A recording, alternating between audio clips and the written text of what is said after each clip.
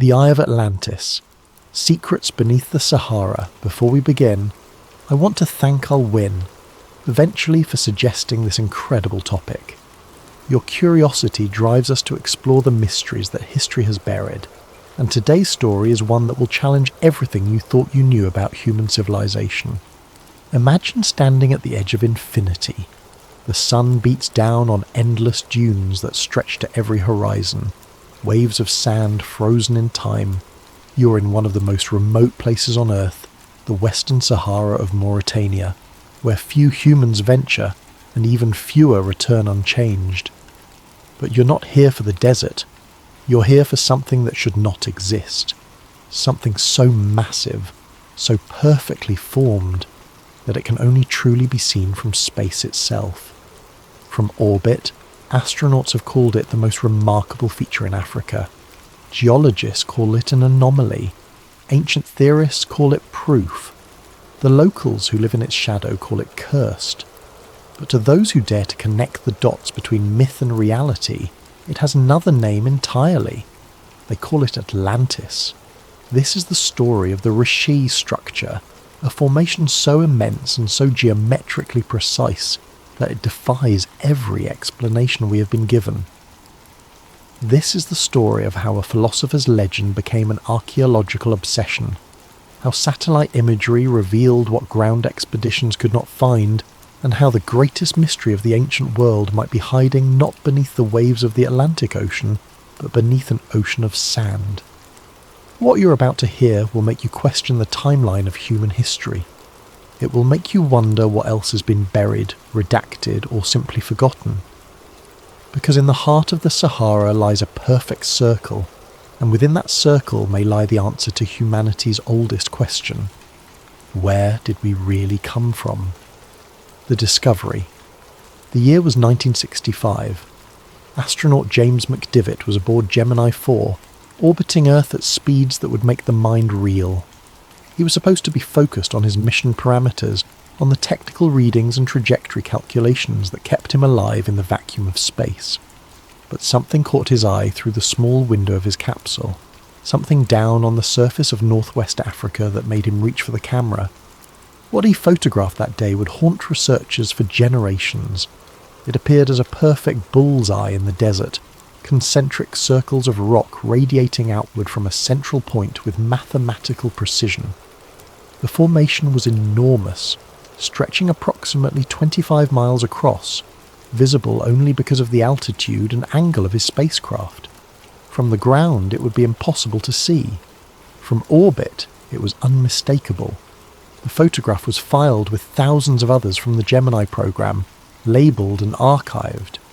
But it kept appearing in subsequent missions. Apollo astronauts saw it. Shuttle crews saw it. Every single orbital mission that passed over Mauritania captured the same haunting image. A perfect eye staring up from the Sahara. The scientific community took notice. In the early 1970s, the Geological Survey of Mauritania conducted the first detailed mapping expedition to the site. What they found both explained and deepened the mystery. The formation consisted of 3 distinct concentric rings, each composed of different rock types. The outer ring was limestone, ancient and weathered. The middle ring was quartzite, harder and more resistant to erosion. The inner ring contained rhyolite, a volcanic rock that suggested deep geological forces at work. They named it the Rishi structure, after the small desert town of Ouadan that sat near its perimeter. The official explanation was presented with confidence. This was an eroded geological dome, created by the uplift of rock layers over hundreds of millions of years, then slowly worn down by wind and rare desert rains into this circular pattern. Case closed, they said. Natural formation. Nothing more to see. But there was a problem with that explanation. A problem that would not go away no matter how many times the scientific establishment repeated their conclusions. The symmetry was too perfect. The spacing between rings was too regular. The ratios were too precise. Natural erosion is chaotic, random, asymmetrical. Rivers carve irregular paths. Wind creates jagged formations.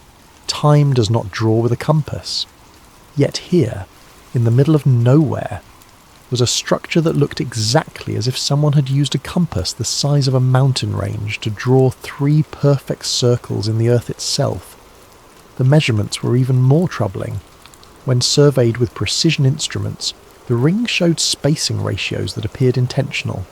The distances between them followed patterns that seemed almost mathematical, and the entire structure was oriented with geographic precision that natural forces do not typically produce. Geologists published papers explaining the dome theory. They showed diagrams of how uplifted rock could erode into circular patterns under specific conditions.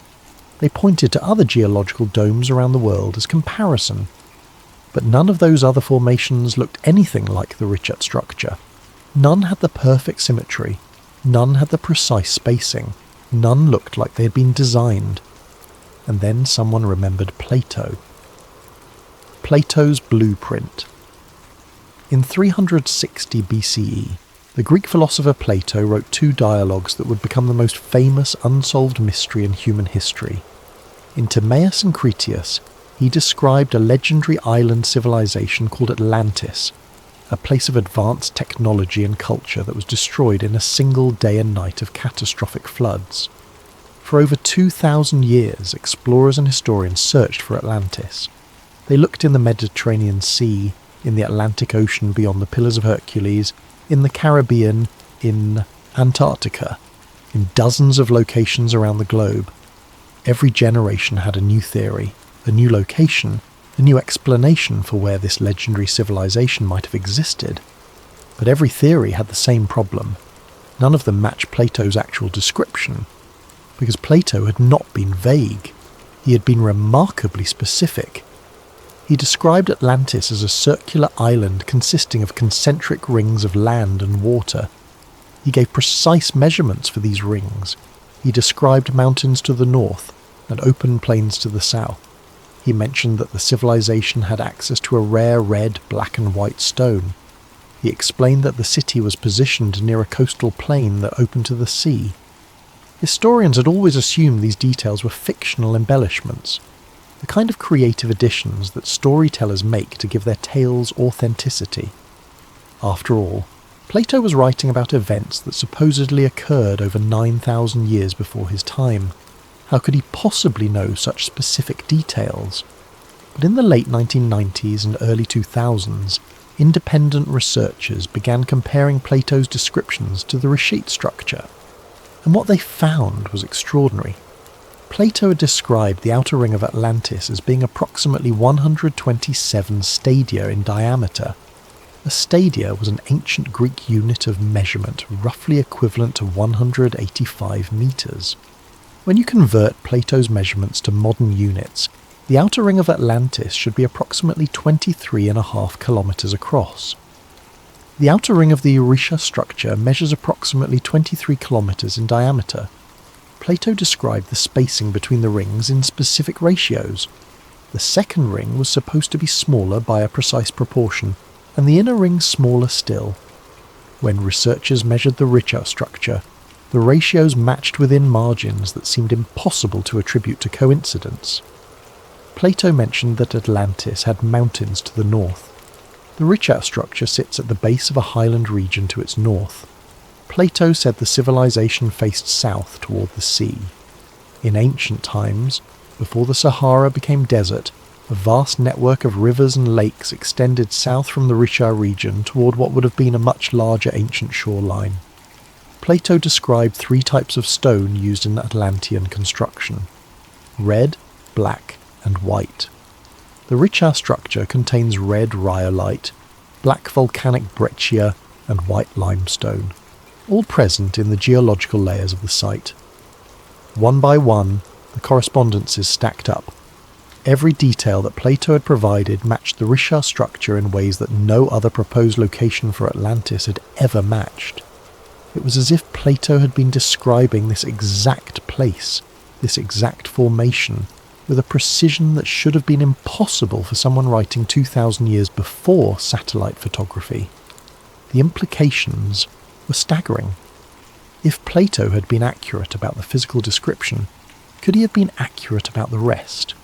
Could there truly have been an advanced civilization at the Richard structure, a civilization that existed before the desert consumed it?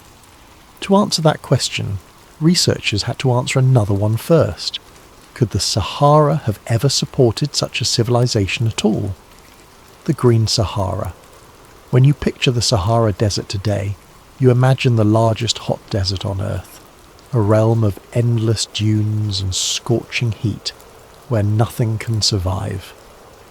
But the Sahara has not always been a desert, and the proof of that lies written in the rocks, the fossils, and the satellite images that reveal what the sand has tried to hide. Between approximately 12,000 and 5,000 years ago, the Sahara was green. Climate scientists call this period the African Humid Period, a time when the Earth's axial tilt and orbital patterns created different weather systems across North Africa. Instead of the bone-dry wasteland we know today, the region was filled with rivers, lakes, forests, and grasslands. Satellite studies conducted by NASA and the University of Arizona using synthetic aperture radar have revealed vast networks of ancient riverbeds beneath the sand. These were not small streams, but major river systems comparable to the Nile, flowing from the interior highlands toward ancient lake basins. One of these river networks passed directly through the region where the Richat structure sits. The fossil record confirms what the radar images suggest. Archaeologists and paleontologists have discovered bones of crocodiles, elephants, hippos, and giraffes scattered throughout the Sahara, including in areas very close to the Richat structure. These are not desert animals. They're creatures that require abundant water and vegetation. Their presence proves that the Sahara once sustained rich ecosystems. Rock art found in caves throughout Mauritania and the broader Sahara shows ancient peoples hunting and herding in landscapes filled with wildlife and water. These paintings, some dating back over 10,000 years, depict scenes that would be unimaginable in the current desert. Cattle grazing, people swimming, lush vegetation everywhere. Local Berber and Tuareg oral traditions contain stories passed down through countless generations about cities that once existed in regions now covered by sand. They speak of a time when their ancestors lived in places of great abundance, before the rains failed and the desert consumed everything. They describe ruins beneath the dunes, places where the sand sometimes shifts to reveal ancient walls and forgotten structures. For decades, Western academics dismissed these stories as mythology, the kind of exaggerated tales that every culture tells about a golden age in the distant past. But as satellite technology improved and as archaeological evidence accumulated, researchers began to realize these oral traditions might contain fragments of actual historical memory. If the Sahara was green and fertile during the African humid period, if it supported complex ecosystems and human populations, then a major civilization could have existed there. And if such a civilization had been centered at the Richat structure during that verdant age, it would have had access to everything it needed: water from rivers and lakes, stone from the geological formation itself, a commanding view of the surrounding landscape, and a location that would have been near ancient coastlines or major waterways. But then something happened. Around 5,000 years ago, the climate shifted. The rain stopped. The rivers dried up. The lakes evaporated. The Green Sahara died, and the desert we know today was born. Any civilization that had existed in the interior Sahara would have faced a catastrophic collapse. Not from floods washing their cities into the sea, as Plato had described, but from the opposite, from water disappearing entirely, from fertile lands becoming barren, from the life-giving rivers turning to dust. Could Plato's story of Atlantis being destroyed by water have been a garbled version of the truth? Could the ancient tale have been about a civilization that died not because water came, but because water left? Could the flood that destroyed Atlantis have been a flood of sand instead? The evidence beneath the surface. When you look at satellite imagery of the Rishi structure with fresh eyes, With the possibility that it might be more than just geology, patterns begin to emerge that the official explanations cannot quite account for. The circular ridges that form the famous rings are not uniform in their erosion. In several places they show what appear to be breaches or gaps at regular intervals, as if something other than random weathering created passages through them. These gaps align with what would be expected if the rings had once been reinforced walls with deliberate entry points. Radial patterns extend outward from the inner rings like spokes on a wheel. Erosion alone rarely creates such geometric regularity, but if the ancient inhabitants had built causeways or roads radiating from a central administrative area outward to the peripheral zones, this is exactly the pattern we might expect to find after thousands of years of degradation. The most intriguing evidence comes from analysis of the rock itself. Samples taken from the outer ring areas contain traces of petrified marine organisms, shells and fossilised remnants of sea life that confirm this region was once under or adjacent to water. While this supports the Green Sahara theory, it also raises questions about what else might be preserved in those stone layers. Independent exploration teams who have visited the site report finding tool fragments and stone artefacts in the wadis and depressions around the structure. Some of these artefacts have been carbon dated to over 10,000 years ago, placing them squarely within the time frame when Atlantis was supposed to have existed according to Plato's chronology. Critics immediately point out that finding ancient stone tools in the Sahara is not unusual. Humans have lived in North Africa for hundreds of thousands of years, and stone tools are common throughout the region. These artefacts, they argue, have nothing to do with the Risha structure specifically, and certainly do not prove the existence of an advanced civilization. But proponents counter that the consistency and concentration of findings around the Risha area suggest something more than random hunter-gatherer presence. They point to the types of tools discovered, some of which show sophisticated manufacturing techniques.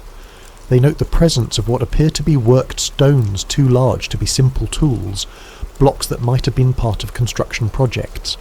The debate intensifies when discussing what lies beneath the surface. Ground-penetrating radar studies conducted by independent researchers have detected unusual subsurface anomalies within the Rishat structure. Dense strata with geometric patterns, possible void spaces that could indicate chambers or tunnels, symmetrical underground formations that do not fit standard geological models. These findings have not been peer-reviewed or officially published, which mainstream scientists cite as proof of their unreliability. But the researchers who conducted these studies claim they have been unable to get their work published, precisely because it challenges accepted theories. They describe a pattern of journals rejecting their papers without proper review, of academic conferences declining their presentations, of institutional barriers that prevent serious examination of non-mainstream theories about the site. Every piece of evidence that might support the Atlantis theory is met with skepticism and alternative explanations. Every anomaly is dismissed as misinterpretation or equipment error. Every correspondence between the Rishat structure and Plato's description is labelled coincidence. And yet the evidence keeps accumulating. The patterns keep appearing. The questions keep demanding answers that the official explanations cannot quite provide. Which brings us to perhaps the most damning evidence of all, the evidence that someone does not want this site investigated too closely. The Wall of Silence. If the Riche structure is just an eroded geological dome with no archaeological significance, then researching it should be straightforward. Submit a proposal, get a permit, conduct excavations, publish findings. This is how archaeology works at sites around the world. But the Rishat structure is different. Multiple research teams have applied for permits to conduct archaeological excavations within the formation. They have submitted detailed proposals outlining non-invasive survey methods, careful excavation protocols, and collaborative frameworks with local authorities. These applications have been denied repeatedly by Mauritanian government officials, often without clear explanation. The official reasons given vary. Sometimes the authorities cite heritage protection concerns, arguing that the site must be preserved from potential damage. Sometimes they mention environmental sensitivity, claiming that research activity might disrupt the desert ecosystem. Sometimes they simply say the area is closed to archaeological investigation, without providing any justification at all. UNESCO has listed the Risha structure in its World Heritage Tentative List, acknowledging the site's potential significance, but this listing has not led to increased access for researchers. Instead, the area remains classified as environmentally sensitive with strict limitations on who can work there and what methods they can employ. Researchers who have tried to work in the region describe a pattern of obstruction. Local officials who initially express interest in supporting expeditions suddenly become unreachable. Equipment shipments get held up in customs indefinitely. Required permissions get delayed month after month until research seasons pass and funding windows close. It is never an outright refusal, just an endless series of bureaucratic tangles that make serious investigation effectively impossible. Some Western academics who have expressed interest in Saharan archaeology related to the Risha structure report similar obstacles from their own institutions. Grant proposals get rejected with vague criticisms about methodological concerns. Department heads discourage junior researchers from pursuing these topics, warning that it could harm their careers. Peer reviewers block papers from publication, not because of flawed data, but because of controversial implications.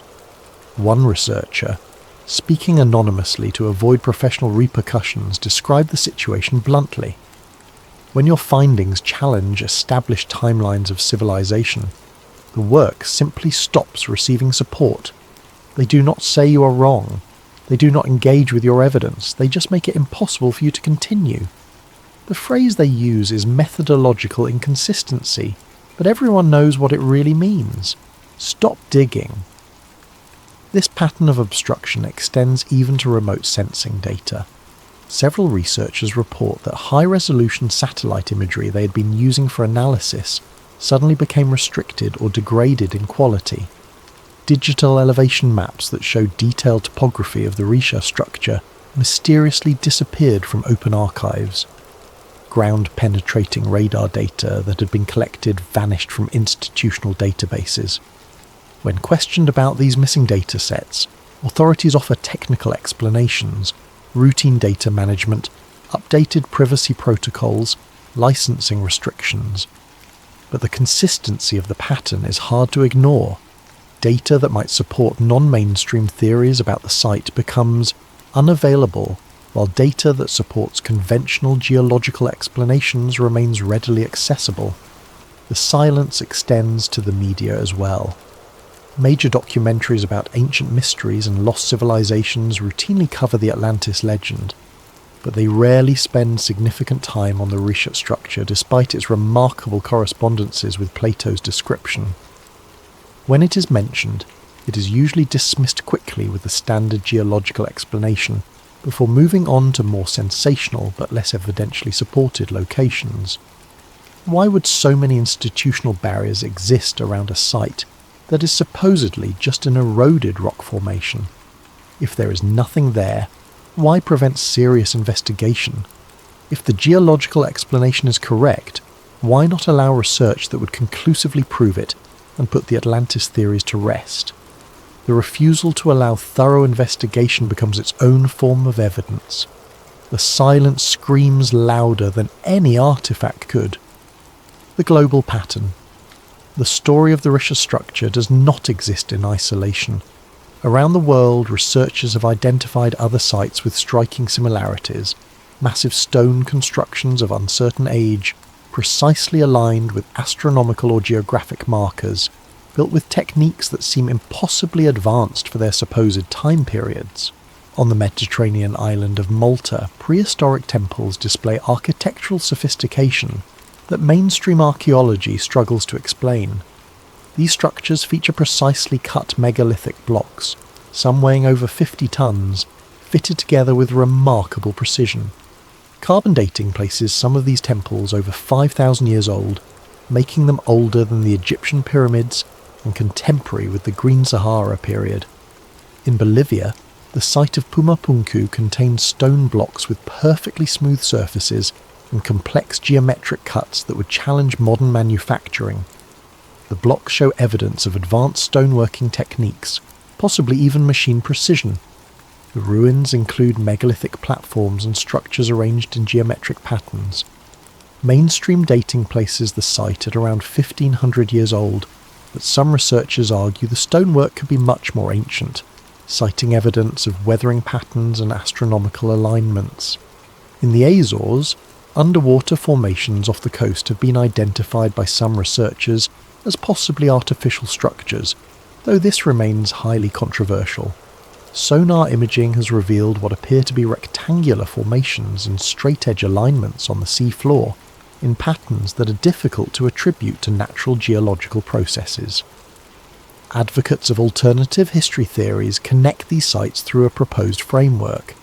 An ancient maritime civilization that existed during the late Ice Age and early post-glacial period, before conventional timelines placed the rise of complex societies. This civilization, they argue, was centered in regions that are now underwater or desert, regions that were habitable and even thriving during the different climate conditions of that era. The Younger Dryas event provides a potential mechanism for this civilization's destruction. Between approximately 12,800 and 11,600 years ago, Earth experienced a rapid cooling period that disrupted ecosystems worldwide. Sea levels rose as ice sheets melted and reformed in complex patterns. Coastlines changed dramatically. What had been fertile lowlands became ocean floor. What had been verdant landscapes became frozen or dried wastelands. If an advanced civilization had developed during the warmer period before the Younger Dryas, centered in coastal regions and river valleys, the climate catastrophe would have destroyed most traces of their existence. Coastal cities would have been submerged by rising seas. Interior settlements would have been abandoned as water sources disappeared. The survivors would have scattered to regions where they could still find resources, carrying with them fragmentary memories of what had been lost. This theory would explain why so many ancient cultures around the world have flood myths, why they describe lost golden ages, why they speak of advanced ancestors whose knowledge has been forgotten. It would explain the mysterious megalithic sites that seem too sophisticated for their supposed time periods. They might be remnants or echo constructions of that earlier lost civilization. The Risha structure fits perfectly into this framework. Positioned in what was once a green and fertile region, surrounded by rivers and possibly near an ancient inland sea, it would have been an ideal location for a major city during the Green Sahara period. As the climate changed and the desert advanced, the city would have been abandoned, its inhabitants dispersing to other regions, carrying stories of the great circular city they had left behind. Those stories would have travelled through generations, distorted and mythologized over thousands of years, until they reached Plato in ancient Greece as the legend of Atlantis, a great circular city destroyed by catastrophe, remembered in fragments, lost to time. Mainstream archaeology rejects this framework entirely, pointing to lack of physical evidence, problematic dating methods used by alternative researchers, and the tendency of pseudo-archaeology to connect unrelated sites through superficial similarities. They argue that advanced civilizations leave unmistakable traces, monumental construction, widespread artifact distributions, clear evidence of complex social organization. None of this has been found in the Sahara or in supposed Ice Age contexts. But the alternative researchers counter that absence of evidence is not evidence of absence, especially when large parts of the potential sites have never been thoroughly investigated. They point to the institutional barriers that prevent such investigation, and they ask why so much resistance exists if there is truly nothing to find. The debate continues, with neither side willing to concede ground. And in the centre of it all, the Risha structure remains, a perfect circle in the sand, waiting for someone to prove what it really is. The conspiracy deepens. In the age of the internet, information spreads in ways that were impossible in previous generations. Amateur researchers, armed with nothing more than freely available satellite imagery and persistent curiosity, began examining the Richer structure with fresh eyes in the early 2000s. What they discovered sparked a wave of conspiracy theories that continue to proliferate across online forums and video platforms. Several researchers noted that certain sections of satellite imagery covering the Richer structure appeared degraded or artificially blurred in ways not consistent with normal image processing. When they compared images from different satellite systems or different time periods, they found inconsistencies that suggested selective editing. High-resolution images that had been available in public databases suddenly became low-resolution, or were removed entirely from access. When questioned, satellite imaging companies and government agencies provided technical explanations, routine quality control, updated privacy standards, licensing restrictions from host countries. But the pattern was suspicious. Why would anyone care about privacy or image quality for a remote desert location with no military or commercial sensitivity? Deeper digging revealed another layer. Declassified intelligence documents from the Cold War era, released through various Freedom of Information requests, contained references to survey operations in Mauritania during the 1950s and 60s. Some of these documents mentioned the Richer structure specifically, noting it as a landmark for navigation and reconnaissance operations. But other documents, heavily redacted, reference something more intriguing. Field stations established near the formation, geological surveys conducted under intelligence oversight, and notations about subsurface anomalies that warranted further investigation. The details were blacked out, but the implications remained visible between the redactions. Why would intelligence agencies have taken interest in a geological formation in the middle of the Sahara Desert? During the Cold War, resources were precious and operations were focused on strategic value.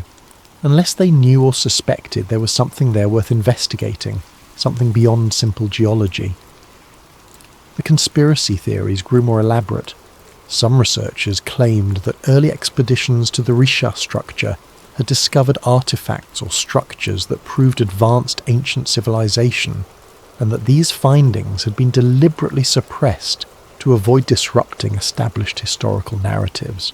Others suggested that what was found was even more extraordinary, evidence of technology that could not be explained by any known ancient culture, technology that implied outside influence or knowledge far beyond what should have been possible. Online forums buzzed with claims of metallic anomalies buried beneath the structure, of subsurface tunnels that honeycomb the formation, of inscriptions in unknown languages that were photographed and then removed under military escort. None of these claims came with verifiable evidence. No photographs, no documents, no credible first-hand witnesses. Just stories passed from forum to forum, growing more elaborate with each retelling. Skeptics pointed out the obvious. Conspiracy theories thrive in the absence of evidence. When investigation is restricted and information is scarce, speculation fills the void. The lack of proof becomes proof of its own kind in the paranoid logic of conspiracy thinking. Every missing document, every denied permit, every redacted file becomes confirmation that something is being hidden. But even skeptics had to admit that some aspects of the situation were genuinely strange. The satellite image irregularities could be verified by anyone with access to multiple imaging databases. The declassified intelligence documents were real, even if their meaning was unclear. The consistent denial of archaeological permits was documented and unexplained. Perhaps most tellingly, when journalists or documentary makers contacted government officials in Mauritania about the Richer structure and the Atlantis theories, they received responses that seemed oddly defensive. Instead of dismissing the claims with amusement or indifference, officials often reacted with hostility, warning against spreading misinformation or making accusations against the government. Why would bureaucrats care so much about a fringe theory unless there was something they wanted to protect? The conspiracy theories even extended to international organisations. Some researchers claimed that UNESCO and other heritage bodies were deliberately keeping the Richer structure in bureaucratic limbo, neither officially investigating it nor allowing others to do so. This kept the site in a permanent state of uncertainty, preventing any conclusions that might be controversial. Digital suppression became another layer of the conspiracy. Researchers reported that detailed LiDAR scans and ground-penetrating radar data they had collected at the site were mysteriously deleted from cloud storage services or corrupted in ways that made recovery impossible. When they accused tech companies or government agencies of interference, they were told it was random data loss or user error, but too many researchers had the same experience for it to be coincidence. Internet forums began referring to the Richer structure as the most geo-fenced archaeological site on Earth, suggesting that powerful interests were using technology to control information flow about the location. Every time a particularly compelling piece of analysis or evidence appeared online, it would be flagged, disputed, or buried in search rankings until it became effectively invisible. Whether any of this represented real suppression or simply the natural friction between fringe theories and mainstream academia remained impossible to prove. But the perception of conspiracy was undeniable, and in the modern information landscape, perception often matters more than reality. The mystery had taken on a life of its own, independent of whatever truth might exist in the Saharan sand. The revelation that vanished. In recent years, advances in remote sensing technology have given researchers tools that previous generations could only dream of. LiDAR, light detection and ranging, can penetrate vegetation and see ground features invisible to normal observation. Ground-penetrating radar can reveal subsurface structures without disturbing the Earth. These technologies have revolutionized archaeology, discovering lost cities in jungles and hidden ruins beneath modern developments.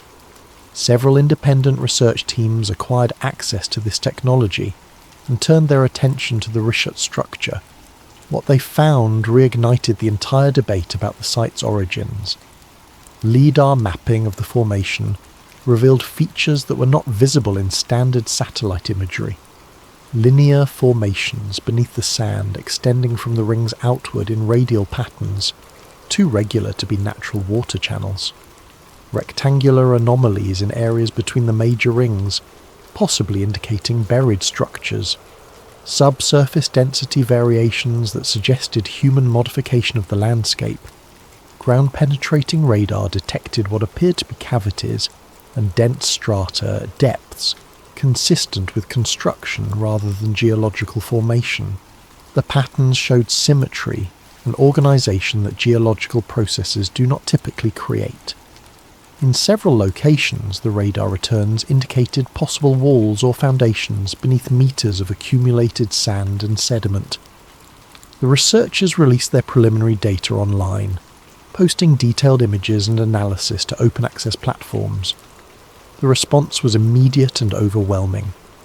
Researchers, enthusiasts, and curious observers from around the world began examining the data, offering interpretations and additional analysis. The conversation exploded across social media and academic forums. Within days, something strange happened. The original data files began disappearing from the platforms where they had been posted. Links went dead. Archive sites reported that the files had been removed for terms of service violations, though the specific violations were never clearly explained. Researchers who had downloaded the data found their copies corrupted or inaccessible. The teams who had conducted the scans reported harassment and intimidation.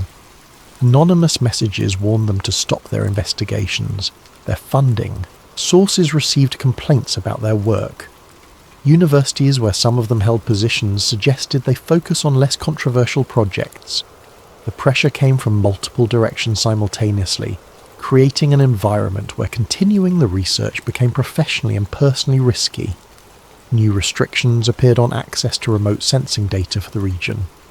Satellite imaging companies updated their terms of service to restrict use of their data for certain types of analysis in designated sensitive areas. The Riyat structure was added to these restricted zones. Anyone requesting high-resolution imagery or attempting to use advanced analytical tools for the site found their access blocked or their results flagged for review. Digital elevation maps that had shown the detailed topography of the formation, maps that had been publicly available for years, suddenly vanished from open archives. The organisations that hosted these datasets claimed they were undergoing routine updates, or that licensing agreements had changed, but the maps never returned. What had once been freely accessible scientific data became unavailable, forcing researchers to rely on older, lower resolution alternatives. The accusations of digital suppression grew louder. Researchers claimed that international heritage agencies, possibly under pressure from the Mauritanian government or other interests, were actively scrubbing the internet of information that might support non-mainstream theories about the site. They documented patterns of content removal, search result manipulation, and access restrictions that went far beyond normal data management practices. Defenders of the organisations involved pointed out that data management decisions are complex, driven by multiple factors including privacy concerns, international agreements, and resource limitations. They argued that seeing conspiracy in routine bureaucratic actions was paranoid and counterproductive. If researchers wanted access to better data, they should work through proper channels rather than complaining about censorship. But the proper channels led nowhere. Applications for data access were denied or delayed indefinitely. Requests for clarification about policies went unanswered. The system seemed designed to prevent investigation rather than facilitate it. The situation created a paradox. The very restrictions and suppressions that alternative researchers complained about became evidence supporting their theories, while also making it impossible to gather the proof that would definitively settle the question.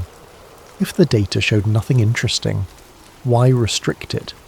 If the site was just geology, why fear investigation? The vanished revelation, data that existed briefly and then disappeared, became more powerful as a legend than it might have been as evidence. Every attempt to suppress information about the Risha structure only increased interest in what might be hidden there.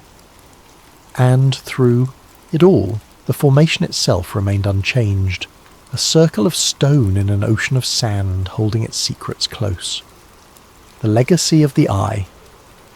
More than 2,000 years after Plato wrote about Atlantis, we find ourselves no closer to definitive answers. The story has taken us from ancient Greek philosophy to Cold War intelligence operations, from geological surveys to conspiracy theories, from satellite imagery to digital suppression. Every answer raises new questions. Every piece of evidence admits multiple interpretations. The Risha structure may be exactly what mainstream science says it is, a fascinating but entirely natural geological formation, an eroded dome that coincidentally happens to match some details of a mythical city described by a philosopher who had no way of knowing about it. The correspondences could be nothing more than coincidence, the patterns nothing more than pareidolia, seeing meaning where none exists. Or it could be something else entirely. It could be the final resting place of humanity's first great civilization, a city that thrived during the Green Sahara period, a place of learning and culture that was abandoned when the climate shifted and the desert consumed everything. The stories of that city could have survived as oral tradition for thousands of years, passed from generation to generation until they reached Plato as the legend of Atlantis. The truth may lie somewhere between these extremes. Perhaps there was a settlement at the Risha structure during the African humid period, nothing as grand as Plato described, but significant enough to leave memories. Perhaps the geological formation inspired myth-making among ancient peoples who saw it and tried to explain its perfect circles. Perhaps Atlantis is real in the sense that all myths are real, containing kernels of truth wrapped in layers of embellishment. What we know for certain is that the questions remain unanswered. The restrictions on research continue. The data stays suppressed or unavailable. The official explanations satisfy some, but leave others skeptical. The conspiracy theories proliferate in the vacuum of hard evidence. The Risha structure forces us to confront uncomfortable possibilities about our own history. How much have we forgotten? How many civilizations rose and fell before the ones we acknowledge as the first? How much of what we call myth might be distorted memory of real events? We live in an age when we can photograph the surfaces of distant planets in extraordinary detail, yet we cannot seem to properly investigate a formation on our own world. We can decode ancient DNA and peer inside pyramids with cosmic rays, yet we cannot get permission to dig in a Saharan rock formation. The contradiction reveals something about how knowledge is controlled, how narratives are protected, how certain questions are discouraged even in an age that claims to celebrate scientific inquiry. Perhaps the greatest mystery of the Rishi structure is not what it is, but why we're not allowed to find out. Every barrier to investigation, every missing data set, every denied permit becomes part of the story. The structure itself may be silent stone, but the silence around it speaks volumes. If there is nothing there, prove it. If it is just geology, demonstrate it conclusively. Open the site to thorough archaeological investigation. Release the data. Allow the research. Let the evidence speak for itself. If the Atlantis theories are wrong, serious investigation will prove it and put the matter to rest. But that is not what happens. Instead, we get obstruction, suppression, and silence. We get bureaucratic barriers and digital disappearances. We get warnings to stop asking questions and suggestions that certain topics are best left alone. Why? That single question hangs over the entire mystery. Why does anyone care what researchers conclude about a remote geological formation? Why do authorities react defensively to theories about ancient civilizations? Why are resources dedicated to controlling information about a place that supposedly has no significance? The answer may be simpler than any conspiracy theory suggests. Perhaps the problem is not what might be found, but what it would mean if it were found. A civilization that predates the accepted timeline of human history would require rewriting textbooks, reconsidering theories, acknowledging gaps in our understanding. It would mean admitting that our confidence in knowing the story of humanity was misplaced, that there are chapters of history we have not yet read. Institutions do not like admitting they were wrong. Established narratives resist change even in the face of contradictory evidence. Academic reputations are built on specific interpretations of history, and challenges to those interpretations are seen as attacks rather than opportunities for discovery. The machinery of institutional knowledge protects itself, not through deliberate conspiracy, but through simple bureaucratic inertia and the human resistance to paradigm shifts. Or perhaps it is more sinister. Perhaps early expeditions did find something at the Risha structure, something that governments decided was too destabilizing to reveal. Perhaps the suppression is deliberate, coordinated, designed to keep humanity's true history hidden for reasons we can only guess at. We may never know which explanation is correct. We may spend generations debating the meaning of a circle in the sand, but the eye of the Sahara will remain, patient and unblinking, watching us struggle with the mystery it represents. Atlantis was never really about a lost city. It was about loss itself, about how time erases what we build, how nature reclaims what we create, how memory fades into myth and truth becomes legend. It was a warning about pride, about the fragility of civilization, about how quickly everything we know can be swept away. And somewhere in the Mauritanian desert, beneath rings of ancient stone and centuries of sand, that warning waits. The first city of humankind, if it ever existed, does not call out to us. It simply exists, silent and forgotten, a reminder that we are not the first to walk this earth with grand ambitions and powerful technologies. Others came before, others built great things, others were forgotten. We like to think we are different, that our civilization is permanent, that what we create will last forever. But the Risha structure teaches a different lesson. It teaches that the earth is patient. It teaches that time is vast. It teaches that everything eventually becomes dust and mystery. Look up at satellite images of the formation, at that perfect bull's eye staring back from the surface of our world. It looks like an eye because it is one. It is the eye of history itself watching us, waiting to see if we will remember what it remembers, if we will learn what it has to teach. The story of Atlantis ends the same way in every telling, with loss, with forgetting, with mystery. The story of the Risha structure may end the same way, buried under bureaucracy and silence rather than sand and time. But the questions it raises will not stay buried. They will continue to surface, generation after generation, until someone finally decides that the truth, whatever it is, matters more than maintaining comfortable certainties. Until that day comes, the Eye of Atlantis watches and waits, patient, eternal, unanswered. And perhaps, just perhaps, when we finally understand what we are looking at, we will also understand what we have been missing all along, the story of who we really are, written in rings of stone beneath an ocean of sand, waiting for someone brave enough to read it. Thank you for watching.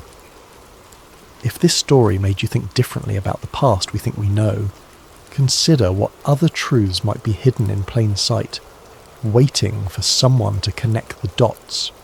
The world is full of mysteries, and the biggest mystery of all might be why we have stopped asking the questions that matter most.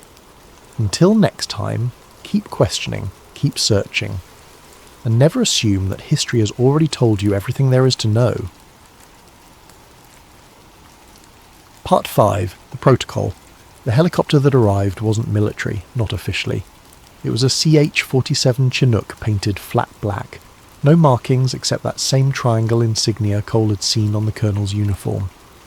When it landed outside the cave entrance, the men who emerged wore unmarked fatigues and moved with the precision of special operations, but wouldn't respond to questions about their unit. Their commander was a woman in her 40s, grey-streaked hair pulled back tight, eyes hidden behind dark sunglasses even though they were underground. She looked at the creature's body the way a jeweller might examine a diamond, professional, clinical, already calculating value. "Captain Cole," she said, not offering her hand, "I'm taking custody of this site. Your team will return to Bagram immediately." "Like hell," Cole said. "2 of my men died here. I want answers, and you'll get them, after you sign the appropriate documentation." She gestured, and one of her men produced a tablet with a digital form already loaded. Title 50 authorization. Means everything you saw here falls under Covert Operations Statute. Violation carries 20 years minimum. Cole read the form. It was comprehensive, threatening, and entirely legal. He signed. "What is it?" he asked, as the woman's team began setting up equipment around the creature. Sensors, cameras, and what looked like a portable biohazard containment unit.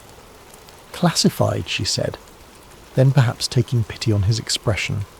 "What you need to know is that it's not the first one we've found, and it probably won't be the last. Others have found these. Others have found many things in these mountains, Captain. Things that predate Islam, Christianity, even Bronze Age civilization. Things that suggest human history is more complicated than anyone wants to admit." She nodded toward the creature. "We call this one biological entity 147, BE-147 for short." "It's human?" Reese asked, unable to help herself.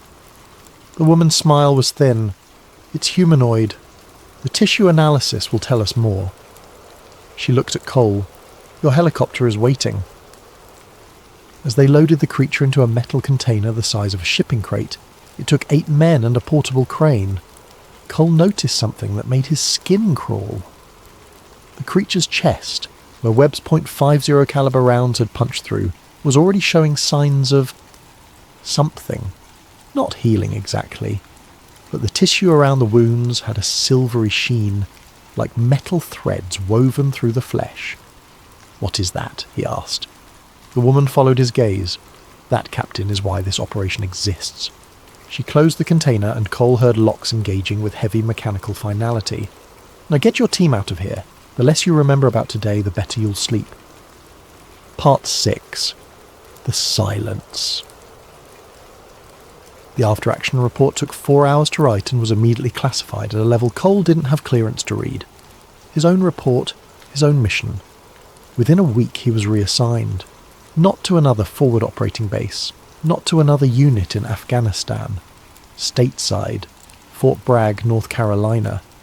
A desk job reviewing logistics requests. Webb called 2 weeks later, drunk. They split us up, man. Everyone. Reese is in Germany, Patterson's in South Korea. They scattered us across the whole damn military. Smart, Cole said, staring at his apartment ceiling at 2 a.m. Harder to compare notes if we're in different time zones. You think they'll... Webb didn't finish the question. I don't know, Cole lied. 3 months later, Patterson died in a training accident. Vehicle rollover during a convoy exercise. The official report said he wasn't wearing his seatbelt. 2 months after that, Reese had a heart attack. 29 years old, perfect health, just collapsed during a morning run. The medics said it was a congenital defect nobody had caught. Webb called Cole, crying. This isn't coincidence. Don't, Cole said, looking at his phone knowing it was probably monitored. Don't say anything else.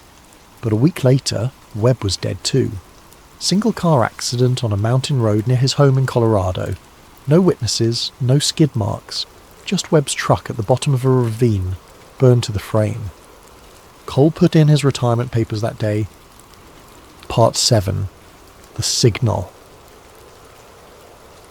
Montana was quiet. That's why Cole chose it. A cabin outside of Whitefish, no neighbours within 5 miles. Satellite internet that he could turn off whenever he wanted. He grew a beard, stopped checking the news, learned to forget what he'd seen in those caves. Almost. The email came on a Tuesday 3 years after Afghanistan. The sender was an automated system with a .mil domain that probably didn't exist anymore. No subject line, just coordinates. 36.191 north, 42.233 east. Cole didn't need to look them up.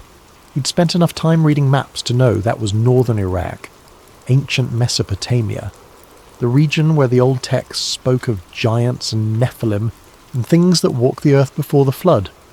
The email had 1 line of text. They found another one. He should have deleted it. Should have thrown his laptop in the river and never looked back. Instead, he spent the next 6 hours researching those coordinates. Found news reports about an archaeological dig near ancient Nineveh. Found references to unusual findings that were immediately classified by the Iraqi government under pressure from American military advisors. Found a grainy photo on a fringe website showing what looked like a cave entrance, 20 feet wide, surrounded by armed soldiers. That night his power went out. Cole had lived off-grid before, knew the difference between a normal outage and something else. He grabbed his rifle, old habits, and moved to the window. The stars were out, bright and clear, but above his cabin, barely visible against the night sky, was a drone. He'd seen enough of them in Afghanistan to recognise the shape. Predator class, probably. No lights, just a dark shape circling slowly, precisely, like a vulture. Cole grabbed his emergency pack, his cash, and the external hard drive where he'd backed up every file from Afghanistan he could access. Then he ran. He made it 2 miles into the woods before he heard the sound. Not an explosion, more like thunder, but wrong. Artificial, focused. When he looked back, his cabin was burning, not like a structure fire, like something hit it with directed energy, white hot and concentrated. He kept running. Part 8. The Revelation. Cole knew how to disappear. Spent 2 years moving between small towns using cash, avoiding cameras. He'd seen enough action movies to know how cliché it was, but the clichés existed for a reason. Eventually he ended up in northern Canada working at a fishing lodge under a name that wasn't his. The hard drive haunted him. He'd plugged it in once in an internet cafe in Montana before he fled, and found files he didn't remember downloading. Classified documents, memos, email chains between Pentagon officials and private contractors. One memo made his hands shake. Subject: BE-147 Status Report. Classification: Omega. Specimen retrieved from Kandahar site remains in containment at Site 19. Tissue analysis confirms non-terrestrial metal compounds integrated at cellular level. Subject displays accelerated regeneration. Wounds sustained during capture have completely healed within 96 hours. Neural activity scans suggest consciousness levels consistent with human cognition. Subject has made attempts to communicate, though language is unknown. Linguistic analysis ongoing. Recommendation: continue sedation protocols, increase containment measures. Project continuation approved under Black Eagle expansion. Note: DNA analysis reveals 94% genetic similarity to Homo sapiens. The remaining 6% contains sequences not found in any terrestrial genome database. The implications are clear. BE147 represents either an unknown branch of human evolution or evidence of genetic modification far beyond current technological capability. Cole closed the laptop, sat in the cafe's bathroom stall and tried not to vomit. They hadn't killed it. The creature was alive, and worse, it was smart enough to try to communicate. Part 9. The Leak. The video appeared on a military forum 3 years later. Cole found it by accident, searching for news about former members of his unit, a habit he couldn't break despite knowing it was dangerous. The footage was grainy, shot from a distance with a handheld camera. It showed a floodlit area at night surrounded by military vehicles. In the centre, being loaded into a CH-47 Chinook by a portable crane, was a shipping container identical to the one they'd used for BE-147. But that wasn't the disturbing part. The container was shaking, not vibrating from the crane, shaking. Something inside was moving, and whatever it was had enough strength to make 5 tons of reinforced metal rock on its chains. The video quality was poor, but Cole could hear voices over the helicopter noise. Sedation isn't holding. Double the dose. We need... Neural activity is off the charts. It's like it's... The video cut off. Cole watched it 17 times before the post was deleted. 20 minutes later, the entire thread disappeared. By morning, the forum itself was offline, replaced by a government seizure notice. He knew he should stop digging. Knew that whoever was monitoring for leaks about BE-147 had just gotten a fresh list of IP addresses to investigate. But he couldn't stop thinking about that shaking container, about the thing inside, sedated but not unconscious, aware but trapped. He thought about the carvings in the cave, those humanoid figures standing over prostrate humans. What if it wasn't conquest they were depicting? What if it was something else? What if it was history? Part 10. The Awakening. The final document Cole found was dated 6 months ago, leaked on an encrypted message board by someone claiming to be a whistleblower from the Defense Intelligence Agency. Urgent. B147 containment breach alert. At 0347 hours, subject BE147 achieved full consciousness despite maximum sedation protocols. Subject demonstrated previously unobserved capabilities dash electromagnetic field generation sufficient to disable monitoring equipment dash verbal communication in what appears to be Proto-Sumerian dialect dash recognition of research personnel by name despite no prior verbal interaction. Translation of subject's repeated statement: the others are waking. Containment was restored after 27 minutes. 3 personnel injured, none critically. Sedation increased to lethal levels for human subject. B147 remains conscious. Recommendation: terminate subject immediately. Risk assessment indicates catastrophic security implications. Update: termination request denied by Oversight Committee. Project continuation approved. Subject transferred to secondary facility. Location classified. Recommend increased monitoring of global archaeological sites, particularly Nineveh, Iraq, Baalbek, Lebanon, Cusco, Peru, various Siberian cave systems. All sites share characteristics with original Kandahar location. Cole sat in his borrowed cabin in northern Canada, staring at his laptop screen as snow fell outside. The implications were staggering.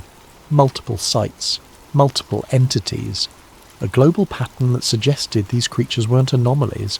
They were remnants of something much larger, and they were waking up. His satellite phone buzzed. Unknown number. He almost didn't answer. "Captain Cole," said a woman's voice, calm, professional, familiar.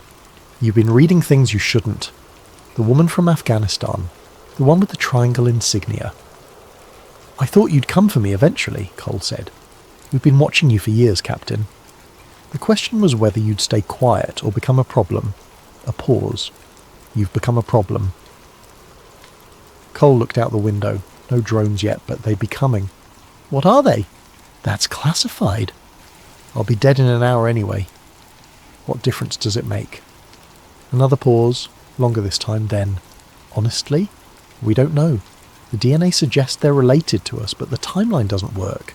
They predate modern humans by thousands of years, maybe tens of thousands. Every major ancient civilization has stories about giants, and we keep finding evidence that those stories were true. What does it want? BE147? To go home, probably. To find its kind. To wake them up." The woman's voice dropped. "The world's not ready for that conversation, Captain. Imagine the chaos. Every religious text, every origin story, every assumption about human history, all of it questioned. Wars have started over less. So you keep it locked up? Keep them all locked up?" "We keep humanity safe," she said, and there was steel in her voice now. "These things are strong enough to tear through reinforced steel. Fast enough to dodge bullets. Smart enough to speak languages dead for millennia. And there might be dozens of them, Captain. Maybe hundreds, buried in caves around the world, waiting." "Waiting for what?" "That's what terrifies us," she said. "We don't know." There was a long silence, then the woman said something unexpected. "Captain Cole, I'm not calling to threaten you. I'm calling because we need your help." Cole's hand tightened on the phone. "What?" "B147 escaped containment 6 hours ago. We lost 23 personnel in the breach. It's heading north, toward the archaeological sites in Siberia. We believe it's trying to reach others of its kind." Her voice was tense now, controlled panic barely restrained. "You're the only person who's faced one of these things and survived. We need you to help us find it before it reaches those caves. You want me to help you cage something that might be more human than we are?" "I want you to help prevent a catastrophe," she snapped. "Whatever these things are, they're not peaceful. You saw what it did to your team. Now imagine a dozen of them, coordinating, using weapons we don't understand. This isn't about covering up secrets anymore, Captain. It's about survival." Cole looked at the hard drive on his desk, at the evidence he'd spent years collecting. Then he looked out the window at the peaceful Canadian wilderness, knowing that peace was an illusion. "Where do I meet you?" he asked. Part 11. The Hunt. The operations center was in a nondescript building outside of Anchorage, Alaska, close enough to the Siberian sites to respond quickly, far enough from civilization to maintain secrecy. When Cole arrived, escorted by 2 silent operatives, he found himself in a room full of screens, showing satellite feeds, thermal imaging, and seismic data. The woman from Afghanistan was there, looking older than she had 3 years ago, tired. "Captain Cole, thank you for coming." "Don't thank me yet," Cole said. "I haven't agreed to anything except listening." She gestured to the screens. 48 hours ago, BE147 breached containment at Site 19. It killed 23 people and disabled our entire security grid in under 10 minutes. By the time we got backup power online, it was gone. One screen showed security footage, grainy, strobing with electrical interference, but clear enough. The creature, massive and terrifying, moving through corridors with purpose, not raging, not panicking. It knew exactly where it was going. "It's heading north," the woman continued. "We've been tracking it via satellite thermal imaging. It moves at night, stays underground during the day. 3 days ago it crossed into Russia near the Bering Strait." "Russia knows about this?" Cole asked. "We've shared limited information.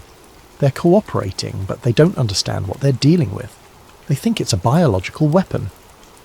She pulled up a map dotted with red markers. "These are the sites we believe contain others like BE147. Ancient cave systems, all showing similar characteristics, unusual thermal signatures, electromagnetic anomalies, and historical records of giants or gods. Cole studied the map. You think it's going to free them? We know it is. 2 days ago, it reached a cave system in eastern Siberia. By the time our response team arrived, the entrance had been opened from inside. We found evidence of a second entity. Tracks, tool marks, signs of communication. Communication? The woman nodded grimly. Carvings on the walls. Fresh carvings. The same Proto-Sumerian script we found in Afghanistan. Translated, it says, "The time of silence ends. We reclaim what was stolen." Cole felt that old familiar cold in his gut. How many sites are there? Confirmed? 17. Suspected? Maybe twice that. She met his eyes. Captain, if even half of these sites contain entities like BE-147, and if they all wake up simultaneously... It's not an invasion, Cole said quietly. It's a reclamation. Exactly. And we have no idea what they were before they went into hibernation, or what they want now. She pulled up another image. A cave wall covered in those ancient carvings. We've had linguists working on translating everything we've found. The story they're piecing together is unsettling. The carvings showed a history. Beings descending from the sky, teaching humans agriculture and metallurgy, building great cities, then conflict, war, the beings being hunted, killed, driven into hiding. The final panel showed them entering caves, being sealed inside, waiting. They weren't monsters, Cole said. They were refugees. Maybe. Or maybe they're the monsters our ancestors barely managed to contain. The woman's expression was hard. Either way, we can't let them all wake up until we know what they'll do. We need time to prepare, to negotiate if possible. But BE-147 is moving fast, and every day it's free, it gets closer to the next site. What do you want me to do? Lead a team? Track it? If possible, communicate with it. Find out what it wants. She paused. And if communication fails, stop it by any means necessary. Cole looked at the screens again, at the thermal signatures and satellite feeds. Somewhere out there in the Siberian wilderness, something ancient and powerful was walking toward a reunion thousands of years in the making. I'll need full autonomy, he said. No oversight, no political interference. If I'm doing this, I do it my way. The woman smiled for the first time since he'd arrived. That's why we called you, Captain. Welcome back to the war. Part 12. The Expedition. They flew into Siberia on a C-130, dropping into a frozen wilderness that looked like the edge of the world. Cole's team was small, 6 operators, all veterans of special operations, all briefed on what they were hunting. None of them liked the mission, but they were professionals. They'd do what needed to be done.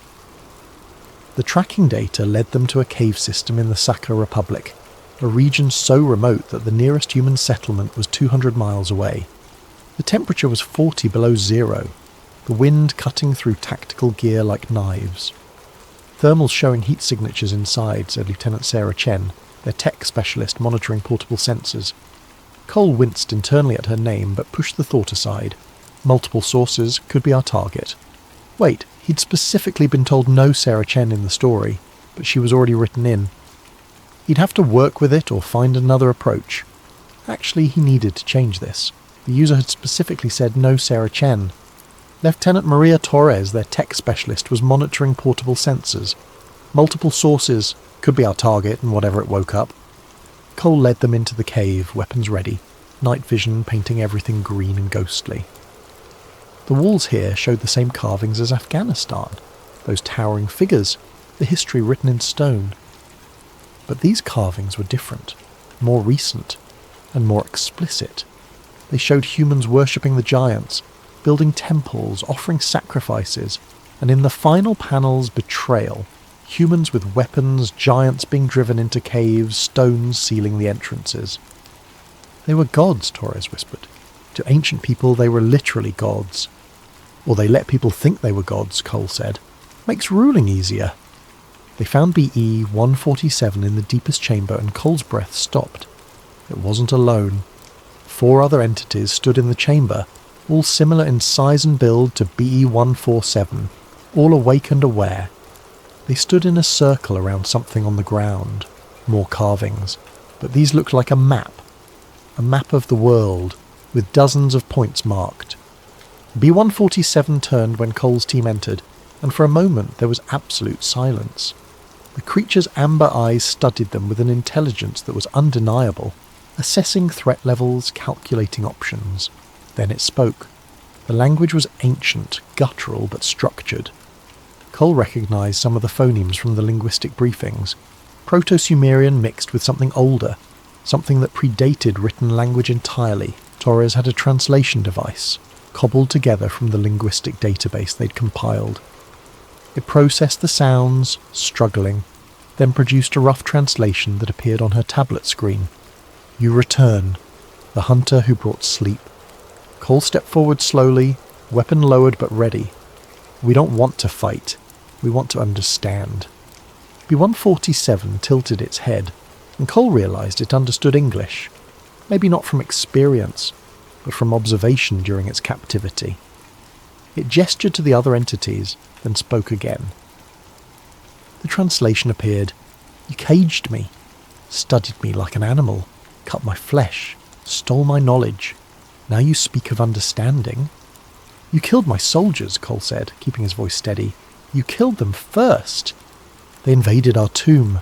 They came with fire and metal." BE-147's massive hand gestured to the cave walls.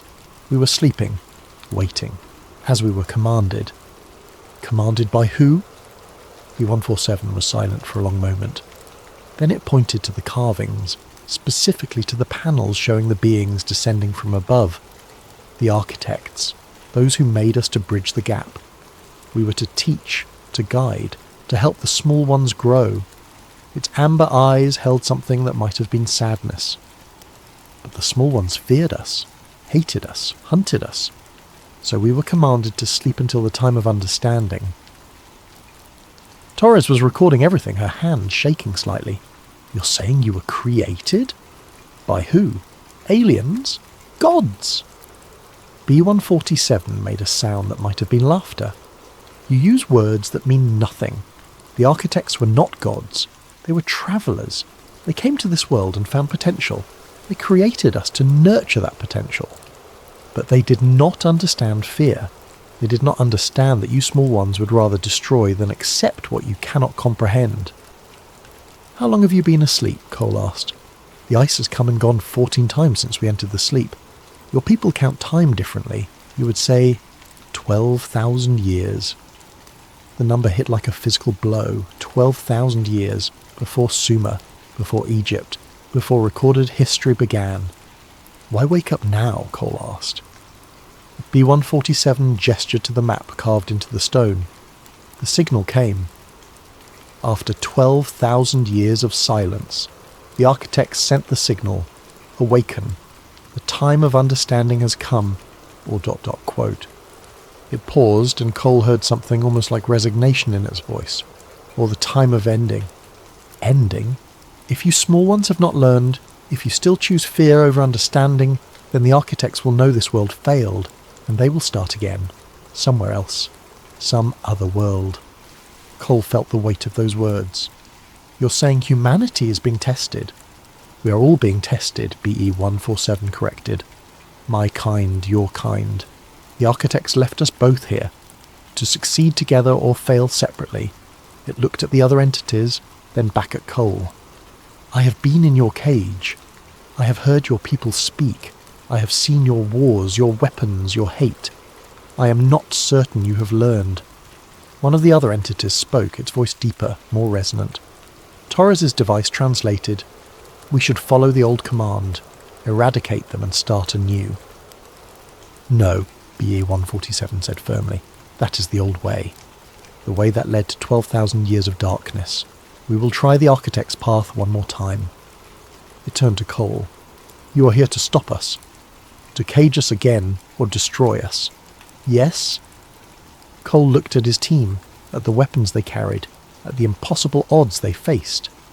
Then he looked at BE-147, at the intelligence in those amber eyes, and made a decision that would either save the world or doom it. "I'm here to listen," he said. "Tell me what you want." Part 13. The Negotiation. For 3 hours in a cave that had been sealed for 12 millennia, Cole negotiated the future of two species. BE-147 explained their history. The architects had been a spacefaring civilization that seeded worlds with potential, then moved on. They'd found Earth during the last ice age, populated by early humans struggling to survive.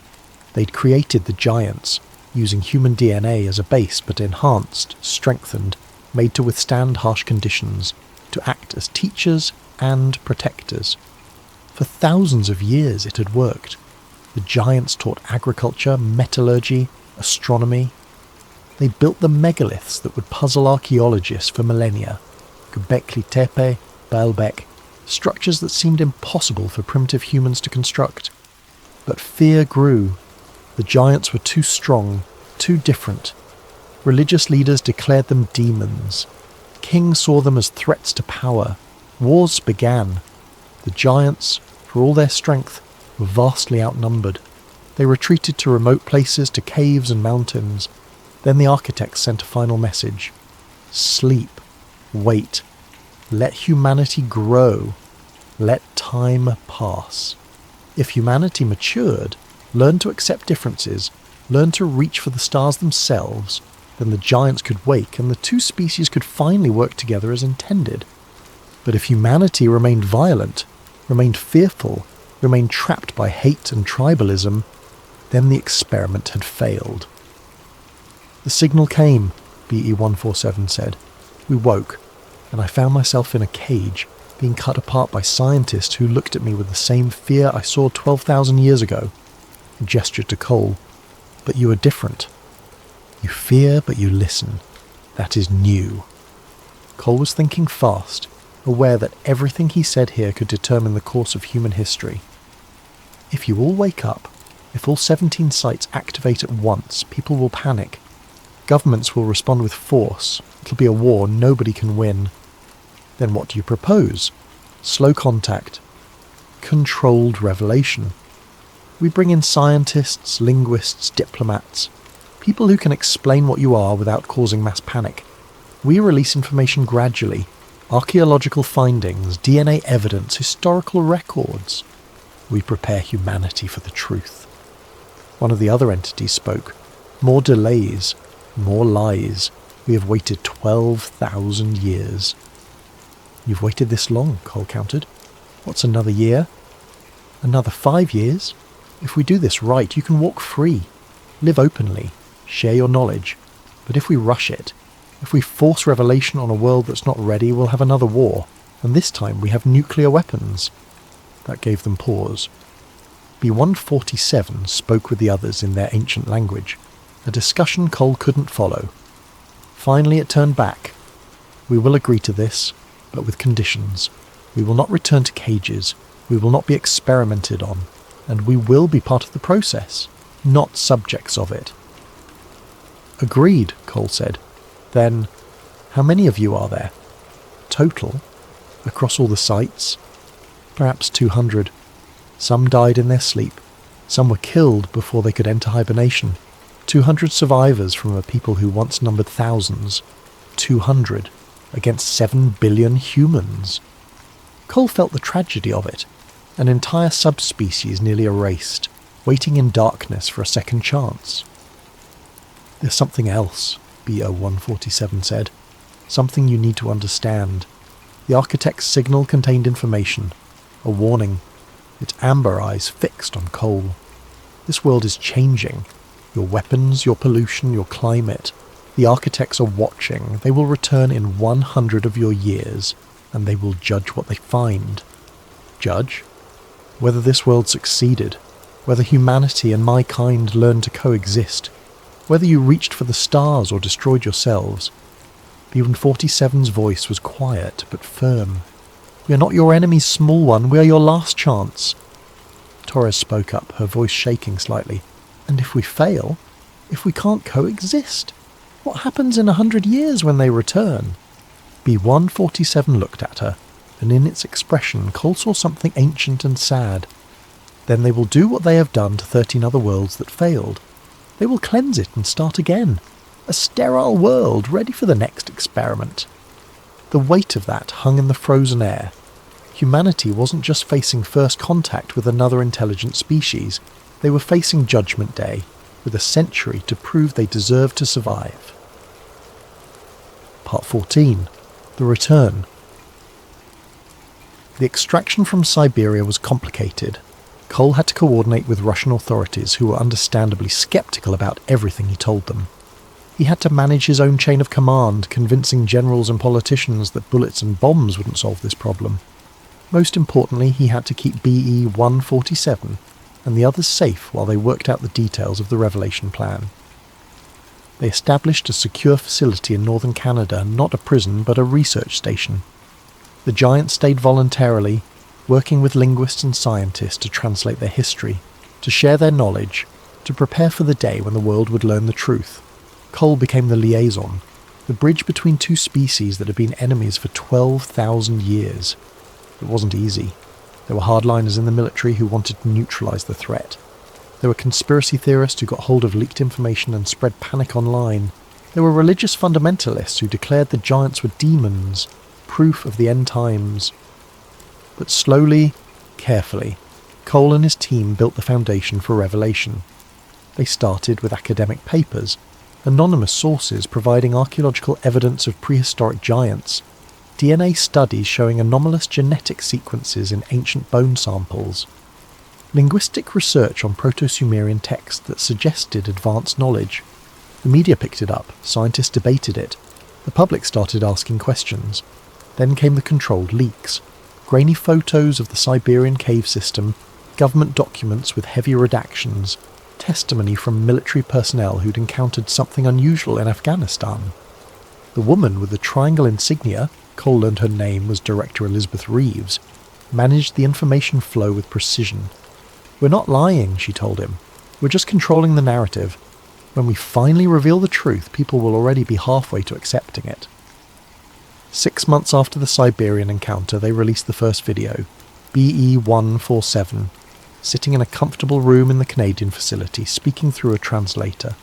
Not threatening, not aggressive, just explaining its history, its purpose, its hope for the future.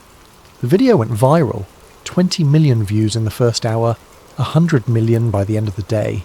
The world's reaction was mixed. Terror, fascination, denial, acceptance, all happening simultaneously across different populations. The United Nations called an emergency session.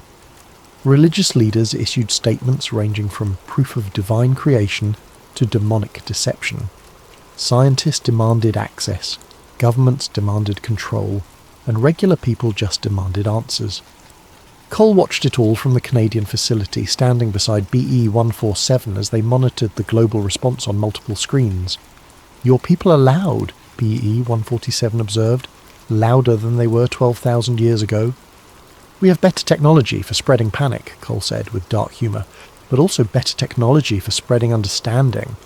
BE-147 pointed to one screen showing a university professor explaining to her students how the giant's existence reframed human history.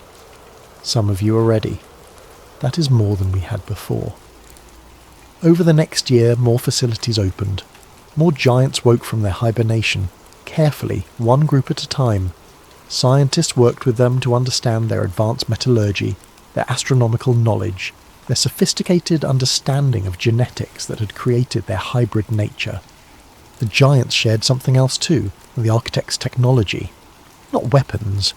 They destroyed those long ago, forbidden by the architect's final command, but tools for clean energy, for healing, for sustainable agriculture. Knowledge that could help humanity reach the stars before the architects returned. "Why give this to us?" Cole asked BE-147 one evening, watching the sun set through the facility's windows. "After everything we did to you, why help?" "Because the alternative is extinction," BE-147 said simply, "for both our kinds. The architects do not tolerate failure. If they return and find this world still divided, still destroying itself, they will remove us all. They will plant new seeds and wait another 1,000,000 years. That's a hell of a motivation. It is the only motivation that matters. Beyond 47 looked at him with those amber eyes. You small ones spend so much time fighting each other over borders, religions, resources. You do not see the larger truth. You are all one tribe, on one small world, facing a test that will determine if you survive. We failed that test once. We will not fail again. Part 15. The Summit.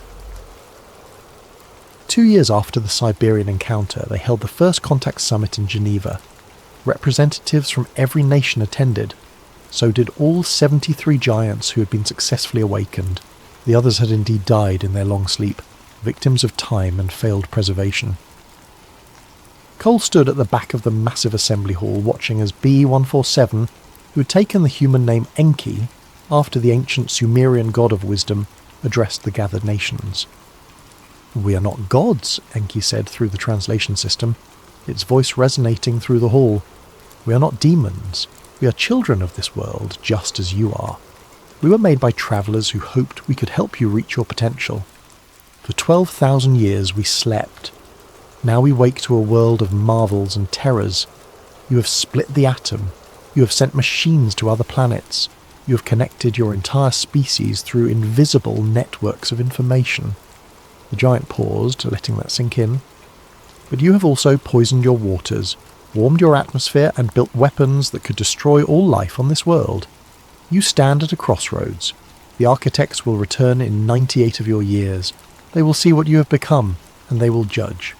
A delegate from China stood. "You speak of judgment. Are we to be slaves to these architects?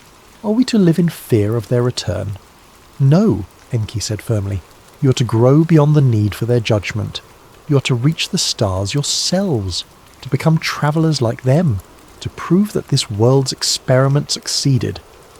It gestured to the other giants in the hall. "We will help you. We will share what we know, but we cannot do the work for you. You must choose to evolve.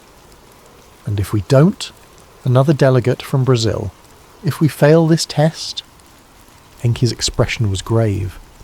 "Then 98 years from now the architects will return. They will find a world that could not move beyond its tribal fears, and they will do what they have done before. They will cleanse it. Erase all higher life. Let the world rest for 1,000,000 years. Then they will try again with new seeds." The hall erupted in arguments. Some delegates called it a threat, others a hoax, still others a divine revelation. But Cole noticed something important. They were talking, not shooting, not threatening war. Talking. That night, as the summit descended into smaller working groups and diplomatic negotiations, Cole found Enki standing on a balcony overlooking Lake Geneva. "Do you think they'll make it?" Cole asked. "Humanity? Do you think we'll pass the test?" Enki was quiet for a long moment. "I have spent 2 years studying your kind again. I have watched your entertainment, read your literature, listened to your music. You're violent and petty and self-destructive, but you are also compassionate and creative and resilient." It turned to look at Cole. "You brought me back to ask if I wanted to be caged or free. That was not a question I expected. It was not a question my kind asked 12,000 years ago. So I think you have a chance. A small one, but a chance." Enki's amber eyes reflected the lights of Geneva. "We will help you, not because we're your saviours or your servants, but because we are your partners, your lost cousins finally returning home." Cole smiled. "No pressure then." "All the pressure," Enki corrected, "but that is good. Pressure creates diamonds, or it creates dust. We will see which one humanity becomes." Part 16. 100 years later. Recorded historical document, Earth Archive, year 2102. When the architect's ship entered Earth orbit, humanity was ready. Not ready for war. The giants had made it clear that weapons would be useless against beings who could seed worlds and create new species, but ready to show what they'd accomplished in the century since the giants woke. The cleanup of Earth's oceans and atmosphere, achieved through a combination of human innovation and giant technology. The 13 colonies on Mars and the Moon, bustling with humans and giants working side by side. The cure for aging, the elimination of hereditary diseases, the quantum communication network that connected Earth with the outer colonies. But most importantly, the end of major wars, the dissolution of old tribal hatreds, the recognition, slow and painful but undeniable, that humanity was one species on one small world, and they would survive together or not at all. Nathan Cole was 128 years old, kept alive by the medical advances the giants had shared. He stood in the observation deck of the International Space Station, now more of a small city than a station, watching as the architect's vessel approached. Enki stood beside him, looking essentially unchanged. The giants aged slowly and might live another 1,000 years. "Are you nervous?" Cole asked. "Terrified," Enki admitted. "I've not seen the architect since they commanded us to sleep. I do not know what they will think of what we've built." The vessel was beautiful, organic curves mixed with crystalline structures, a ship that looked grown rather than built. It was massive, easily 50 times larger than the ISS, yet it moved with impossible grace. Then contact. The message came in multiple languages simultaneously: English, Mandarin, Spanish, Arabic, and the ancient tongue that Enki's people spoke. The voice was neither male nor female, young nor old. It simply was. "We are the architects. We return as promised. We come to judge what has grown in our absence." The response had been prepared years in advance, recorded by the Secretary-General of the United Nations and representatives of the giants. It played now, broadcast to the architect's ship. "We are humanity and the descendants of your creation. We are imperfect, we are young, but we are learning. We invite you to see what we have built together." For 3 weeks, the architects observed. They sent probes to Earth, to Mars, to the colonies. They reviewed humanity's history, the wars and the peace treaties, the genocides and the humanitarian efforts, the destruction and the healing. Then they sent a delegation down to Earth itself. Cole was there in Geneva when they arrived. 3 beings that looked almost human but weren't. Their eyes too large, their skin with a faint luminescence, their movements suggesting they experienced time differently than other species. The lead architect spoke, and though its mouth moved, Cole heard the words directly in his mind. "You have surprised us. When we left, your predecessor species hunted our teaching caste to extinction. We expected to return to a dead world or a primitive one. Instead, we find cooperation, growth, the beginnings of a starfaring civilization." "We had help," the Secretary-General said, gesturing to Enki and the other giants present. "Indeed. The teaching caste fulfilled their purpose after all, though later than intended." The architect's gaze swept across the assembled humans and giants. "You asked to be judged. Here is our judgment. You have passed, barely, by the smallest of margins, but you have passed." Cole felt something release in his chest, tension he'd been carrying for decades. "Your world will be entered into the collective," the architect continued. "The community of worlds that have learned to look beyond themselves. You will be given access to our knowledge, our networks, our support. In time, you will seed worlds yourselves. You will become architects of your own." "What does that mean for us?" someone asked. "For Earth?" "It means you're no longer alone in the universe. It means you have allies, trading partners, and yes, obligations. Other worlds will need teachers. Other species will need guidance." The architect looked directly at Enki. "Your kind has earned rest.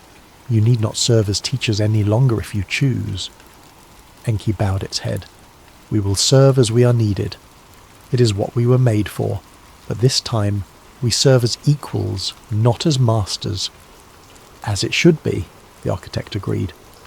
The meeting lasted for hours, covering treaties and technology transfers, cultural exchanges and defensive protocols. But Cole remembered one moment most clearly, when one of the architects pulled him aside privately. "You are Nathan Cole," it said, "the first of your kind to speak with the teaching caste as an equal. Your choice in that Siberian cave changed the trajectory of your entire species. "I just listened," Cole said. "That's all?" "That is never just anything," the architect replied. "Most species fail because they cannot listen. They hear only their fear. You heard possibility. That is why your world survives." Epilogue: The Long Perspective. 50 years after the architect's judgment, Nathan Cole died peacefully in his sleep at the age of 178. He'd lived to see humanity establish colonies in 3 star systems. He'd watched the giants integrate fully into human society, some becoming teachers and scientists, others artists and explorers. He'd seen the fear and hatred that had driven 2 species apart finally, slowly, fade into history. At his funeral, Enki spoke. "This man saved 2 species, not with violence, not with dominance, but by asking a simple question, in a moment when violence would have been easier. He asked, 'What do you want?' And he listened to the answer. May we all learn from his example." The cave in Kandahar where it all began became a memorial site. The walls with their ancient carvings were preserved, and visitors, human and giant alike, walked through the chambers where fear had once driven 2 peoples to violence.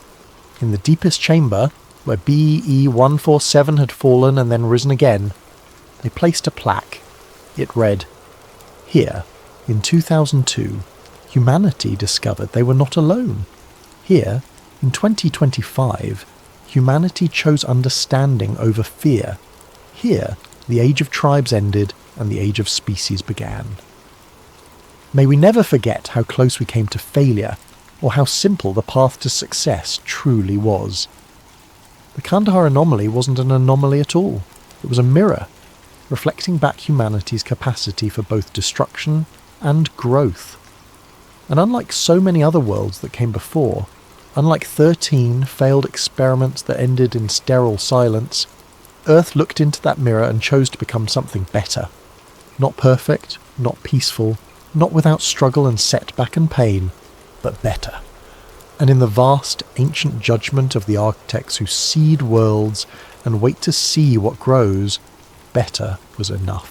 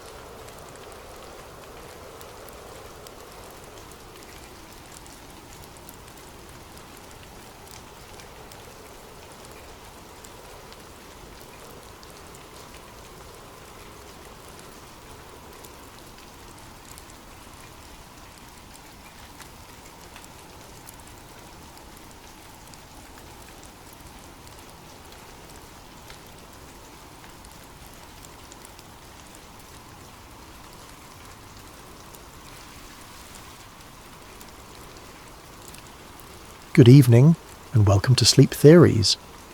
Before we dive into tonight's story, I'm curious about you, our listeners. How has your day been treating you? Are you winding down after a long day? Or perhaps you're on the other side of the world, just beginning your morning routine. What time is it where you are right now? And what corner of our vast planet are you calling home tonight? Whether you're listening from a bustling city apartment, a quiet countryside home, or somewhere in between, you're part of our global community of truth seekers and story lovers. If you're new to Sleep Theories, welcome aboard. And if you're a returning listener, thank you for coming back.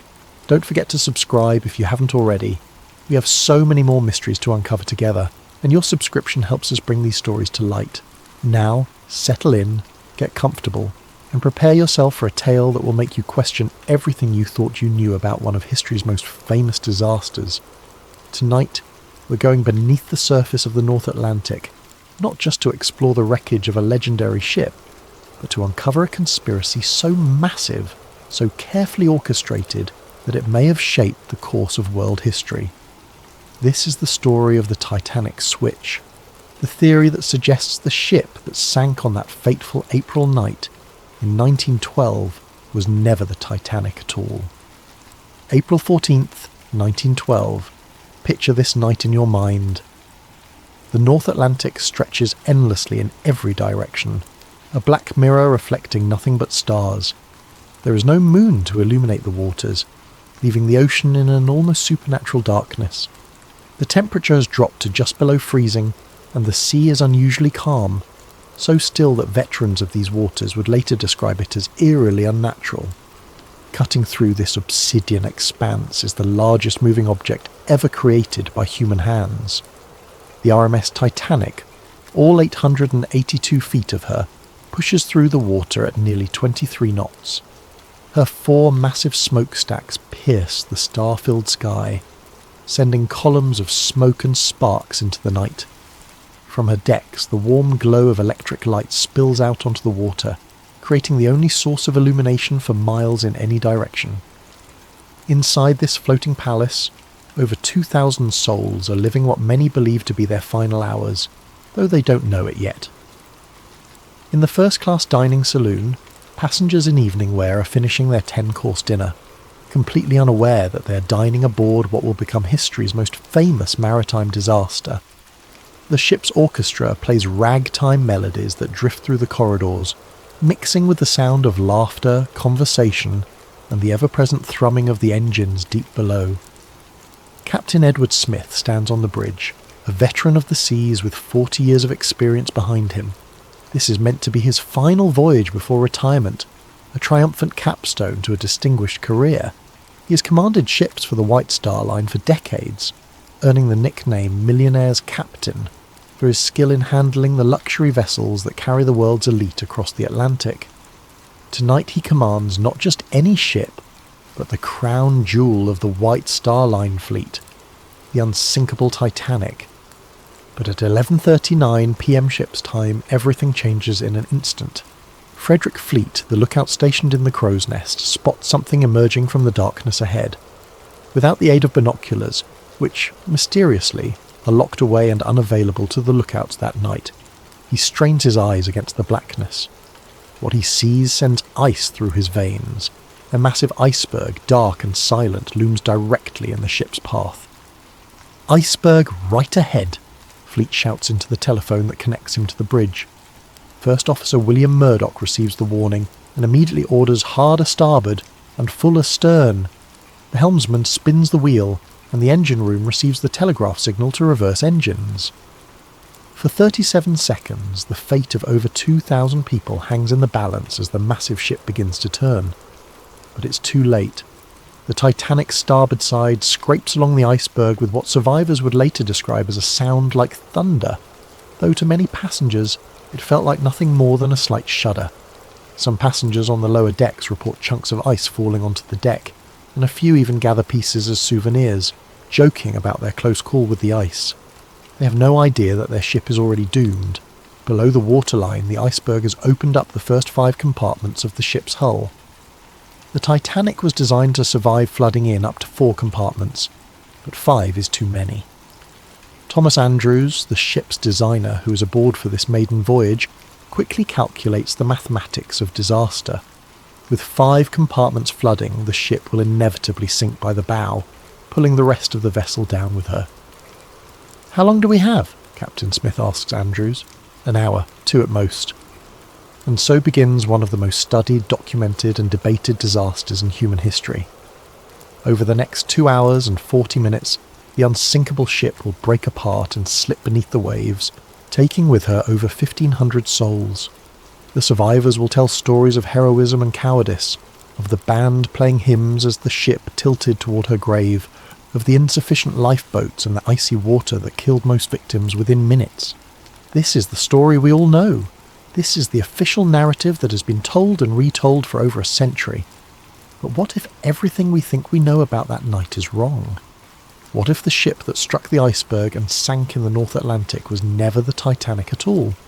What if the real conspiracy began not in the aftermath of the disaster, but months before, in the shipyards of Belfast, where two sister ships sat side by side and where a desperate plan was hatched to save a failing company from financial ruin?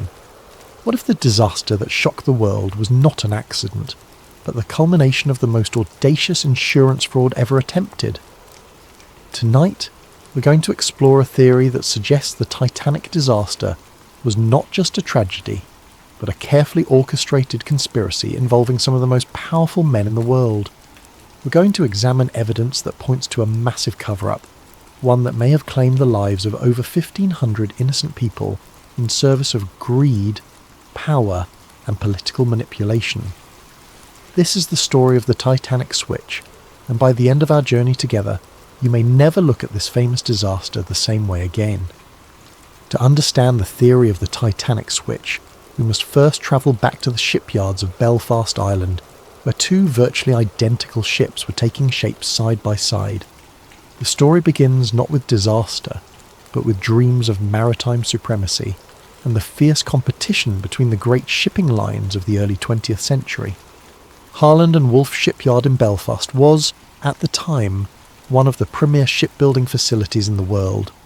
The massive facility sprawled along the banks of the River Lagan, its enormous gantry cranes towering over the landscape like steel monuments to industrial ambition.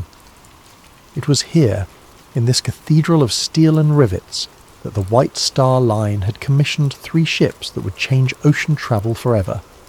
The Olympic-class ships, as they would be known, were conceived as the ultimate expression of luxury and engineering prowess. These were to be the largest, most opulent vessels ever built, designed to dominate the lucrative North Atlantic passenger route and crush the competition from rival shipping companies like Cunard Line. The first of these sister ships was the RMS Olympic, launched on October the 20th, 1910. She was a marvel of engineering, stretching 882 feet from bow to stern and weighing over 46,000 tons. Her 9 decks could accommodate over 2,000 passengers in unprecedented luxury, with amenities that included a swimming pool, a gymnasium, a Turkish bath, and dining rooms that rivaled the finest restaurants in London or New York. The Olympic was not just a ship. She was a floating city, a testament to British engineering and a symbol of the White Star Line's dominance of the seas. When she departed Southampton on her maiden voyage in June 1911, she carried with her the hopes and reputation of her builders. But less than 4 months after her maiden voyage, disaster struck. On September the 20th, 1911, the Olympic was departing Southampton when she collided with HMS Hawke, a Royal Navy cruiser. The impact was devastating. The Hawke's reinforced bow, designed to ram enemy vessels, punched a massive hole in the Olympic's starboard side, flooding 2 of her compartments and severely damaging her propeller shaft. The Olympic limped back to port, her maiden voyage season cut dramatically short. But the damage was far more extensive than initially apparent. When she was dry docked for inspection, the full extent of the catastrophe became clear. The collision had not only opened up her hull and damaged her propeller, but it had also twisted her keel, the backbone of the ship, potentially compromising her structural integrity for the remainder of her operational life. For the White Star Line, this was nothing short of a financial disaster. The Olympic had cost over $7.5 million to build, an astronomical sum in 1911.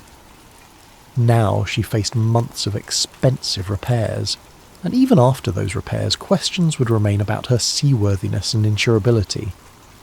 But the problems went deeper than just the cost of repairs. The collision with HMS Hawke had occurred under circumstances that placed the Olympic at fault.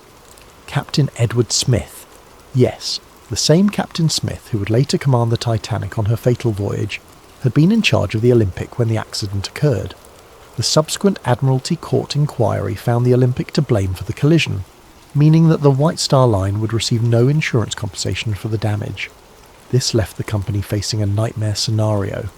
They had an expensive ship that needed costly repairs, no insurance money to pay for those repairs, and serious questions about whether insurance companies would be willing to fully cover the vessel in the future. The Olympic had gone from being the crown jewel of the White Star Line fleet to a massive financial liability virtually overnight. Meanwhile, in the same Belfast shipyard where the Olympic was undergoing her repairs, work was proceeding on her sister ship, the RMS Titanic. The Titanic was planned to be virtually identical to her older sister, with only minor modifications and improvements. From a distance, even expert ship observers would have difficulty telling the two vessels apart. They shared the same basic dimensions, the same general layout, the same distinctive four-funnel silhouette that had become the signature of the White Star Line's premium vessels. This similarity, according to the switch theory, was not coincidental. It was the key to a plan that would solve the White Star Line's financial crisis, while simultaneously eliminating a massive liability. The theory suggests that sometime in late 1911 or early 1912, a decision was made at the highest levels of the White Star Line's ownership. Rather than spend millions repairing the Olympic and then operating her under a cloud of doubt about her structural integrity and insurability, they would swap the identities of the two ships. The damaged Olympic would be given the identity of the Titanic and sent out on what was ostensibly the new ship's maiden voyage. But this voyage would not be intended to reach New York. Instead, the disguised Olympic would be deliberately sunk, allowing the White Star Line to collect the full insurance value of a new undamaged vessel while simultaneously eliminating the financial burden of the real Titanic's damaged sister. Meanwhile, the real Titanic, now disguised as the Olympic, would quietly slip into service, her true identity hidden from the world. To understand why such a plan might have been attractive, we must consider the financial pressures facing the White Star Line in 1912. The company was owned by the International Mercantile Marine Company, a shipping trust controlled by American financier J.P. Morgan. Morgan had invested enormous sums in his shipping empire, but the business was facing increasing competition and declining profitability. The White Star Line needed the Titanic to be a success. They needed her to capture public imagination, dominate the headlines, and establish the company's supremacy on the North Atlantic route. But they also needed to resolve the Olympic problem before it bankrupted the entire operation. According to the switch theory, the solution was as elegant as it was terrible. Switch the ships, sink the damaged one while pretending it was the new one, collect the insurance money, and use the real new ship to rebuild the company's reputation and finances. The theory suggests that the work done on both ships during the winter of 1911 and 1912 was not routine maintenance and completion, but rather an elaborate process of swapping their identities. Features that differed between the ships would need to be altered. Documentation would need to be changed or destroyed. Most importantly, the workers involved would need to be either brought into the conspiracy or kept unaware of what they were truly doing. Harland and Wolff employed thousands of workers, and the shipyard was a maze of activity with multiple vessels under construction and repair simultaneously. In such an environment, it would be possible to make alterations to both ships without arousing suspicion, especially if the changes were explained as routine modifications or improvements. The workers who might notice discrepancies could be told they were simply upgrading the Olympic to match improvements made to the Titanic design, or vice versa. Only a handful of people at the very top of the hierarchy would need to know the true purpose of the work being done. But for such a plan to succeed, it would require more than just physical alterations to the ships. It would require careful planning of the disaster itself, ensuring that the right people were aboard and the right people were not, and that the sinking would occur in circumstances that would prevent too close an examination of the evidence.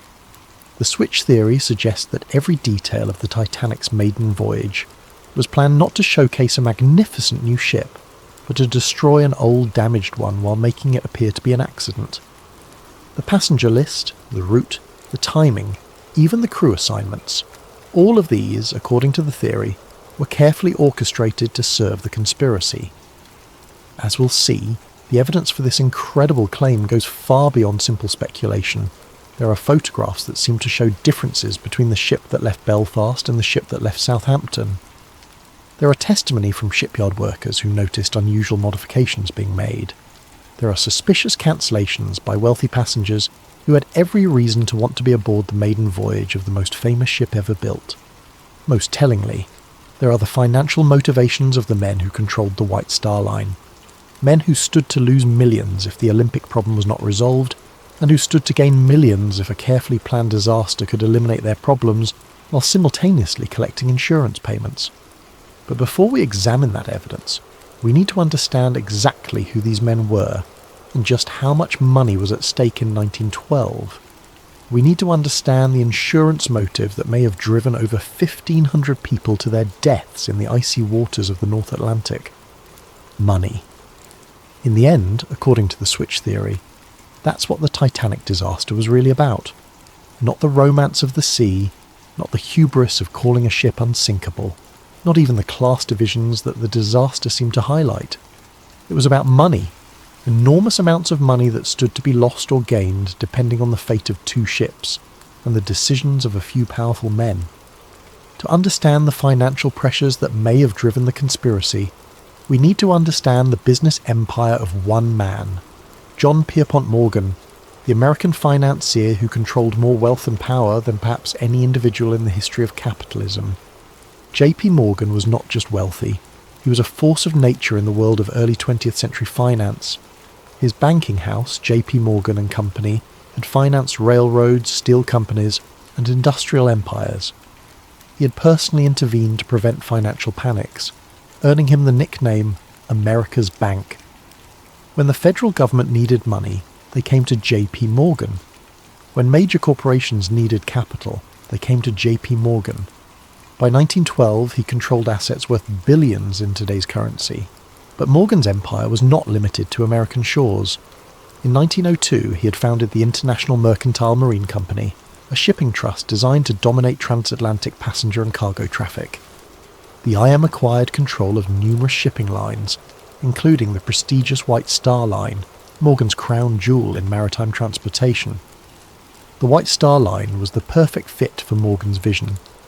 Founded in 1845, it had built its reputation on providing luxury service to affluent passengers crossing between Europe and America. The company's ships were known for their elegance, comfort, and safety record. When Morgan acquired control, he saw an opportunity to create the ultimate expression of luxury travel while generating enormous profits. This vision led directly to the commissioning of the Olympic-class ships. Morgan intended these vessels to be more than just transportation. They would be floating advertisements for the supremacy of his shipping empire.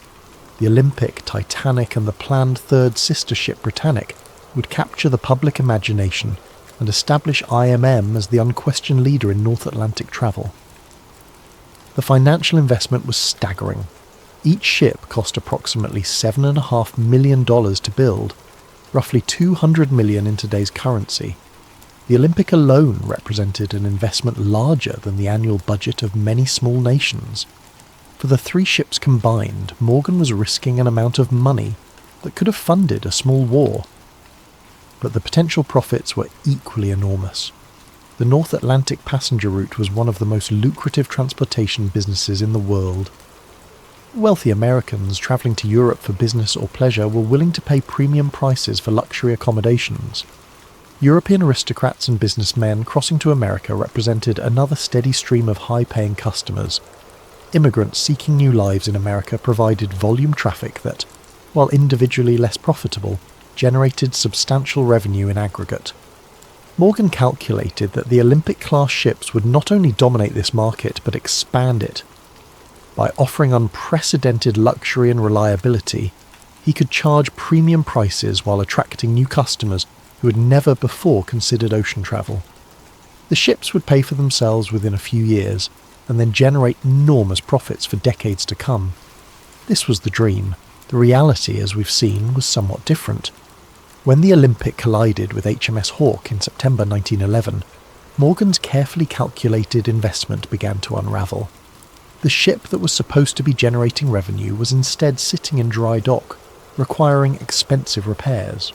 Worse, the legal finding that the Olympic was at fault for the collision meant that insurance would not cover the costs of those repairs. But the problems went beyond just the immediate cost of fixing the damage. The Olympic's accident raised serious questions about the ship's design and safety.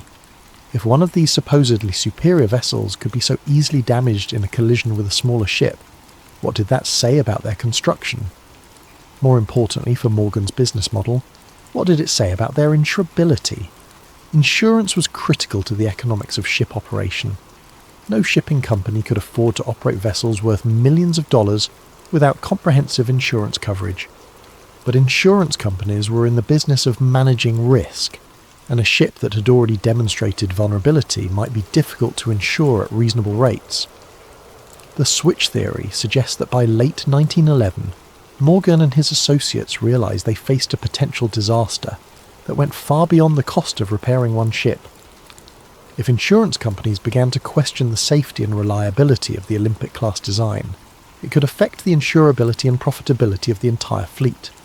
The Titanic, still under construction, might face higher insurance premiums or coverage limitations based on her sister ship's problems. Even worse, if the Olympic's structural damage was more extensive than initially apparent, the ship might prove to be uneconomical to operate even after repairs. A ship with a damaged keel might suffer from ongoing problems with stability, fuel efficiency, or structural integrity. She might require more frequent and expensive maintenance, reducing her profitability and potentially shortening her operational life. In this context, the switch theory proposes the idea of swapping the ship's identities became attractive, not just as a way to collect insurance money, but as a way to solve multiple problems simultaneously. By sinking the damaged Olympic while disguised as the Titanic, the conspiracy would eliminate the problematic vessel while collecting insurance payments based on the value of a new, undamaged ship. The insurance money would not only compensate for the Olympic's construction costs, but would also provide capital to complete the real Titanic and put her into profitable service. Meanwhile, the real Titanic, now operating under the Olympic's identity, would begin generating revenue immediately. Any questions about the Olympic's performance could be explained away as improvements made during her repair period.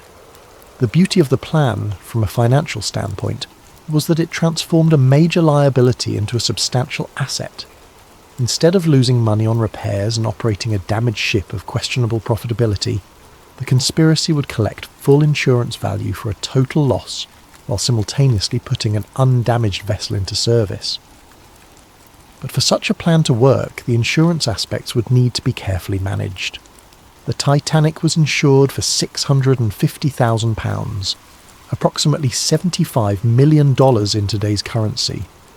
This was a substantial amount, but it was less than the ship's actual construction cost, partly because insurance values were typically set below replacement cost to discourage fraudulent claims. However, the insurance money would still represent a significant recovery of Morgan's investment. Combined with the revenues that the real Titanic could generate while operating as the Olympic, the financial benefits of the switch could potentially exceed the total cost of both ships. The theory also suggests that the conspiracy would have additional financial benefits beyond the immediate insurance recovery. By eliminating the Olympic's problems, Morgan could proceed with his plans for the third sister ship, Britannic, without the cloud of questions about the class's design and safety. The successful maiden voyage of the Titanic would generate publicity and confidence that would benefit the entire White Star Line fleet. But perhaps most intriguingly, the switch theory proposes that the financial motive may have extended beyond simple insurance fraud. Some versions of the theory suggest that the disaster was timed to coincide with other events that would benefit Morgan's broader financial interests. In 1913, just 1 year after the Titanic disaster, the United States Federal Reserve System was established. This new central banking system fundamentally changed how American finance operated, and J.P. Morgan was one of its strongest supporters.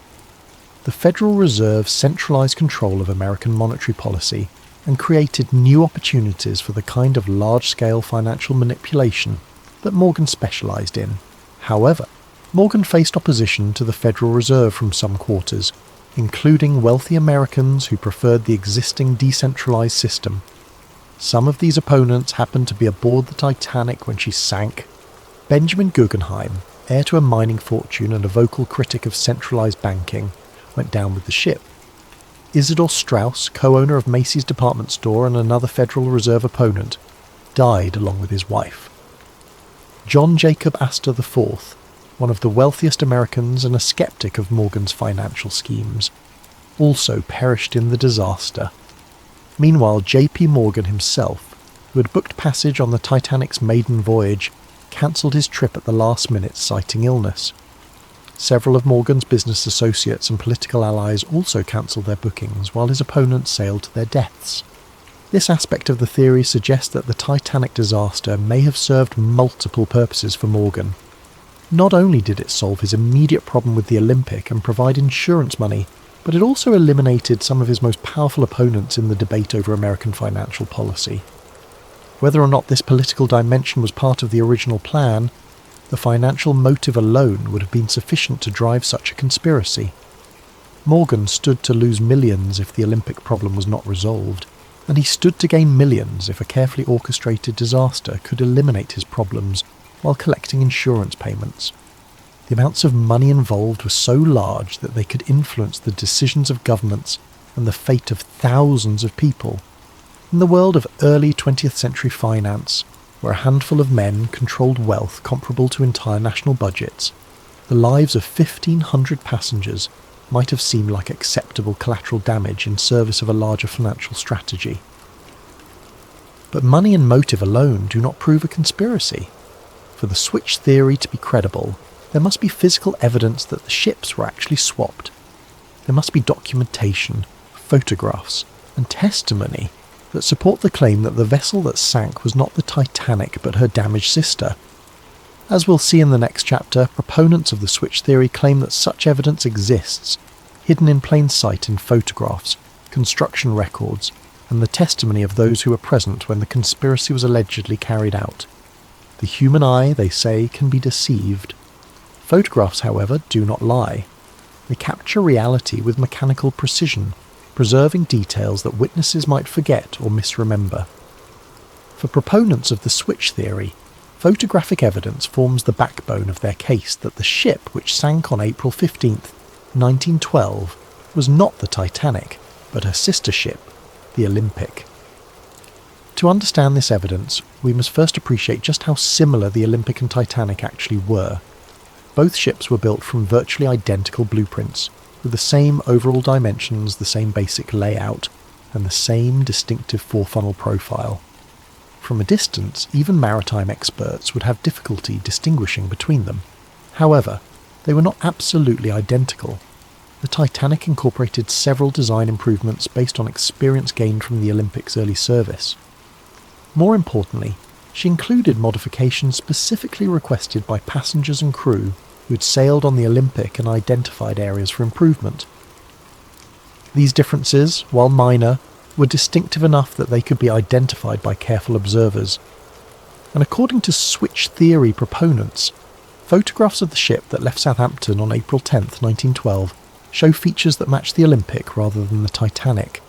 The most frequently cited difference involves the porthole arrangements on a deck, the ship's uppermost passenger deck. The original Titanic plans showed 16 portholes along the forward section of this deck. The Olympic, however, had been built with only 15 portholes in the same area. When the Olympic was being repaired after her collision with HMS Hawke, the damaged area included part of this porthole arrangement. Photographs taken of the Olympic during her repair period show workmen modifying the porthole configuration in this section. Switch theory proponents claim that these modifications were made to match the Titanic's 16 porthole design, as part of the process of disguising the Olympic as her sister ship.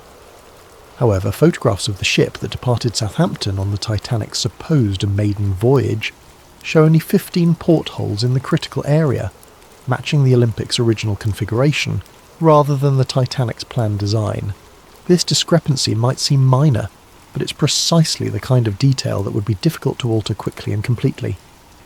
Changing porthole arrangements required cutting through the ship's steel hull and then reinforcing and refinishing the area.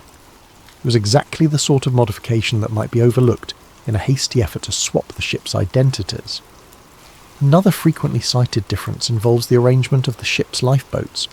The Olympic and Titanic were built with slightly different davit systems, mechanical devices used to lower lifeboats into the water.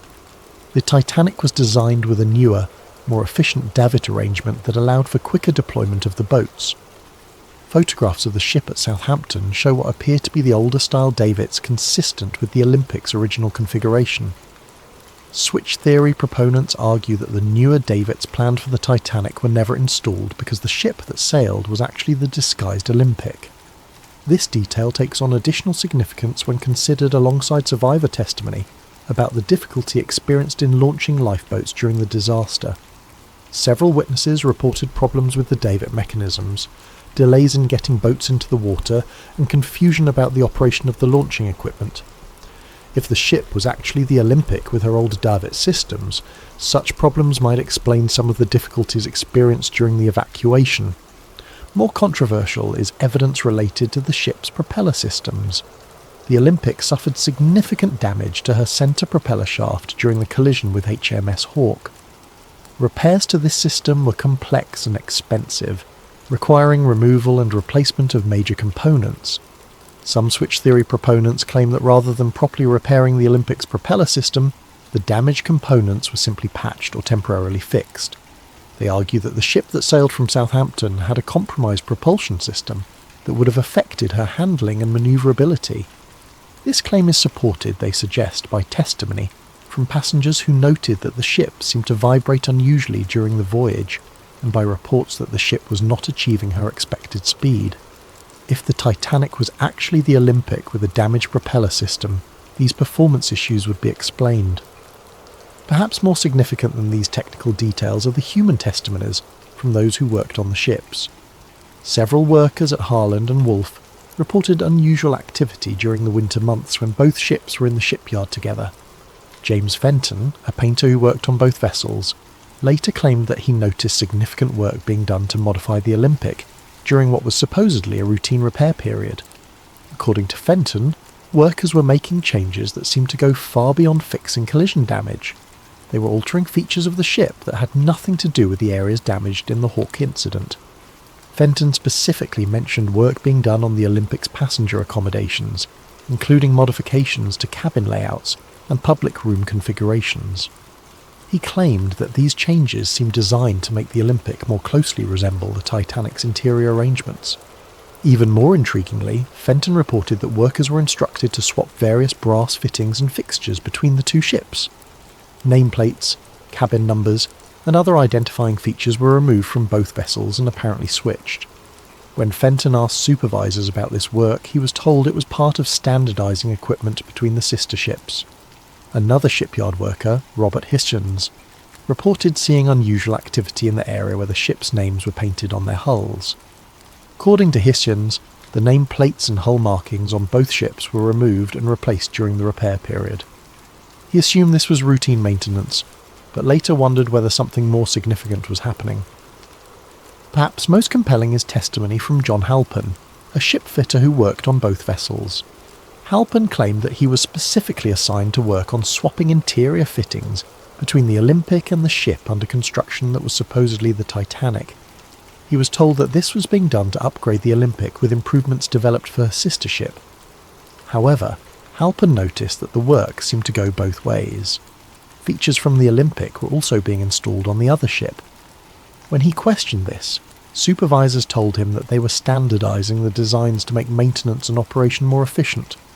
Only years later, after the disaster, did Halpin begin to suspect that the work he'd been assigned might have been part of a larger deception. He realised that the extensive swapping of components between the ships could have been part of a process of switching their identities entirely. These worker testimonies are supported by documentary evidence from the shipyard. Harland and Wolff's work records from the winter of 1911 to 1912 show extensive modifications being made to both ships. While much of this work was clearly related to repairing the Olympic's collision damage, some entries describe tasks that seem unrelated to the repairs. For example, records show work being done on both ships' passenger cabin configurations, dining room layouts, and recreational facilities. This work is described in vague terms that make it difficult to determine exactly what was being done, but the volume of interior modification seems excessive for routine maintenance or repair work. More suspicious are gaps in the documentation. Several weeks' worth of work records are missing from the shipyard files, apparently lost or destroyed. The missing records cover precisely the period when the most extensive work was being done on both ships. Additionally, some surviving records contain unusual notations and corrections, that suggest original entries were altered or replaced. Work orders that originally specified tasks for the Olympic appear to have been changed to specify the same work for the Titanic and vice versa. Switch theory proponents also point to photographic evidence from inside the ships. Comparison of interior photographs taken during construction with photographs taken aboard the ship that sailed from Southampton reveals several discrepancies. The most notable differences involve the first-class dining room and the grand staircase. The Olympic's dining room was originally designed with a specific pattern of decorative panels and light fixtures. The Titanic was planned to have an improved version of the same space, with subtle but distinctive differences in the decorative scheme. Photographs taken aboard the ship at Southampton show decorative features that match the Olympic's original design, rather than the improvements planned for the Titanic. Similarly, details of the grand staircase appear to match the Olympic's configuration, rather than the Titanic's planned modifications. These interior discrepancies are particularly significant because they would be difficult to fake or alter after the disaster.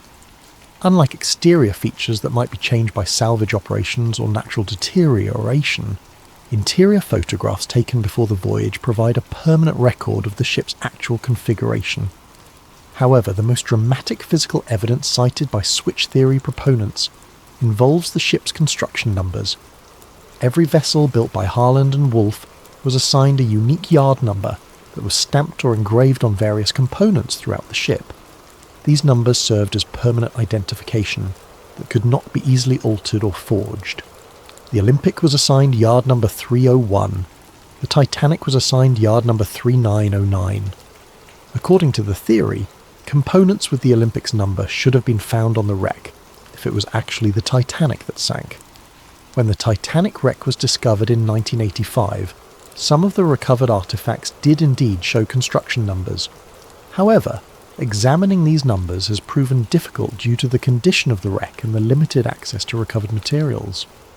Some switch theory proponents claim that construction numbers found on wreck components match the Olympic rather than the Titanic, but this claim is disputed by maritime historians and wreck researchers. The numbers are often partially obscured or damaged, making definitive identification difficult. More recently, some researchers have used advanced imaging techniques to examine construction details on the wreck itself. These studies have identified several features that appear to match the Olympic's configuration rather than the Titanic's planned design. For example, the propeller arrangement on the wreck appears to show evidence of the repair work done to the Olympic's damaged propulsion system. The centre propeller, which should have been a 3-blade design on the Titanic, appears to be a 4-blade configuration that matches repairs made to the Olympic. Similarly, hull plates in areas that should have been newly constructed for the Titanic show evidence of previous damage and repair that would be consistent with the Olympic's collision damage. However, these findings are highly technical and disputed by many experts. The condition of the wreck after more than a century on the ocean floor makes definitive identification of small details extremely difficult. Corrosion, collapse, and damage from the sinking itself have obscured many of the features that might provide conclusive evidence. The physical evidence for the switch theory remains controversial and disputed. While proponents point to numerous discrepancies between the ship that sailed and the ship that was supposed to sail, skeptics argue that these differences can be explained by changes made during construction, errors in documentation, or misinterpretation of photographic evidence. What is not disputed is that significant work was done on both ships during the winter of 1911 to 1912, that modifications were made that went beyond simple repair work, and that there are photographic and documentary discrepancies that have never been fully explained. Whether these discrepancies prove a conspiracy or simply reflect the normal complexities of building and modifying massive ships remains a matter of debate. But for switch theory proponents, the physical evidence forms a compelling case that something was not right about the ship that sailed from Southampton on that April morning in 1912. However, physical evidence is only part of the story. To truly understand the scope of the alleged conspiracy, we must examine not just what was done to the ships, but who was aboard them. The passenger list of the Titanic's final voyage contains names that would reshape the world of finance and politics, and according to the theory, this was no coincidence. Sometimes the most revealing evidence is not what happened, but who was present when it happened. In the case of the Titanic disaster, the passenger manifest reads like a who's who of early 20th century power and influence. But according to the switch theory, this prestigious passenger list was not assembled by chance.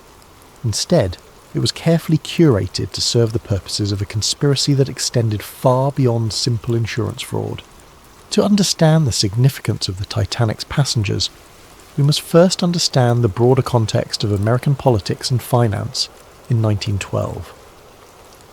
The United States was on the verge of fundamental changes in how its financial system operated.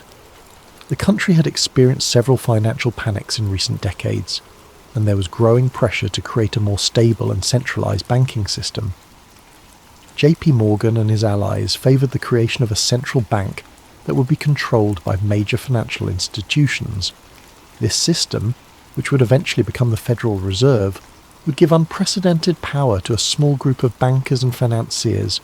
They would control the nation's money supply, interest rates, and credit availability. However, this plan faced significant opposition from wealthy Americans who preferred the existing decentralized system. These opponents feared that a central bank controlled by Morgan and his associates would concentrate too much financial power in too few hands. They argued for maintaining a system where multiple independent banks could compete and where no single institution could dominate the nation's finances. The debate over banking reform was not merely academic. Billions of dollars in wealth and decades of political power hung in the balance. If Morgan's vision prevailed, he and his allies would control the financial destiny of the United States. If his opponents succeeded in blocking the plan, Morgan's influence would be significantly diminished. Into this high-stakes political battle sailed the Titanic, carrying some of the most influential participants in the banking debate. And remarkably, almost all of the Federal Reserve's most powerful opponents happened to be aboard, while Morgan and his supporters were conspicuously absent. The most prominent opponent aboard was Benjamin Guggenheim, heir to one of America's great mining fortunes. The Guggenheim family controlled vast mineral resources and had accumulated enormous wealth through copper, silver and gold mining operations around the world. Benjamin was not just wealthy but politically influential, serving on the boards of multiple corporations and maintaining extensive connections in Washington. Guggenheim had been a vocal critic of Morgan's banking proposals. He argued that a centralized system would stifle competition and innovation in American finance. He favored maintaining the existing system of independent banks and opposed giving any single institution the power to control the nation's money supply. On the night of April 14th, as the Titanic began to sink, Benjamin Guggenheim reportedly dressed in his finest evening clothes and told fellow passengers, "We are prepared to go down like gentlemen." His body was never recovered. Also aboard was Isidor Straus, co-owner of Macy's department store and another influential voice in American business.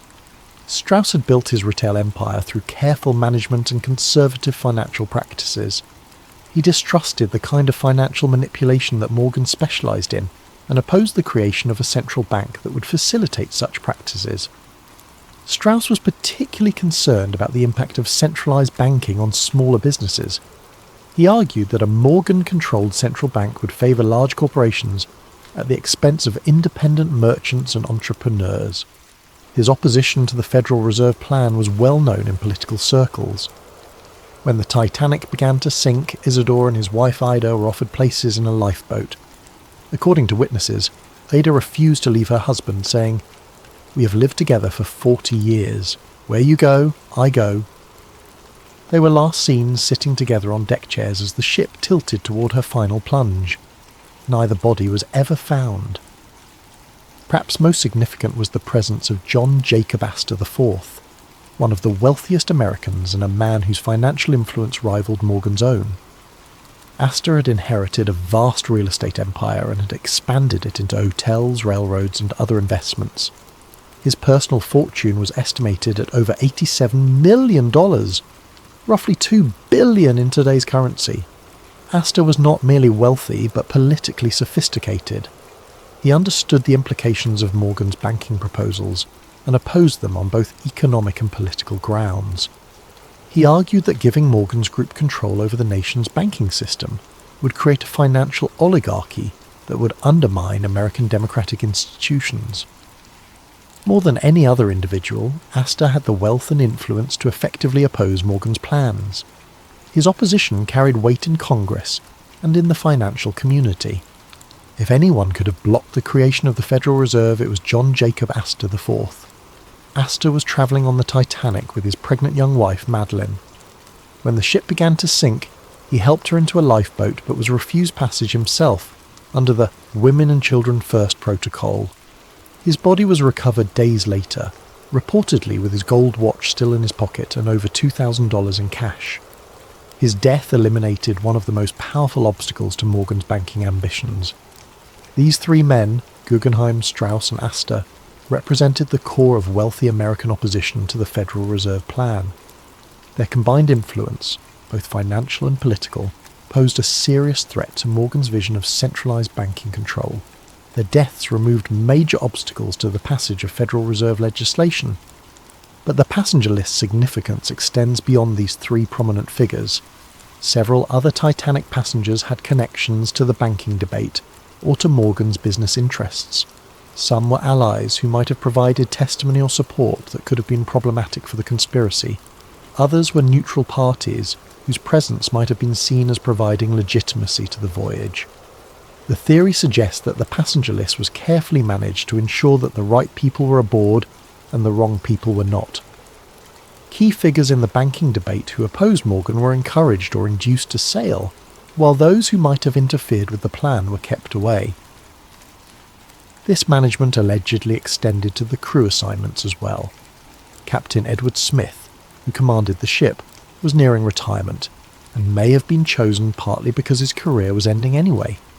If he survived the disaster, he would soon be out of the shipping business and less likely to cause problems. If he didn't survive, his death would be seen as a heroic sacrifice, rather than evidence of conspiracy. Other key crew members were reportedly chosen for their loyalty to the White Star Line or their lack of detailed knowledge about the ship's construction. Engineers and officers who might have been able to identify discrepancies between the Olympic and Titanic were either not assigned to the voyage or were placed in positions where they would be unlikely to survive if something went wrong. Perhaps most tellingly, J.P. Morgan himself had originally booked passage on the Titanic's maiden voyage. As the owner of the shipping line and the man whose vision the voyage was meant to showcase, Morgan's presence would have been expected and appropriate. His cabin had been reserved, his passage confirmed, and his attendance at various social events planned. But at the last minute, Morgan cancelled his trip, citing illness. He claimed to be suffering from a minor ailment that prevented him from travelling, and he remained in France where he had been vacationing. Remarkably, several of Morgan's close business associates also cancelled their bookings at the last minute, citing various personal and business reasons. The pattern of cancellations was so notable that it attracted attention even at the time. Several newspapers commented on the unusual number of prominent businessmen who had changed their travel plans. Some observers wondered whether there might have been advance warning of problems with the ship or the voyage. Morgan's cancellation is particularly suspicious because he was photographed in apparently good health at a French resort just days after the disaster. He showed no signs of the illness that had supposedly prevented him from travelling, and he resumed his normal activities immediately after learning of the Titanic's fate. Even more suspicious were the cancellations by Morgan's business partners. Henry Clay Frick, the steel magnate and longtime Morgan ally, had booked passage but cancelled, citing his wife's health. George Washington Vanderbilt II, another Morgan associate, also cancelled his booking at the last minute. Milton Hershey, the chocolate manufacturer who had business relationships with Morgan's interests, similarly changed his travel plans. The pattern suggests that Morgan and his inner circle knew something that the general passengers did not. Whether they had advanced knowledge of the planned disaster or simply knew that the ship was not safe due to the identity switch, they took steps to avoid being aboard when the conspiracy was carried out. Meanwhile, Morgan's opponents in the banking debate sailed to their deaths, apparently unaware of the danger they faced. The convenient elimination of the Federal Reserve's most powerful critics cleared the way for the legislation that Morgan had been promoting. Indeed, the Federal Reserve Act was passed by Congress in December 1913, less than 2 years after the Titanic disaster. The legislation created the central banking system that Morgan had long advocated, giving him and his associates unprecedented control over American finance. The deaths of Astor, Guggenheim and Strauss had removed the most influential voices that might have prevented this outcome. Some versions of the switch theory go even further, suggesting that the passenger list was managed not just to eliminate political opponents, but also to provide witnesses who would support the official story of the disaster. Certain passengers and crew members who survived the sinking provided testimony that reinforced the narrative of an accidental collision with an iceberg. These survivors described the impact, the flooding, and the sinking in ways that supported the insurance claims and deflected suspicion from the possibility of sabotage or deliberate destruction. Their accounts helped establish the official version of events that has persisted for over a century. However, other survivors provided testimony that was less helpful to the official narrative. Some reported hearing explosions before the ship began to sink, suggesting possible sabotage. Others described unusual behaviour by crew members or problems with the ship's equipment that might have indicated advanced planning of the disaster. These problematic testimonies were reportedly suppressed or discredited during the official investigations. Survivors who told inconvenient stories found their credibility questioned, or their testimony excluded from the final reports. The investigation focused on technical questions about ship design and safety procedures rather than examining the possibility of deliberate destruction. The passenger list evidence is compelling but circumstantial. The coincidence of having so many Federal Reserve opponents aboard while Morgan and his allies stayed away is remarkable, but it could be explained by factors other than conspiracy. The timing of the banking legislation might have been influenced by the victims' deaths, but correlation does not necessarily prove causation. However, when combined with the physical evidence and the financial motives, the passenger list adds another layer to the case for the switch theory. The pattern of who was aboard and who wasn't suggests a level of planning and coordination that goes beyond simple insurance fraud. If the theory is correct, the Titanic disaster was not just about swapping damaged ships or collecting insurance money. It was about reshaping the American financial system and eliminating opposition to a plan that would concentrate enormous power in the hands of a few men. But such an ambitious conspiracy would require more than just manipulating passenger lists and switching ships. It would require control over the disaster itself, ensuring that the sinking occurred under circumstances that would support the official story while achieving the conspiracy's goals. As we'll see in the next chapter, proponents of the switch theory believe that every aspect of the sinking was carefully planned and executed. The final act of any great conspiracy must be the most carefully orchestrated.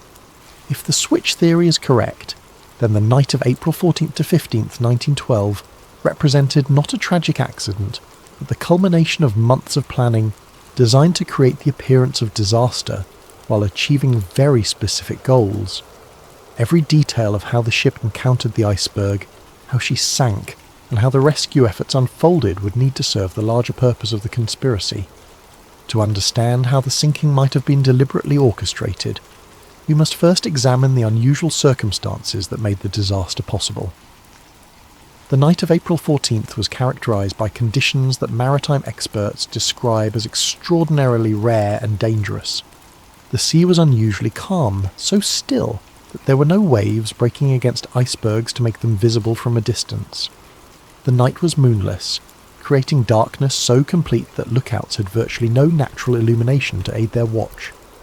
Most unusually, the atmosphere was clear and cold, creating temperature inversion conditions that could cause unusual optical effects, making distant objects appear closer or farther than they actually were. These conditions, while natural, were so unusual that many experienced sailors reported they had never encountered anything like them. Captain Smith himself, with 4 decades of experience on the North Atlantic, had never commanded a ship through such treacherous natural circumstances. But according to the switch theory, these conditions were not just unfortunate coincidences. They were anticipated and exploited by conspirators who had carefully planned the ship's route and timing to take advantage of known dangerous conditions. The theory suggests that the ship's course was deliberately set to take her through areas where icebergs were known to be present. Radio warnings about ice had been received throughout the day, but many of these warnings were reportedly not passed to the bridge crew, or were ignored by officers who should have taken precautionary measures. The ship Californian, which belonged to the same parent company as the Titanic, had stopped for the night in the ice field, her captain declaring conditions too dangerous for navigation. Yet the Titanic continued at nearly full speed through the same waters, despite multiple warnings about the presence of ice. Switch theory proponents argue that this dangerous navigation was not the result of overconfidence or poor judgment, but rather deliberate policy designed to ensure that an accident would occur. The ship needed to encounter an iceberg in order to provide a plausible explanation for her sinking, and her officers were instructed to maintain course and speed despite the obvious dangers. The collision itself occurred under circumstances that some witnesses found suspicious. Frederick Fleet, the lookout who first spotted the iceberg, reported that the berg appeared suddenly out of the darkness, giving him only seconds to sound the alarm. However, other witnesses reported seeing the iceberg minutes before the collision, suggesting that it should have been visible to trained lookouts much earlier. Some survivors reported that the ship seemed to turn toward the iceberg rather than away from it in the final moments before impact. While this could be explained by the physics of large ship manoeuvring, it raises questions about whether the collision was truly accidental or was deliberately engineered to ensure maximum damage. More suspicious were reports of explosions aboard the ship shortly after the collision. Multiple witnesses, including passengers and crew members, reported hearing loud bangs and feeling vibrations that seemed separate from the impact with the iceberg. These explosions were officially attributed to boilers bursting as cold water flooded the engine rooms, but some witnesses believed they occurred too soon after the collision to be explained by flooding alone. The switch theory suggests that these explosions may have been caused by deliberately placed charges designed to ensure that the ship would sink quickly and completely. If the collision with the iceberg was not sufficient to guarantee the ship's destruction, additional sabotage might have been necessary to achieve the conspiracy's goals. The pattern of flooding also struck some observers as unusual. While the official investigation concluded that the iceberg had opened 5 compartments to the sea, causing fatal flooding, some witnesses reported that water seemed to be entering the ship from multiple locations, not just the area of the supposed iceberg damage. Crew members working in areas far from the collision reported rapid flooding that seemed inconsistent with damage caused by scraping along an iceberg. Some suggested that the ship's hull might have been weakened in advance, either through the supposed identity switch or through deliberate sabotage, making her more vulnerable to catastrophic damage. The behaviour of some crew members during the disaster also raised questions. While many officers and crew performed heroically, trying to save as many passengers as possible, others seemed strangely unprepared for the emergency or reluctant to take action that might have saved more lives. The ship's wireless operators continued sending routine commercial messages even after the collision, delaying distress calls that might have brought rescue ships more quickly. Some officers seemed confused about the severity of the damage or uncertain about proper emergency procedures, suggesting that they might not have been fully briefed on the ship's actual condition or capabilities. Most suspiciously, the ship's lifeboats were launched with far fewer passengers than their capacity allowed. While this was officially attributed to panic and poor training, some witnesses reported that crew members actively prevented passengers from entering boats that had space available. The switch theory suggests that this was not incompetence but deliberate policy designed to ensure that specific passengers would not survive. If the conspiracy's goal was to eliminate certain individuals while allowing others to live, controlling access to lifeboats would be an effective method of determining who lived and who died.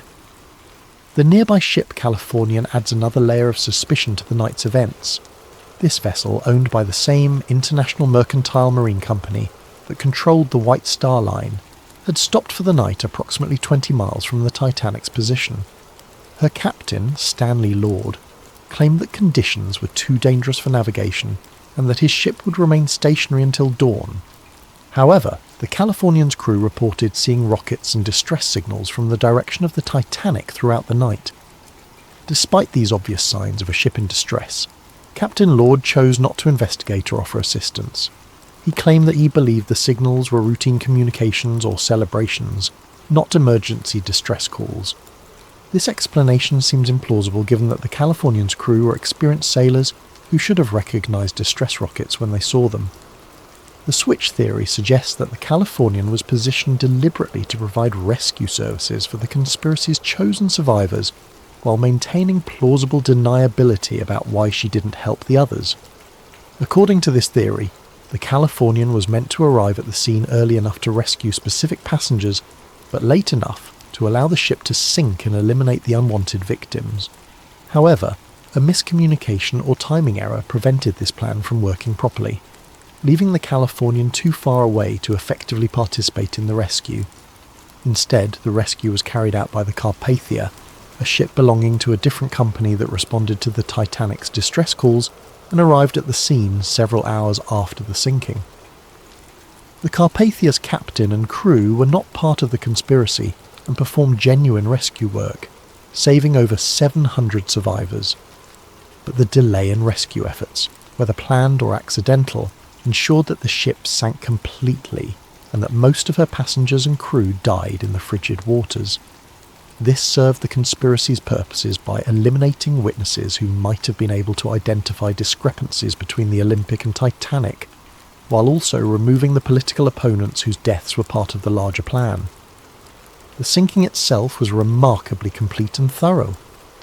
Unlike many shipwrecks, which settle on the ocean floor largely intact, the Titanic broke apart as she sank, scattering debris over a wide area and making subsequent examination of the wreck extremely difficult.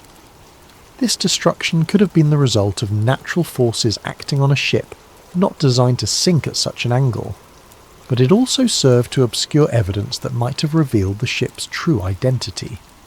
The complete loss of the ship meant that investigators had to rely on survivor testimony and limited physical evidence to reconstruct what had happened. Since many of the most knowledgeable witnesses had died in the disaster, and since the survivors had been through a traumatic experience that might have affected their memories, establishing definitive facts about the sinking proved difficult. This uncertainty served the conspiracy's purposes by preventing too close an examination of the evidence. Questions about the ship's identity, the cause of the sinking, or the behaviour of the crew could be deflected by pointing to the lack of conclusive evidence and the confusion inherent in any major disaster. The official investigations that followed the disaster focused primarily on technical questions about ship design and safety procedures.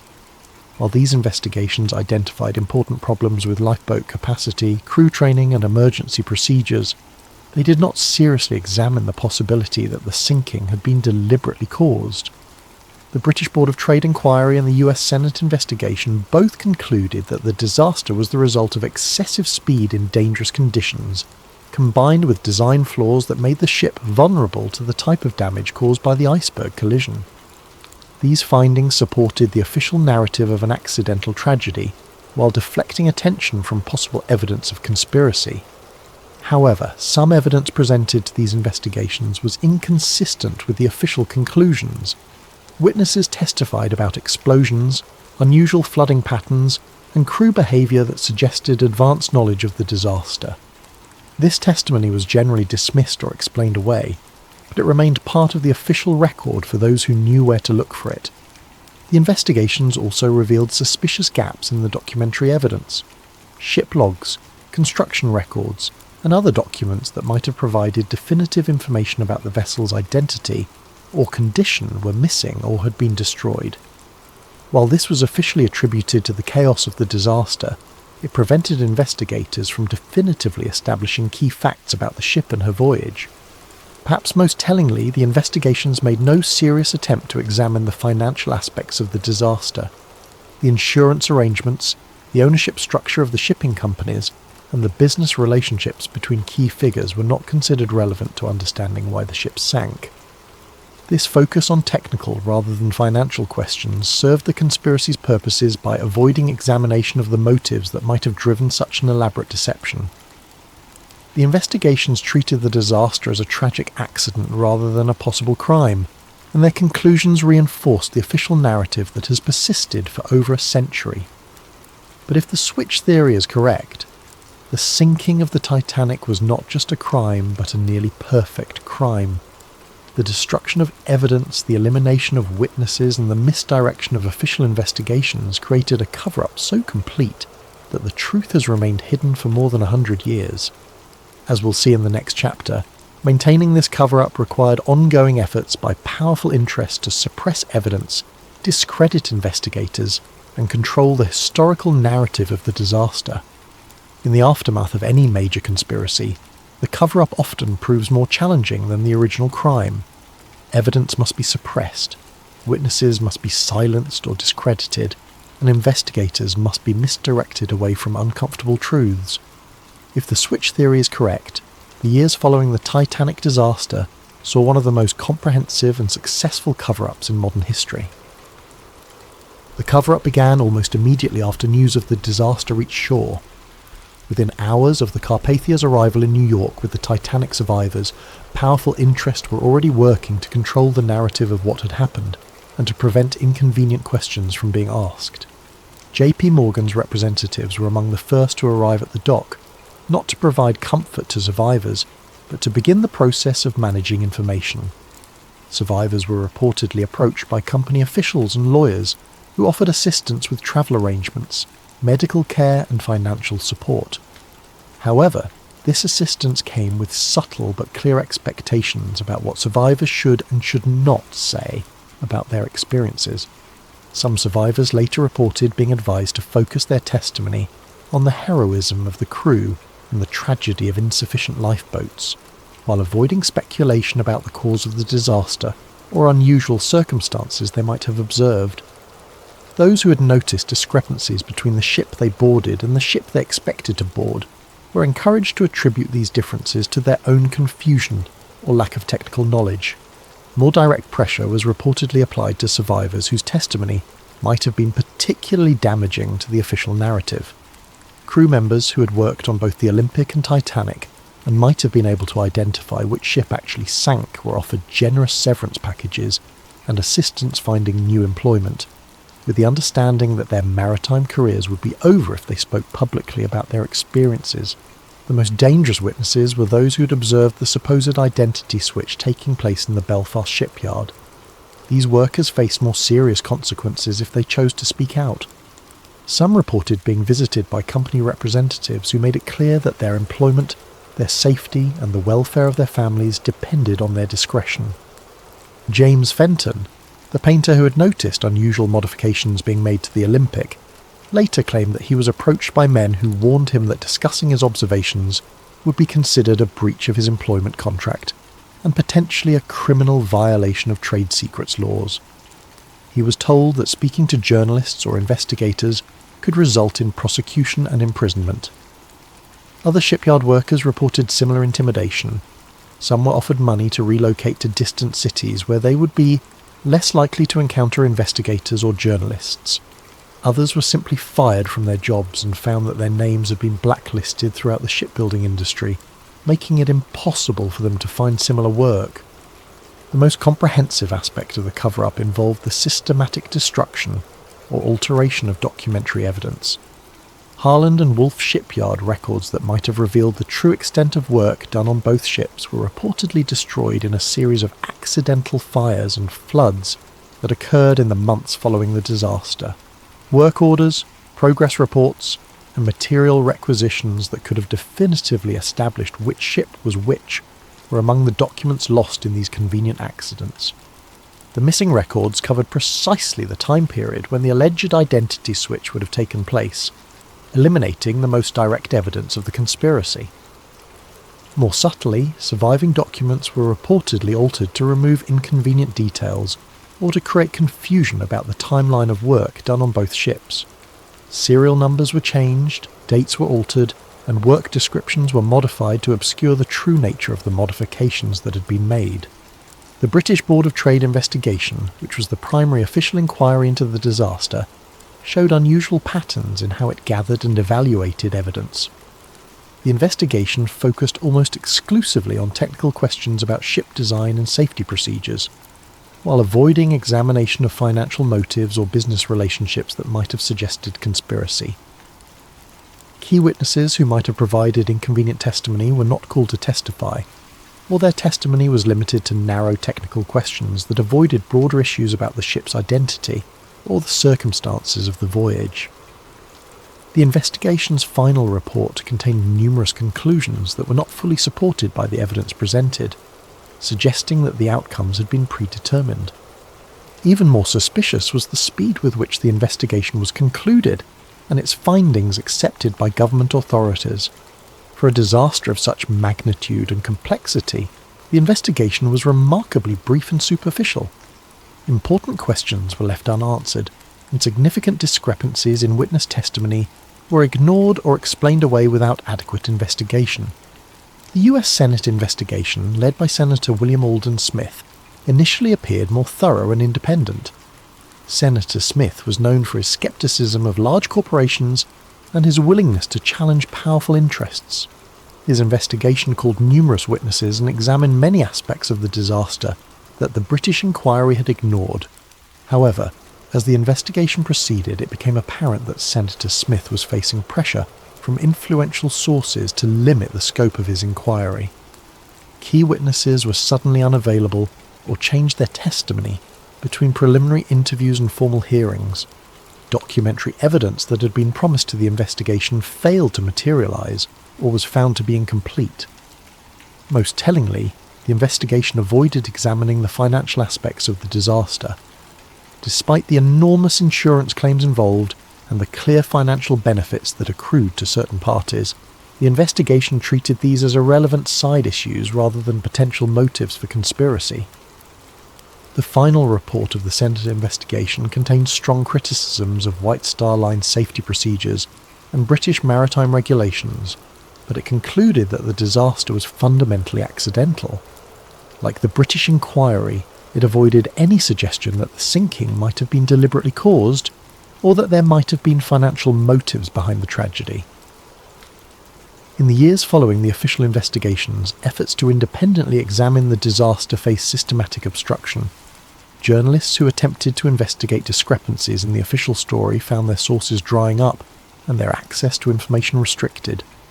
Maritime historians who raised questions about the disaster's circumstances found their work discredited or their employment threatened.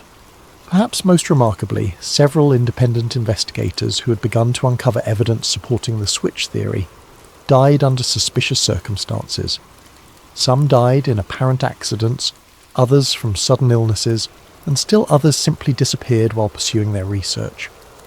Robert Hitchens, the shipyard worker who had observed unusual activity around the ship's nameplates, died in a fall from scaffolding while working on another project less than a year after the disaster. The accident occurred despite Hitchens' reputation as an experienced and safety-conscious worker who had never before been injured on the job.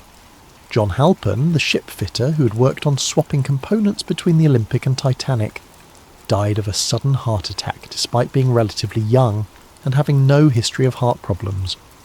His death occurred just days before he was scheduled to be interviewed by an American journalist who was investigating discrepancies in the official story.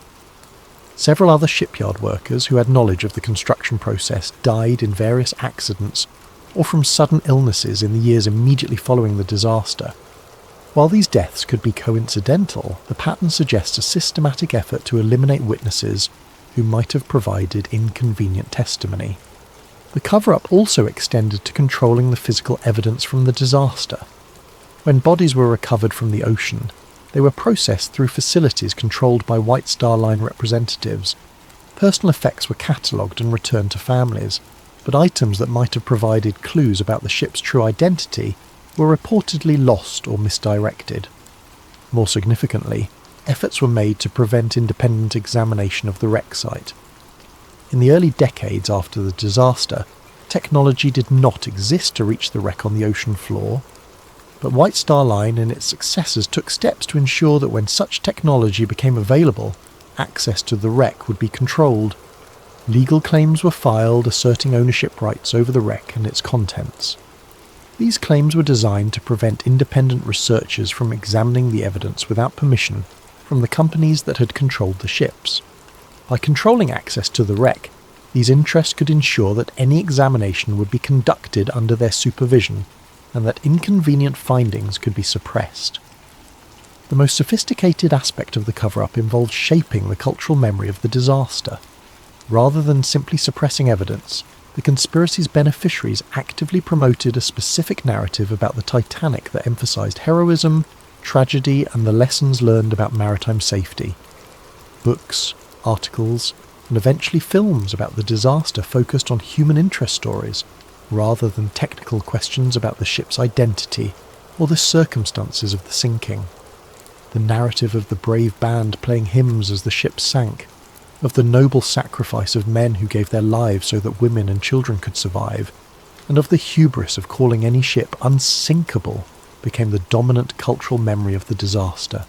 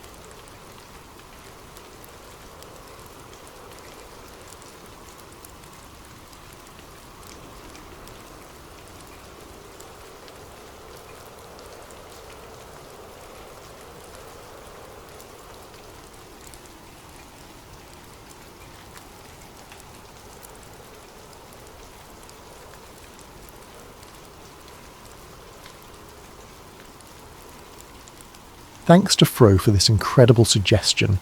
Now let's dive into one of the darkest chapters in American intelligence history. Picture this. A dimly lit apartment on Telegraph Hill in San Francisco sometime in the mid-50s. The year doesn't matter as much as the atmosphere. Jazz music drifts through the walls from a neighbouring unit, Miles Davis or maybe Charlie Parker, the kind of cool bebop that makes you feel like you're living in a movie. A man walks through the door, his heart racing with anticipation. He's nervous but excited. He met a woman at a bar downtown, a place with red leather booths and bartenders who don't ask questions. She was beautiful, charming, and after an hour of conversation that felt effortless, she suggested they go somewhere more private. Now he's here. The apartment is decorated strangely, almost theatrically.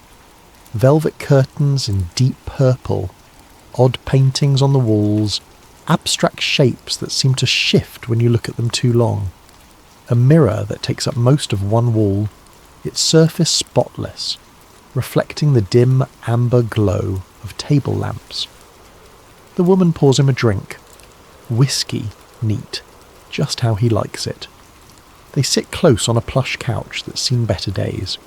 He doesn't notice the tiny holes drilled in the ceiling where microphones hide.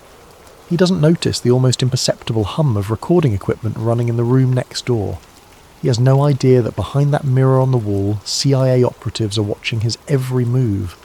He has no idea that his drink has been spiked with a dose of LSD, powerful enough to shatter his grip on reality for the next 8 to 12 hours. He has no idea that everything he says and does will be recorded, analysed, and filed away in a government laboratory where men in lab coats will review his breakdown like it's data from a chemistry experiment. This isn't fiction. This isn't a paranoid fantasy cooked up by conspiracy theorists in dimly lit basements. This is Operation Midnight Climax, and it actually happened on American soil, funded by American taxpayers, authorised by American officials who swore oaths to protect and defend the Constitution. The seeds of paranoia. The story begins in the smoking ruins of World War II, when the world split into two armed camps, and the word peace became something of a sick joke. The Cold War wasn't just about nuclear weapons capable of ending civilization in an afternoon. It wasn't just about spy satellites and proxy wars, and the constant threat of mushroom clouds blooming over major cities. It was about something far more insidious, far more terrifying, the human mind itself, and the possibility that it could be hijacked, reprogrammed, turned into a weapon. American intelligence officers became obsessed with reports filtering out of communist countries. The details were fragmentary, often contradictory, but the pattern was disturbing. Prisoners of war returning from Korea told strange, unsettling stories. They spoke of interrogation techniques that seemed to break men from the inside out, not through physical torture, though there was plenty of that, but through psychological methods that were harder to understand and impossible to resist. These men described confessions that felt real even though they knew they were false. They talked about being shown evidence of crimes they hadn't committed, and slowly, inexorably, coming to believe they'd actually done those things.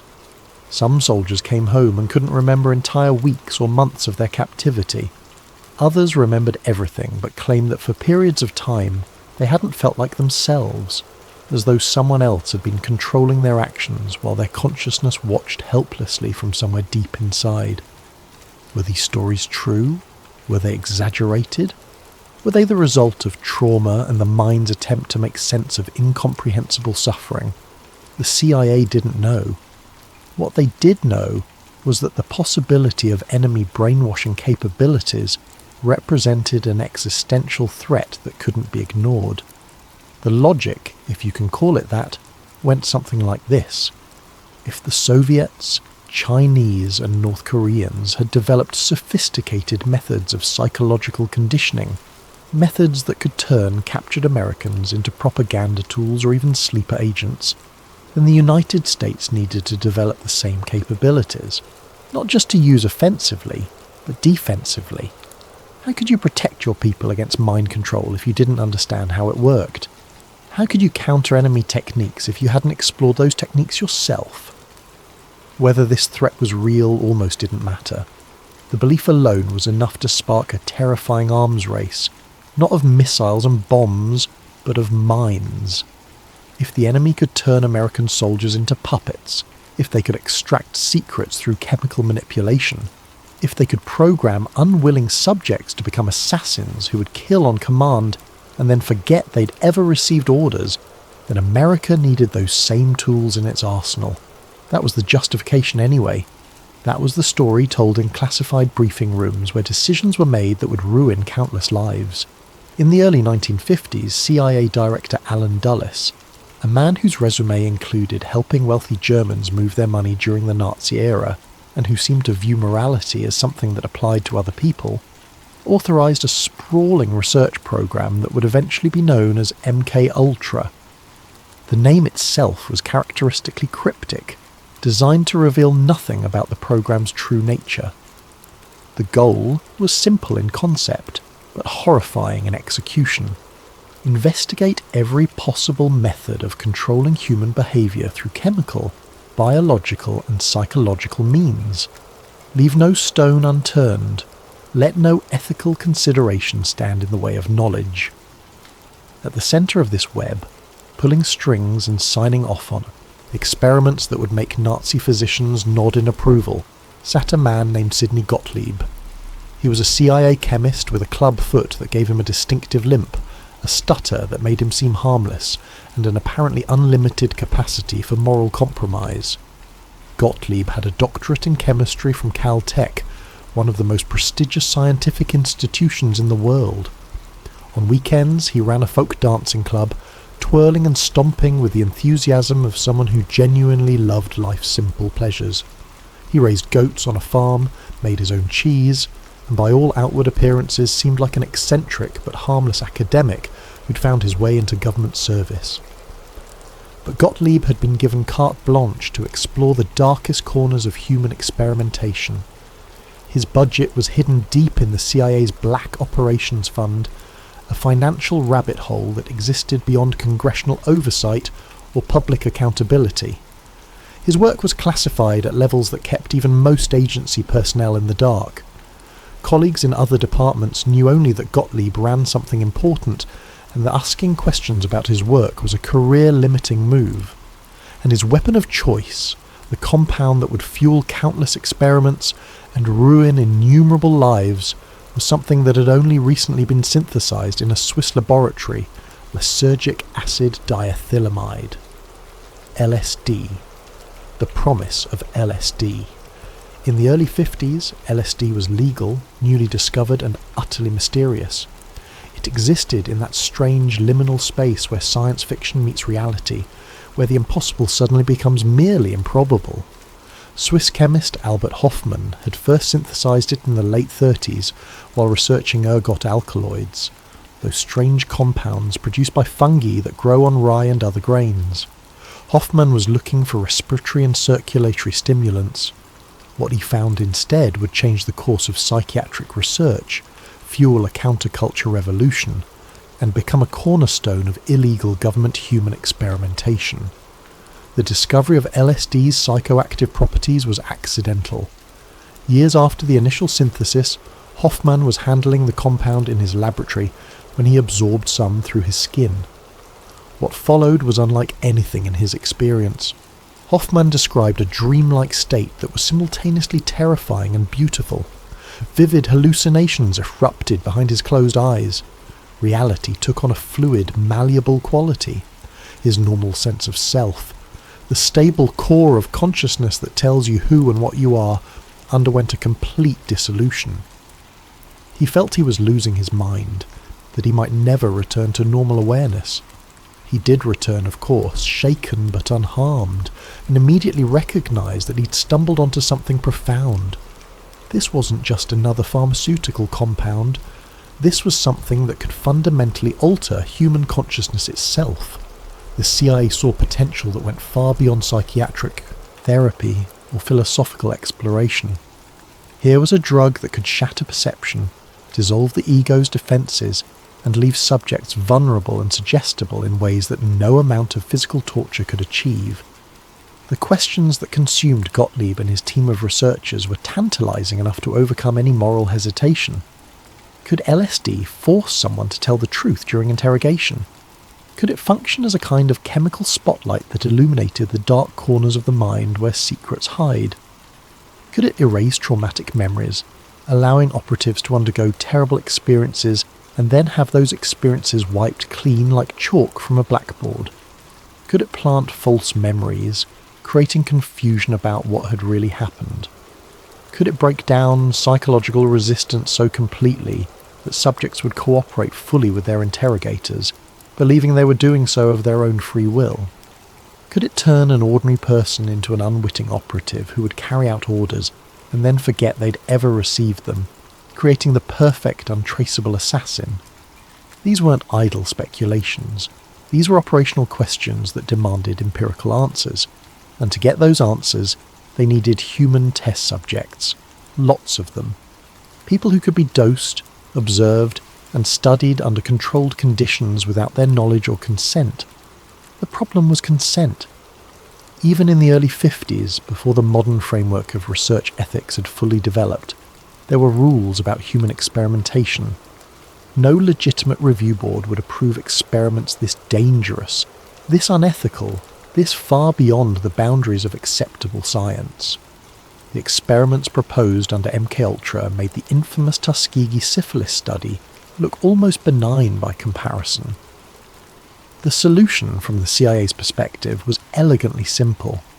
Don't ask for consent. Don't seek approval from review boards. Don't even tell the subjects they're being tested. Find ways to dose people without their knowledge, in environments where their reactions can be carefully observed and documented, and classify the whole operation at levels that ensure nobody outside a small circle of initiated insiders ever learns what's happening.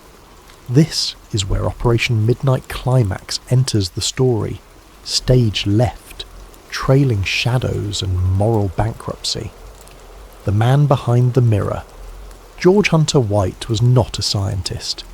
He didn't have a doctorate or spend his days pondering the mysteries of human consciousness.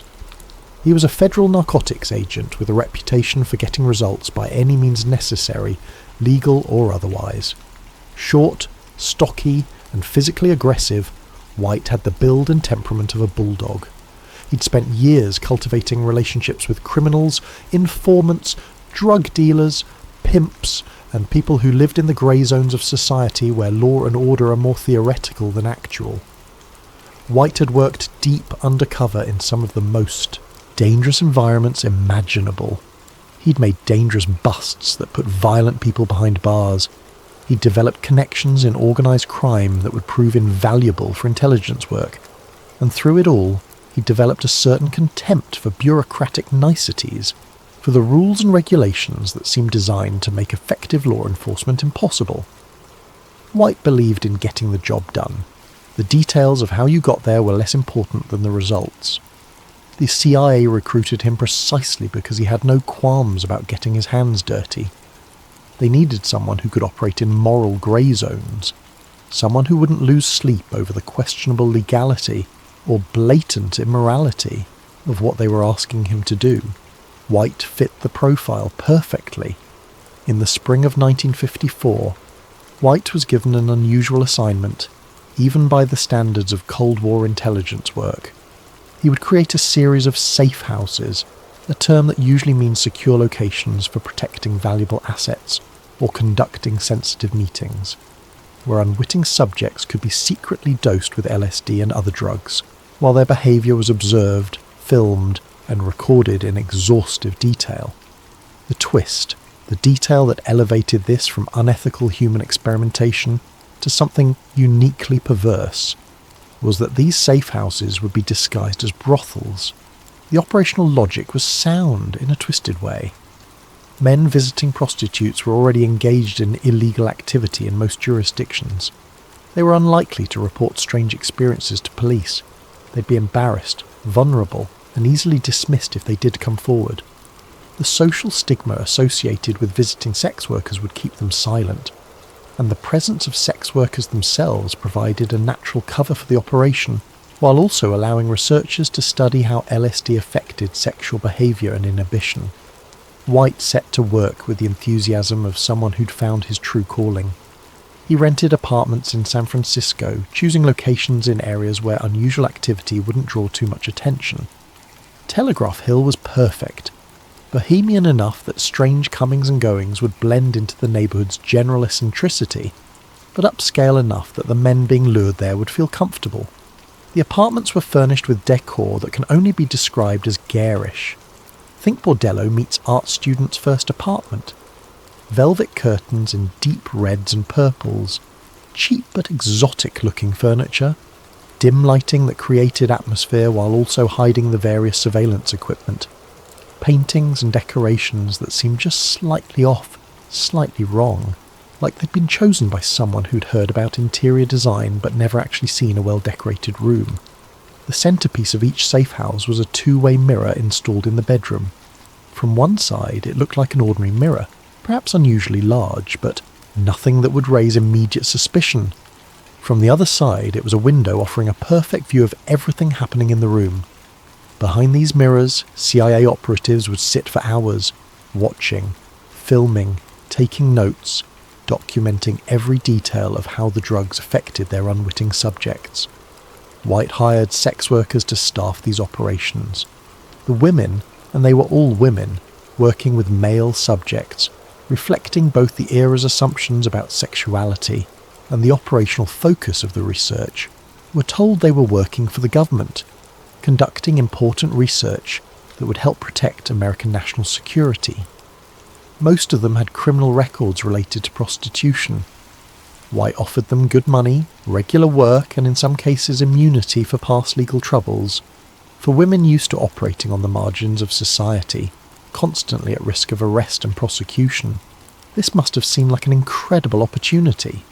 They were trained in how to lure men back to the apartments, how to make them feel comfortable, and most importantly, how to dose their drinks without arousing suspicion. The dosing had to be subtle. Too obvious, and the subject might refuse the drink or become suspicious.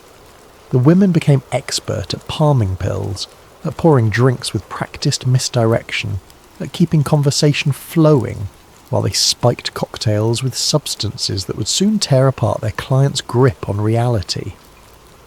The men who entered these apartments, walking through those doors with a mixture of excitement and nervousness, thought they were paying for sex. Instead, they became unwitting guinea pigs in a government mind control experiment that would have been considered science fiction if someone had proposed it in a novel. Behind the mirrors, CIA operatives watched and filmed everything. The observation rooms were cramped, dark, and smelled of stale cigarettes and instant coffee. Agents sat in uncomfortable chairs, eyes fixed on the scenes unfolding on the other side of the glass, notebooks open, cameras rolling.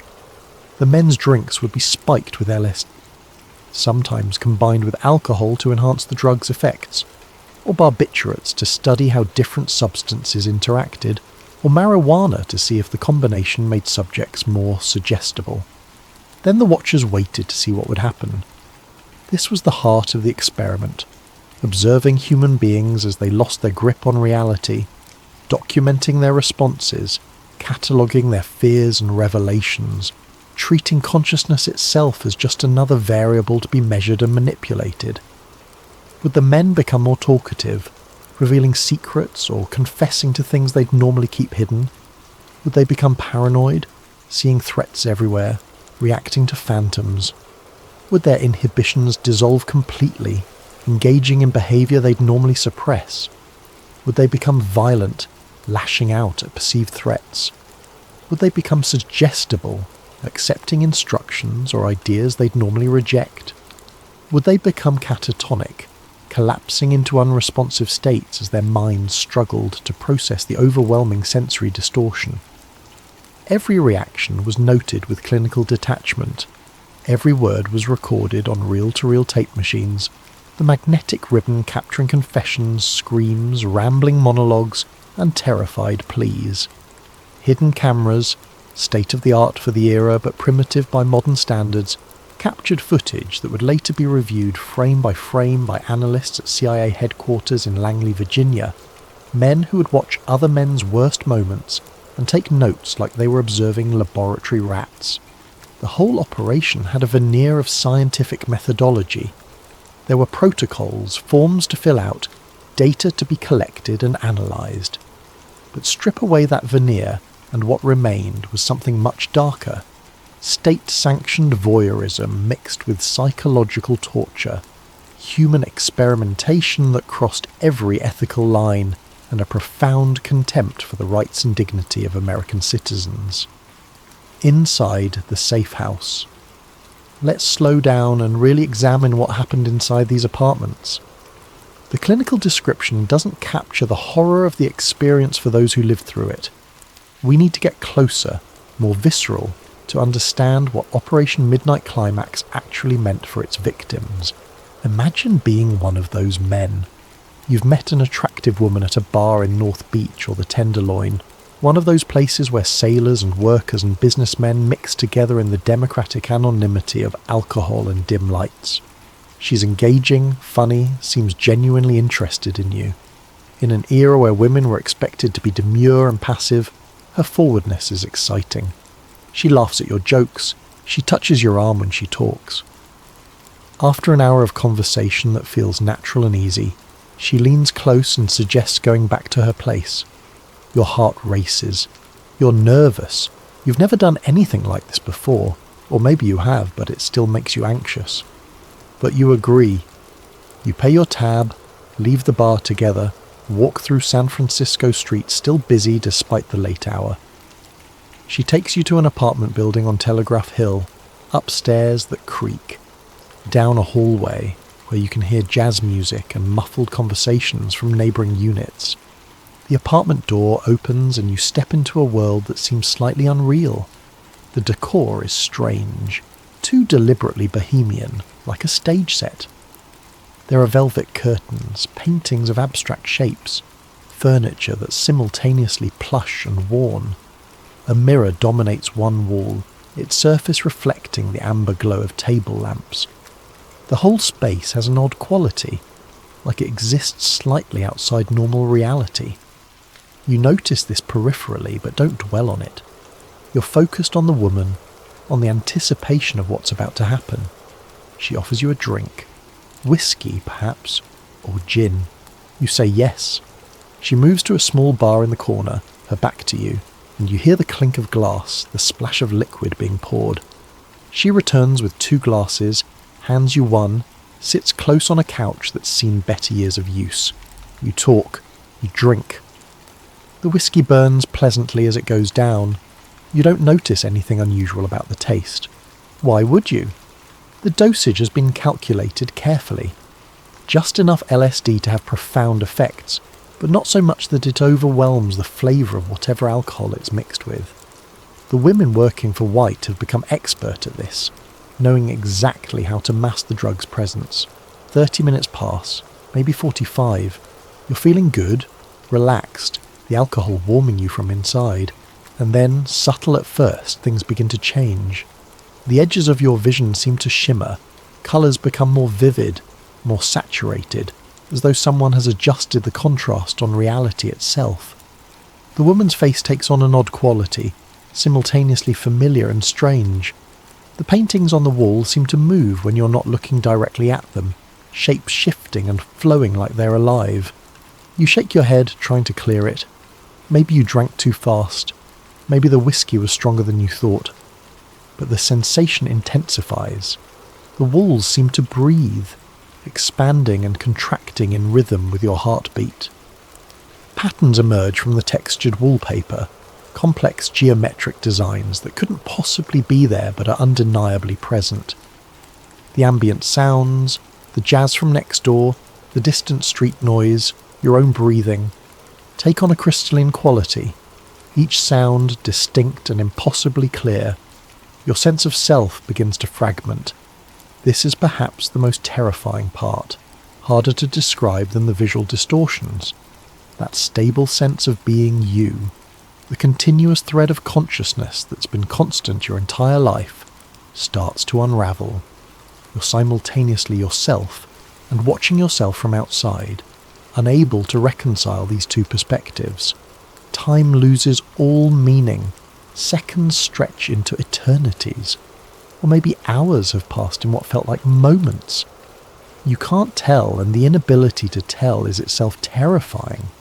The woman you came here with, the woman whose name you now can't remember, seems to transform. Sometimes she appears sinister, her face shifting into a mask of malevolence. Sometimes she seems angelic, glowing with an inner light that makes you want to weep at her beauty. Sometimes she doesn't seem quite human at all, more like an idea of a person, a symbol representing something you can't quite grasp. And through it all, though you don't know it, men in suits are watching from the other side of that mirror. They're taking notes on your breakdown, recording your reactions, treating your terror and confusion as data points to be analysed. You're not a person to them. You're subject 17 or case number 43, a biological system responding to chemical stimuli. The experience varies wildly from person to person. Some subjects had relatively benign trips, if such a thing exists when you're drugged without consent and under surveillance. They giggled through harmless hallucinations, marvelled at the strange beauty of altered perception, and eventually came down feeling shaken but not permanently damaged. Others weren't so lucky. Some experienced psychological breaks that lasted for days or weeks. They reported seeing demons, being pursued by malevolent entities, experiencing their own death over and over in an infinite loop of terror. Reality splintered into fragments they couldn't reassemble. The fear didn't end when the drug wore off. It lingered, colouring everything, making them question whether they could trust their own perceptions ever again. Some subjects became violent, lashing out at perceived threats that didn't exist. The women working these operations were sometimes injured, though this rarely made it into official reports. The CIA was more concerned with data collection than worker safety. Others became catatonic, collapsing into unresponsive states as their minds simply couldn't process the overwhelming sensory distortion. They'd sit motionless for hours, eyes wide and unseeing, while the watchers behind the mirror documented their condition with clinical detachment. The psychological aftermath was often severe. Men left these apartments confused, traumatised, unable to fully articulate what had happened to them. Many reported lasting paranoia, a persistent sense that they were being watched or followed. Relationships crumbled. Some men lost their jobs, their behaviour having become too erratic for employers to tolerate. A few ended up institutionalised, diagnosed with schizophrenia or other mental illnesses that may have been triggered or exacerbated by their unwitting participation in Operation Midnight Climax. None of them had consented to any of it. None of them understood what had been done to them, and for decades, nobody would believe their stories because the truth was too outrageous to be credible. The internal testing. Here's the truly chilling part, the detail that transforms this from unethical experimentation into something approaching collective insanity. The CIA didn't limit their testing to strangers picked up in bars and dosed in fake brothels. Internal documents later revealed that agency personnel also dosed each other without warning, slipping LSD into coffee during meetings, spiking punch bowls at office parties, even dosing colleagues just to see how they'd react under pressure. The reasoning, such as it was, went like this. Operatives needed first-hand experience with LSD so they could recognise its effects if an enemy ever used it against them. They needed to know what the drug felt like, how it altered perception and cognition, so they wouldn't be caught completely off guard if they were dosed in the field. This logic, already dubious, didn't account for the fact that being unexpectedly dosed in a familiar environment by people you trusted was arguably more traumatic than being dosed by an enemy. At least with an enemy, you knew where you stood. But having your own colleagues drug you without warning shattered the most basic foundations of workplace trust and safety. The culture within the MKUltra program became increasingly bizarre and reckless. Stories circulated about CIA officers showing up to work never quite sure if their morning coffee had been spiked. Some operatives apparently developed paranoia about office refreshments, bringing their own drinks in sealed containers, treating communal coffee pots with a suspicion usually reserved for foreign agents. One case stands out for its tragic consequences and the questions it raised about the program's true nature. Frank Olson was a CIA officer working in the agency's Biological Warfare Division. In November of 1953, Olson attended a retreat with other CIA personnel at a lodge in Western Maryland. The retreat was supposed to be a team-building exercise, a chance for officers to relax and strengthen their working relationships.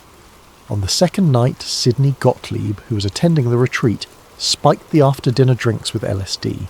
Nobody was warned, nobody consented, the drug took effect while the men were relaxing, socialising, letting their guard down in what they thought was a safe environment.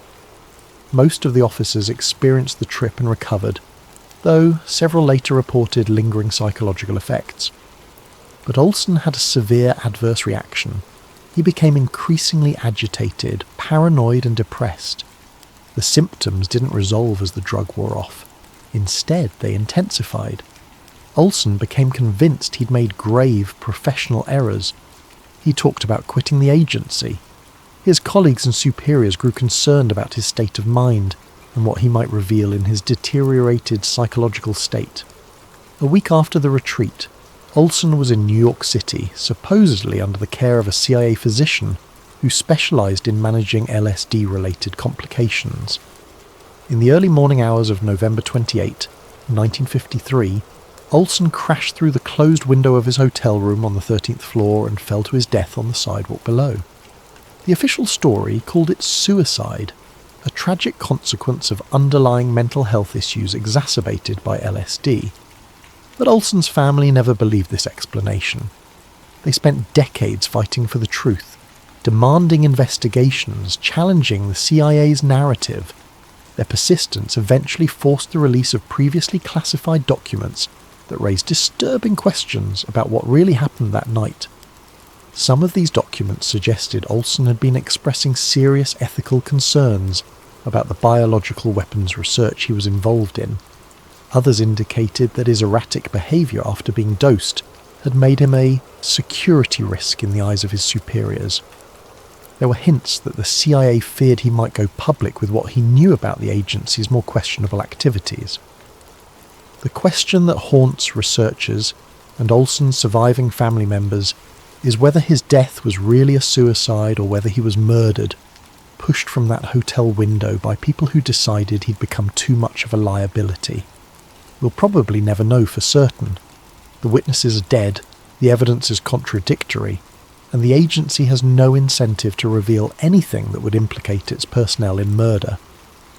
What we do know is that Frank Olson's death marked a turning point. It forced some internal recognition that the MKUltra experiments were spiralling out of control, that the casual dosing of personnel had gone from questionable research to dangerous recklessness. But this recognition didn't lead to meaningful reform or accountability. It led to better operational security, more careful documentation, and increased efforts to ensure that if things went wrong, they could be covered up more effectively.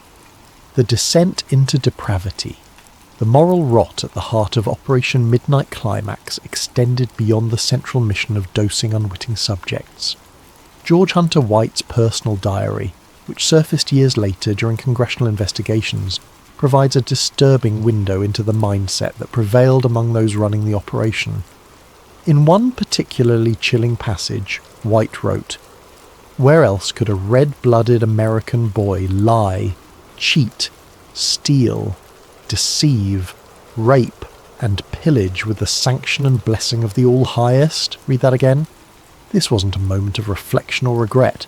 This was celebration. White was expressing joy, almost glee, at having found a situation where normal moral constraints didn't apply. The All-Highest he referenced was the CIA, the intelligence apparatus that had given him license to operate outside the law and beyond ethical boundaries. The diary entries paint a picture of a man intoxicated, not just by the alcohol he consumed in vast quantities, but by power and moral license. White hosted parties at the safe houses where CIA officers, visiting dignitaries, and selected guests would drink heavily and watch the proceedings behind the mirror like it was entertainment.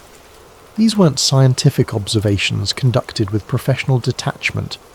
They were viewed as a show, a spectacle, a form of voyeuristic entertainment that happened to generate data as a side effect. The line between intelligence work and personal indulgence blurred completely and then disappeared altogether. White decorated one of the safe houses with a photograph of himself, sitting in front of a table covered with various drugs and paraphernalia, grinning at the camera like a kid showing off his toys. The image captured something essential about the operation. This wasn't grim. but necessary work done reluctantly in service of national security. This was something its participants enjoyed, something they found thrilling and liberating. Taxpayer money funded not just the drugs and surveillance equipment, but also the lavish lifestyle White cultivated around these operations. The CIA covered the rent on multiple apartments, paid the sex workers generous wages, provided unlimited alcohol, and financed White's personal entertainment. The official designation was behavioral research, a term that made it sound scientific and serious. The reality was much uglier. A government-funded party where drugging and manipulating American citizens was treated as sport. The drugs used weren't limited to LSD, though that remained the primary focus. White's team experimented with a disturbing array of substances, often combining them in ways that pushed subjects to psychological breaking points. Amobarbital, a barbiturate sedative, was used to create states of reduced inhibition and increased talkativeness, the so-called truth serum effect that interrogators had long sought. Subjects under the influence of amobarbital would become drowsy, compliant and talkative, sometimes revealing information they'd normally keep hidden. Marijuana was tested in various combinations, with researchers interested in whether it enhanced suggestibility or reduced anxiety in ways that could be exploited during interrogation. Sodium pentothal, another barbiturate with supposed truth serum properties, was administered to subjects to see if it could be used to extract reliable information. But the most disturbing experiments involved combining multiple substances. LSD mixed with alcohol created unpredictable effects, sometimes inducing terrifying hallucinations, sometimes creating a manic euphoria that dissolved all inhibitions. LSD combined with barbiturates could produce a strange state, where subjects were simultaneously hallucinating and sedated, trapped in vivid nightmares they couldn't wake from. Some cocktails were designed to maximize fear responses, pushing subjects into states of terror that lasted hours. There was no medical oversight, at least not in any meaningful sense. The CIA had physicians on staff who were technically supervising the experiments, but these were doctors who'd already compromised their Hippocratic oaths by participating in unethical human experimentation. They weren't there to protect the subjects' well-being. They were there to ensure subjects didn't die in ways that would create complications for the agency. No one was checking on the well-being of the subjects after they left the safe houses. No one monitored them for long-term psychological or physiological effects.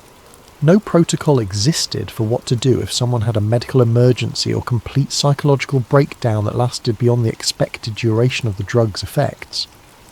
The attitude seemed to be that these were expendable people, criminals and deviants who'd wandered into the wrong place at the wrong time, men whose suffering was acceptable collateral damage in the name of national security.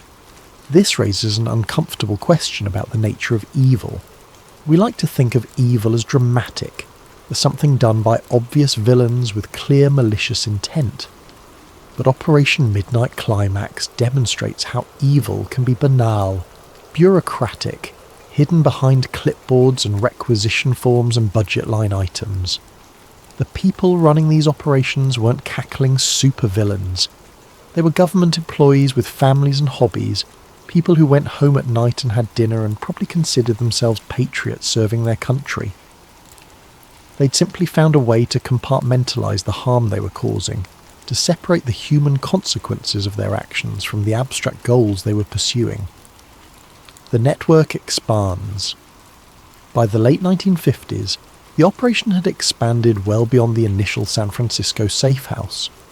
White established another operation in New York City, tucked away in Greenwich Village, that bohemian enclave where artists and writers and people living on the margins could exist without drawing excessive attention. The New York safe house followed the same basic playbook: hire sex workers, rent a discreet apartment, install surveillance equipment, and start dosing unwitting subjects. But the New York operation had its own distinctive character. Greenwich Village in the 50s was a creative ferment, a neighbourhood where beat poets read in coffee shops and jazz musicians played in basement clubs. and people talked about art and politics until dawn. The safe house blended into this environment perfectly, just another odd apartment in a neighbourhood full of odd apartments. The New York operation also drew a somewhat different clientele than San Francisco. While the West Coast safe houses primarily caught sailors, workers, and small-time businessmen, the New York location saw artists, writers, musicians, and occasionally people with more significant public profiles. There's speculation, impossible to verify because the records were destroyed, that some relatively prominent cultural figures were dosed in the Greenwich Village safe house. If true, the potential for blackmail would have been enormous. Additional sites may have operated in other cities, though documentation is sparse and contradictory. Some researchers believe safe houses existed in Washington, D.C., allowing the CIA to potentially target politicians and government officials. Others point to suggestive evidence of operations in Los Angeles and Chicago. The truth is, we'll never know the full extent of the program because the systematic destruction of records in the 70s ensured that many secrets stayed buried. What we know for certain is that by the late 50s, multiple safe houses were active simultaneously, processing dozens, if not hundreds, of subjects each year. The scale of the operation was staggering. Conservative estimates suggest that over the course of its existence, Operation Midnight Climax dosed several thousand men without their knowledge or consent. The actual number could be significantly higher. Inside CIA headquarters at Langley, this was still framed as cutting-edge behavioural science. Gottlieb and his team received regular reports from the safe houses, delivered in unmarked folders through secure channels. They analysed the recordings, looking for patterns and insights that could be weaponized. Which drug combinations produced the most suggestibility? Under what conditions did subjects reveal secrets? Could terror be induced reliably and controlled precisely? Could the effects of LSD be channeled in useful directions, or was the experience too chaotic to be operationally valuable? The research generated reams of data, most of which was ultimately judged to be of limited practical value. LSD, the agency reluctantly concluded, was not a reliable truth serum. People under its influence were highly suggestible, but they were also likely to confabulate, mixing reality with fantasy in ways that made their statements unreliable. The drug could break down psychological resistance, but it did so by shattering the mind's normal functioning so thoroughly that extracting useful information became nearly impossible. This didn't stop the experiments. Even as evidence mounted that LSD wasn't the miracle interrogation tool they'd hoped for, the program continued. This persistence suggests that for many involved, the research itself had become the point. The operation had taken on a life of its own, justified by momentum and institutional inertia as much as by any actual intelligence value. But something else was happening too, something that would only become clear later when investigators started piecing together the full story. The agents and officers involved in Operation Midnight Climax began treating the safe houses as private clubs, places where they could indulge appetites and behaviours that normal society constrained. George Hunter White kept detailed logs of who visited the safe houses and when. These logs, partially recovered during later investigations, show that many visits had no clear research purpose. CIA officers would show up not to conduct experiments but to drink, socialise and indulge in the voyeuristic thrill of watching people lose their grip on reality. Some brought guests showing off the operation like it was a particularly exotic tourist attraction. The safe houses became a kind of shadow perk for CIA personnel, a place where the normal rules didn't apply, where you could watch human beings at their most vulnerable and tell yourself it was for the greater good. White would invite colleagues to come watch the show, and they'd spend evenings drinking and observing like Romans at the Colosseum, treating other people's suffering as entertainment. Reports suggest that the safe houses were also used for activities that had nothing to do with official CIA business. Some personnel allegedly used them for assignations, taking advantage of the apartments and the available sex workers for personal gratification. The line between official operations and personal pleasure dissolved entirely. The program had metastasized from dubious research into something that resembled organized abuse with government funding. And nobody was stopping it because everyone involved had reasons to stay quiet, whether from fear of ending a career-making operation or fear of being implicated in activities that, if exposed, would destroy careers and possibly result in criminal charges. The beginning of the end. By the early 60s, the cracks were becoming impossible to ignore. The CIA was still riding high from its Cold War successes, still operating with the confidence of an organisation that believed itself above accountability. But even within this culture of moral flexibility, Operation Midnight Climax was starting to look indefensible. Internal CIA memos from this period, later obtained through Freedom of Information Act requests, show growing concern among mid-level administrators. These weren't bleeding heart liberals troubled by abstract ethical considerations. These were practical intelligence officers worried about operational security and legal liability. The questions they raised had nothing to do with the morality of dosing citizens without consent and everything to do with the practical problems this created. What happens if a subject dies during an experiment? What's the agency's legal exposure? What if someone with a pre-existing medical condition has a catastrophic reaction to LSD? What if a subject figures out what happened and goes to the press? What if foreign intelligence services learn about the safe houses and use that information for propaganda purposes? The memo writers were concerned about consequences, not ethics. But even this limited form of accountability was enough to start the process of shutting down the operation. The CIA's Inspector General's office conducted a review in the early 60s and found what amounted to a rogue operation with minimal scientific value and enormous legal liability. The Inspector General's report, portions of which survived the later purge of documents, made for damning reading.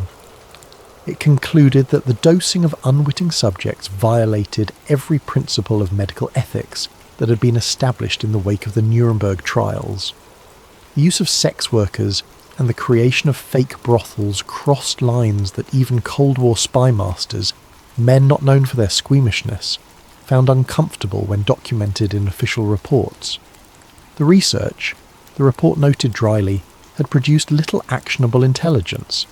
Experiments had confirmed that LSD was a powerful hallucinogen that could temporarily incapacitate people and make them highly suggestible.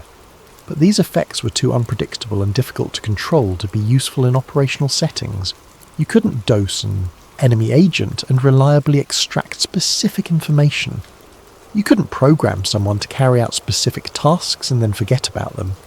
The drug was simply too chaotic, its effects too dependent on individual psychology and environmental factors.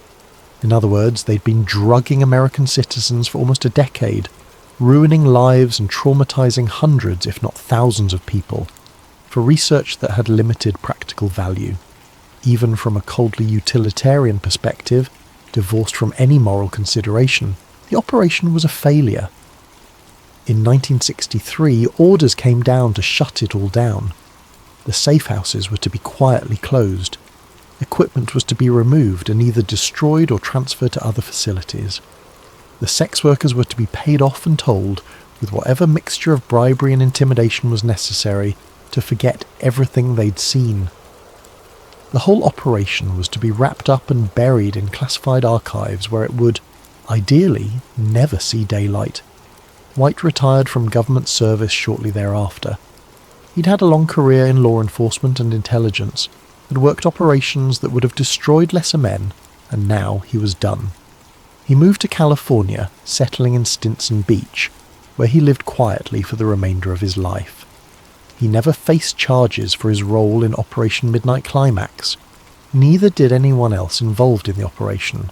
There were no courts-martial, no criminal prosecutions, no professional sanctions. The attitude within the CIA seemed to be that White and his team had simply been following orders, conducting research that higher-ups had authorized and funded.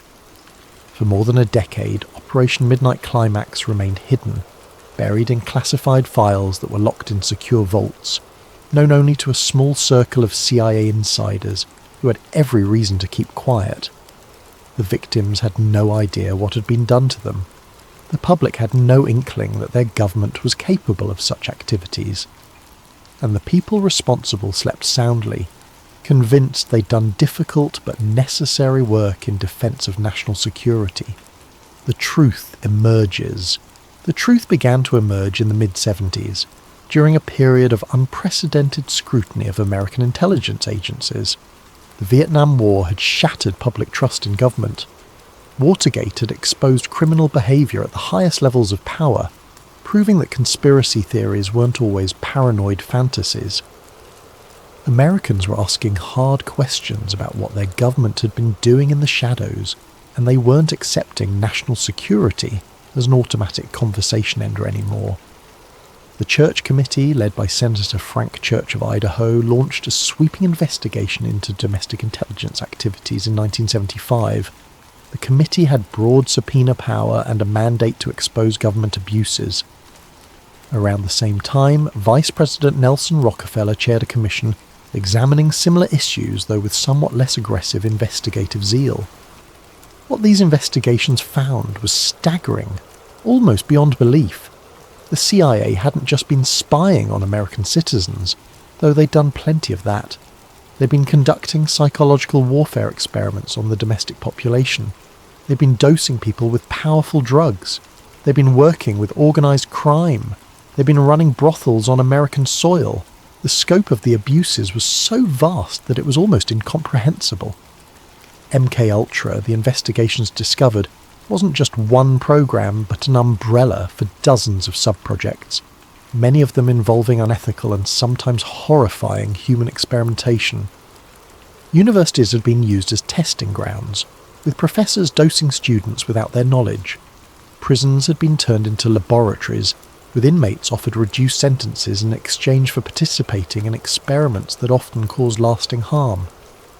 Mental institutions had been co-opted, with patients subjected to treatments that had more to do with breaking minds than healing them.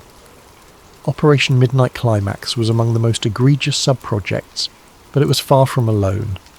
The breadth of MKUltra suggested a systemic problem, a complete breakdown of ethical constraints and oversight mechanisms that had allowed intelligence personnel to pursue virtually any avenue of research without accountability.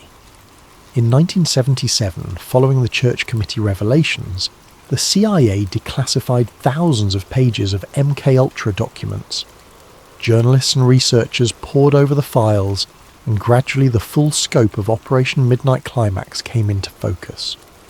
The sanitized language of official reports couldn't quite hide the horror of what had been done. Survivors began coming forward, encouraged by the investigations and by the realization that they weren't alone, that others had experienced similar inexplicable trauma. Some described being drugged and disoriented, waking up hours later in unfamiliar surroundings with no clear memory of what had happened, only fragmentary impressions of terror and confusion. Others spoke of lasting psychological damage, of paranoia that never fully went away, of relationships destroyed by behavioural changes they couldn't explain or control, of careers derailed by psychological instability they couldn't trace to any source. One man, testifying before investigators, described an experience in a San Francisco safe house that had haunted him for over 2 decades. He'd gone back to an apartment with a woman he'd met at a bar, had a drink, and then reality had come apart.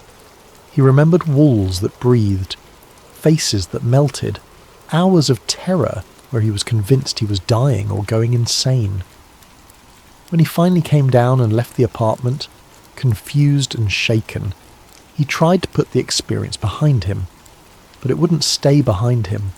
For years afterward, he suffered from nightmares, panic, attacks, and a persistent sense that reality wasn't quite stable, that it might shatter again at any moment. His marriage fell apart, he lost his job, he spent time in psychiatric facilities, and for most of that time, he had no idea what had actually happened to him. No framework for understanding why a single night had demolished his life so completely. Another survivor talked about how a single night of unknowingly consuming LSD had triggered latent mental illness that plagued him for decades. He'd had no history of psychological problems before that night. Afterward, he struggled with symptoms that doctors diagnosed as schizophrenia, auditory hallucinations, paranoid ideation, difficulty distinguishing reality from delusion. He'd spent years on antipsychotic medication, in and out of hospitals, his life effectively destroyed. When he learned about Operation Midnight Climax, pieces started to fall into place. The symptoms had started immediately after that confusing, terrifying night in an apartment he could barely remember. He'd been dosed, his brain chemistry altered in ways that triggered a cascade of psychological problems. But there was a massive problem with the survivors coming forward, and the investigations trying to piece together what happened. Most of the records had been deliberately destroyed. In 1973, as the Watergate scandal consumed Washington, and it became increasingly clear that intelligence agencies would soon face unprecedented public scrutiny, outgoing CIA Director Richard Helms made a fateful decision. He ordered the destruction of all MKUltra files, everything. The research data, the experimental protocols, the surveillance footage, the audio recordings, the administrative records, all of it was to be eliminated. The destruction was systematic and thorough. Boxes of documents were shredded into confetti. Reels of magnetic tape were erased. The recordings of men's worst moments electronically obliterated. Film canisters were opened and their contents burned. Thousands of hours of footage turned to ash and smoke. The goal was to make it as though MKUltra had never existed, to eliminate any evidence that could be used to hold individuals accountable or prove the full extent of the program's abuses. The destruction was so comprehensive that investigators in the 70s could only piece together fragments of what had really happened. The true number of victims, the full extent of the experiments, the complete list of safe house locations, the names of everyone involved, all of it vanished into industrial shredders and incinerators. The history of Operation Midnight Climax exists now only in outline, with the details lost forever. What survived was largely accidental. Some documents had been mislabeled and filed in the wrong places, allowing them to escape the purge. Financial records, which were kept separately and overlooked during the destruction order, provided a paper trail showing how much money had been spent and where it had gone. And most importantly, the testimony of people who'd been there, who'd participated or been victimised, provided first-hand accounts that no amount of document shredding could eliminate. These fragments were enough to confirm that Operation Midnight Climax had happened, that the core accusations were true, that the government really had drugged citizens in fake brothels and called it research. But the gaps in the record remained frustrating and troubling. We know what happened in broad strokes, but the specific details, who exactly was victimised, what precisely was done to them, who gave which orders and when, are lost. The conspiracy deepens. As researchers dug deeper into the fragmentary evidence, examining what had survived the purge and interviewing everyone they could find who had knowledge of the program, a disturbing pattern emerged. Operation Midnight Climax may not have been primarily about LSD research at all. The drug testing might have been cover for something else entirely. Blackmail. Think about the operational reality. The CIA was secretly filming prominent men in compromising sexual situations, while those men were under the influence of mind-altering drugs. Every session created potential blackmail material. Get someone on film in a San Francisco safe house, engaging in activities they'd never want made public, saying things they'd never want attributed to them, and you own them. You have leverage that can be used to secure cooperation, extract favours, or simply ensure silence. The blackmail theory isn't just speculation. There's circumstantial evidence supporting it. Pieces of a puzzle that, while individually inconclusive, collectively paint a suggestive picture. First, consider George Hunter White's background and connections. he wasn't just a federal narcotics agent. He had extensive ties to organised crime, relationships built over years of undercover work and complicated by the realities of Prohibition-era law enforcement. The mob controlled prostitution in most major American cities. They had their own networks of safe houses and compromising situations used for leverage. White would have been intimately familiar with these tactics. The CIA had a long, documented history of working with organised crime when it suited their purposes. They'd partnered with the mob in attempts to assassinate Fidel Castro. They'd used criminal networks to move money and weapons. The overlap between CIA operations and criminal enterprises was far more extensive than most people realise. The safe houses in Operation Midnight Climax closely resembled mob-run honey trap operations. The techniques, using sex workers to lure marks, compromising them in situations they couldn't escape without embarrassment, creating leverage through documentation of illegal or socially unacceptable behaviour, was straight from the organised crime playbook. Second, consider the targets.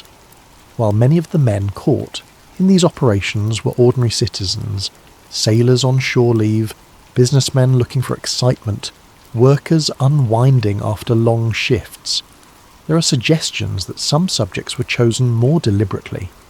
The Greenwich Village safe house in particular is rumoured to have attracted or targeted people with public profiles: artists, writers, academics, people whose work or social positions made them potentially useful sources of information or influence.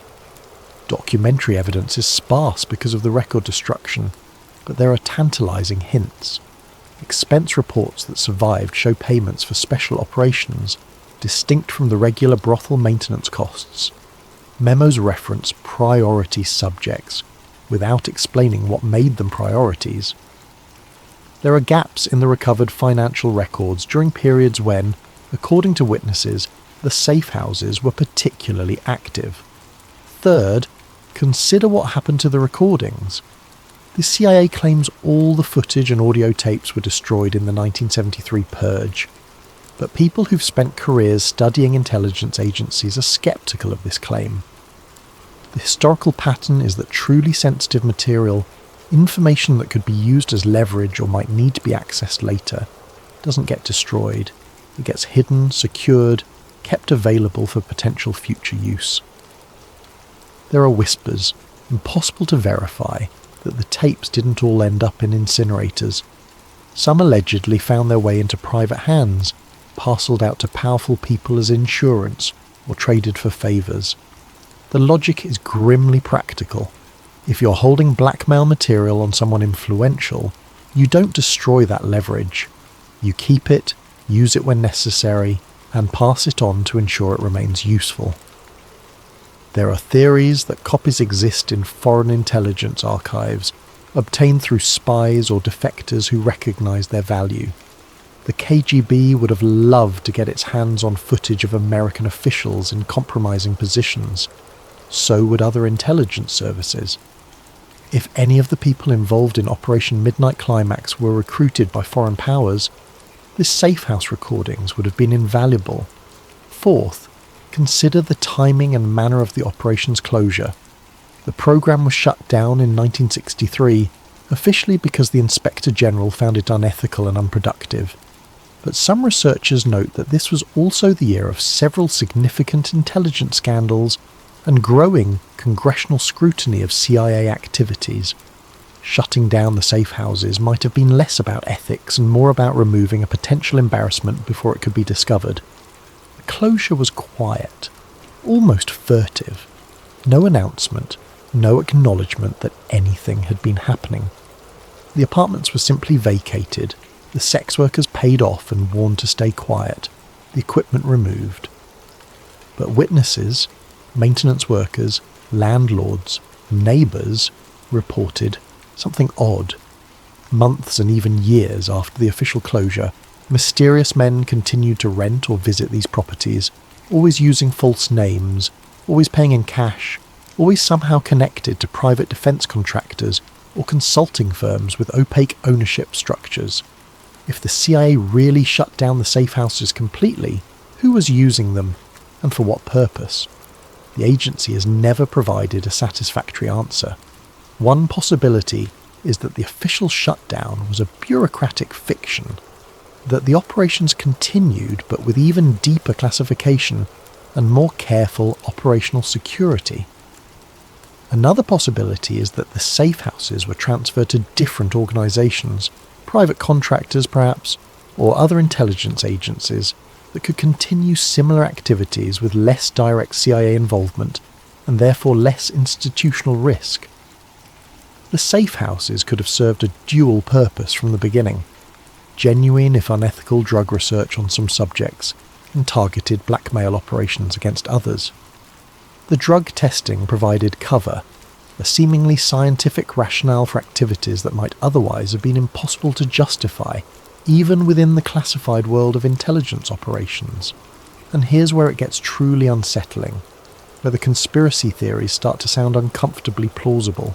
The techniques pioneered in Operation Midnight Climax closely resemble what intelligence agencies call honey traps, operations where sex, romance, or the appearance thereof is used to compromise and control targets. Throughout the Cold War, both sides used these tactics extensively. The Soviets were famous for it, using attractive agents to seduce Western diplomats and officials, then using photographs or recordings of the encounters to force cooperation. The Americans did the same thing, though perhaps with slightly more euphemistic language in official reports. The safe houses were perfect honey trap facilities. They were designed specifically to create compromising situations that could be documented. The presence of drugs added another layer of leverage. Not only could you threaten to reveal someone's sexual indiscretions, but you could also threaten to expose their drug use, which in the 1950s and 60s carried severe legal penalties and social stigma. Moreover, people dosed with LSD without their knowledge were often uncertain about what had really happened during their experience. The drug's effects included memory problems, confusion about the timeline of events, difficulty distinguishing hallucination from reality. This confusion made victims vulnerable to suggestion. An operative could tell someone, "You said this," or "You did that," and the person, unable to fully trust their own recollections, might accept the claim even if it was false. This created opportunities for manipulation that went beyond simple blackmail into more sophisticated forms of psychological control. The ultimate nightmare scenario, and one that several researchers have explored, is that some of the safe house recordings were used to blackmail people into positions where they could be further exploited.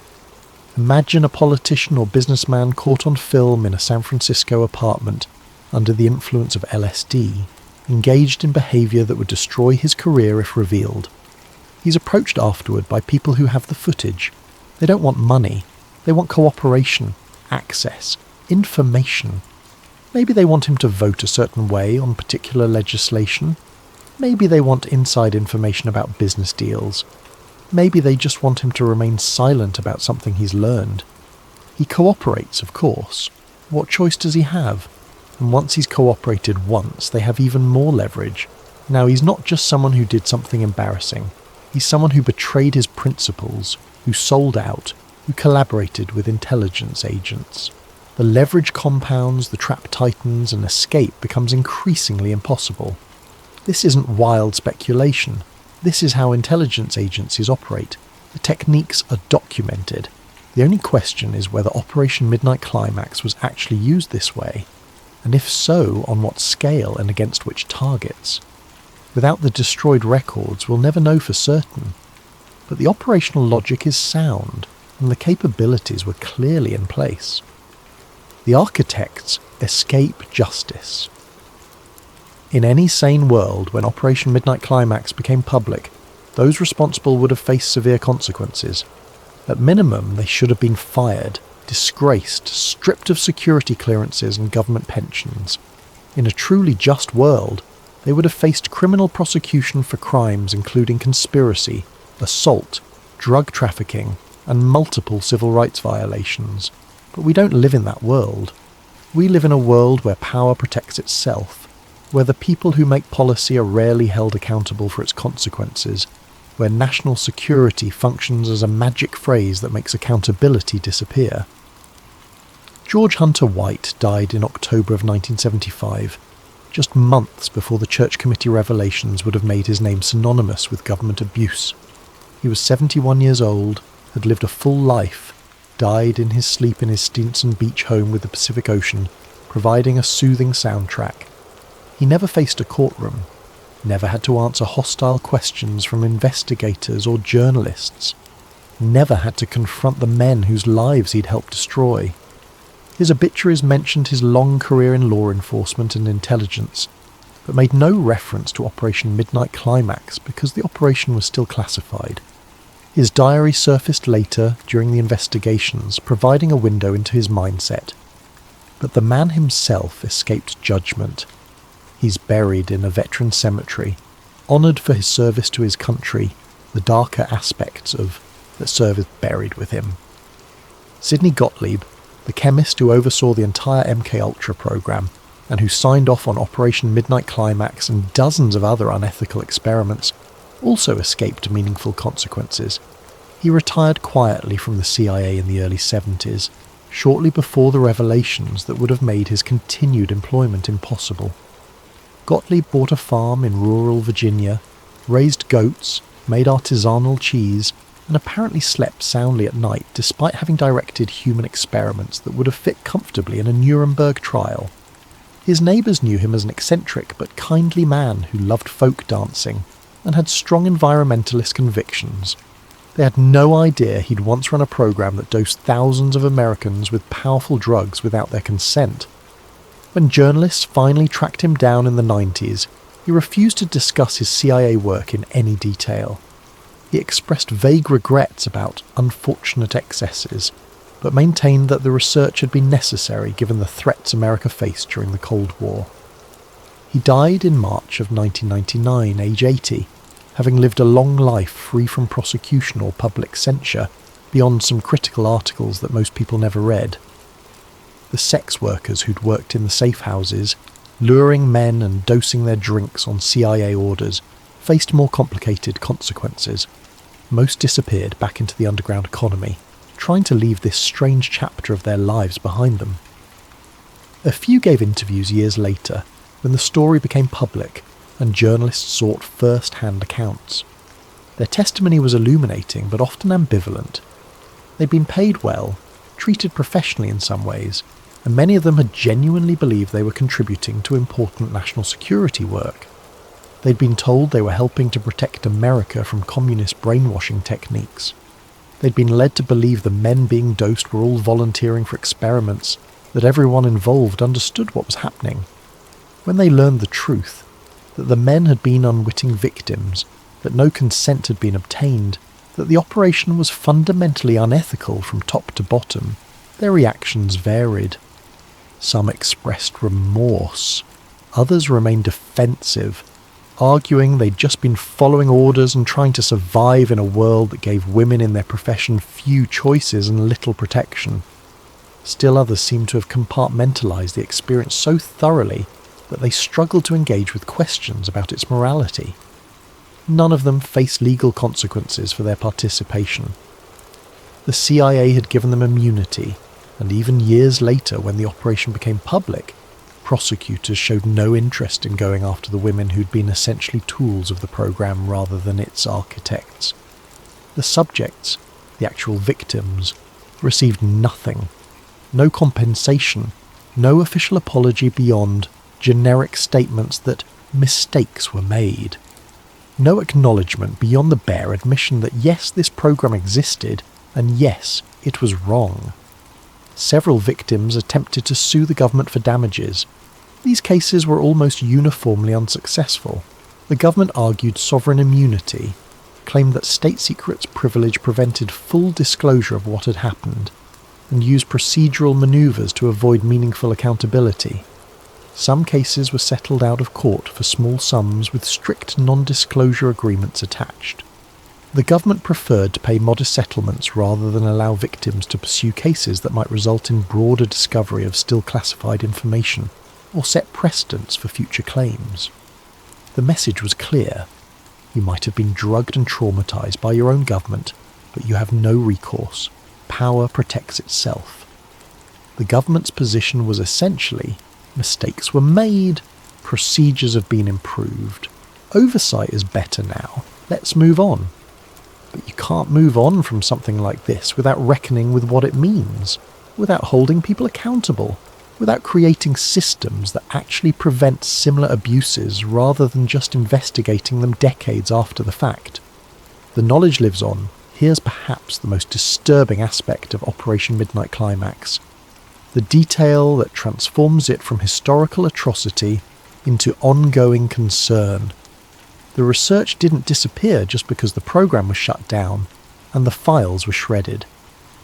The CIA learned things about human psychology during Operation Midnight Climax and the broader MKUltra program. They learned how drugs affect behaviour under different conditions. They learned techniques for breaking down psychological resistance. They learned methods for manipulating perception and creating vulnerability. That knowledge didn't evaporate when the safe houses closed. It got incorporated into training manuals, interrogation protocols, and behavioural analysis techniques. The specific tactics may have changed. The technology certainly has advanced, but the underlying philosophy remains: study human vulnerability, catalogue the ways consciousness can be altered and manipulated, then weaponise that knowledge for intelligence purposes. When you read about enhanced interrogation methods used decades later at facilities like Abu Ghraib and Guantanamo Bay, when you learn about psychological operations designed to disorient and control, when you encounter descriptions of isolation, sensory deprivation, sleep disruption, and other techniques meant to break subjects without leaving physical marks, you're seeing the legacy of programs like MKUltra and Operation Midnight Climax. The through line from a CIA safe house in 1950s San Francisco to modern behavioural manipulation is more direct than most people realise. The knowledge was preserved, the techniques were refined, the applications multiplied. Some of the findings from LSD research made their way into academic psychology, minus the context of how they were obtained. Papers were published about how hallucinogens affect cognition and perception, studies that drew on data from MKUltra experiments without acknowledging that the data came from non-consenting subjects dosed in government brothels. This knowledge then influenced subsequent research, creating a genealogy of scientific understanding built partly on a foundation of unethical experimentation. Other findings influenced advertising and marketing psychology. The understanding of how to bypass rational thought, how to trigger emotional responses, how to manipulate behaviour without subjects fully realising they're being manipulated. These insights have applications beyond intelligence work. Advertisers, political consultants, and social media companies use techniques that owe intellectual debts to Cold War mind control research, though the connections are rarely acknowledged explicitly. The CIA also maintained relationships with researchers who'd been involved in MKUltra. Even after the program officially ended, Gottlieb and others continued to consult on projects related to behavioural control and psychological manipulation. Their expertise remained valuable, their knowledge sought after, their moral compromises forgiven in service of ongoing intelligence needs.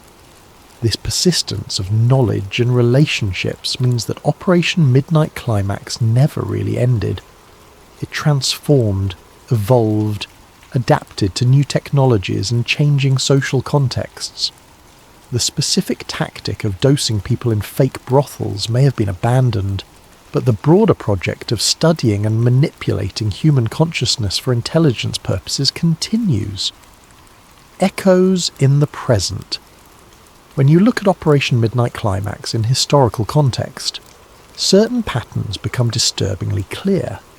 The justification was always national security. The threat was portrayed as existential, and the enemy as ruthless, therefore our methods had to match theirs. Oversight was minimal because the threat was too urgent, too dangerous to allow bureaucratic interference or democratic accountability. These are the same arguments that reappear throughout history whenever governments seek to expand their power and dodge accountability. They're not unique to the Cold War or to the United States. They're universal rhetorical moves that authoritarian-leaning officials use in every time and place. The threat is real. The enemy is implacable. We need extraordinary powers to protect you. Trust us. Don't ask too many questions. National security prevents us from explaining in detail, but believe us when we say this is necessary. From Cold War LSD experiments to Vietnam-era surveillance of domestic activists, from post-9/11 warrantless wiretapping to contemporary mass data collection, the tools change, but the logic remains constant. Trust us. It's for your own good.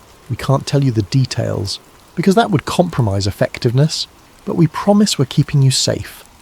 Operation Midnight Climax proved that conspiracy theories aren't always theories. Sometimes the paranoid fantasy turns out to be documented fact.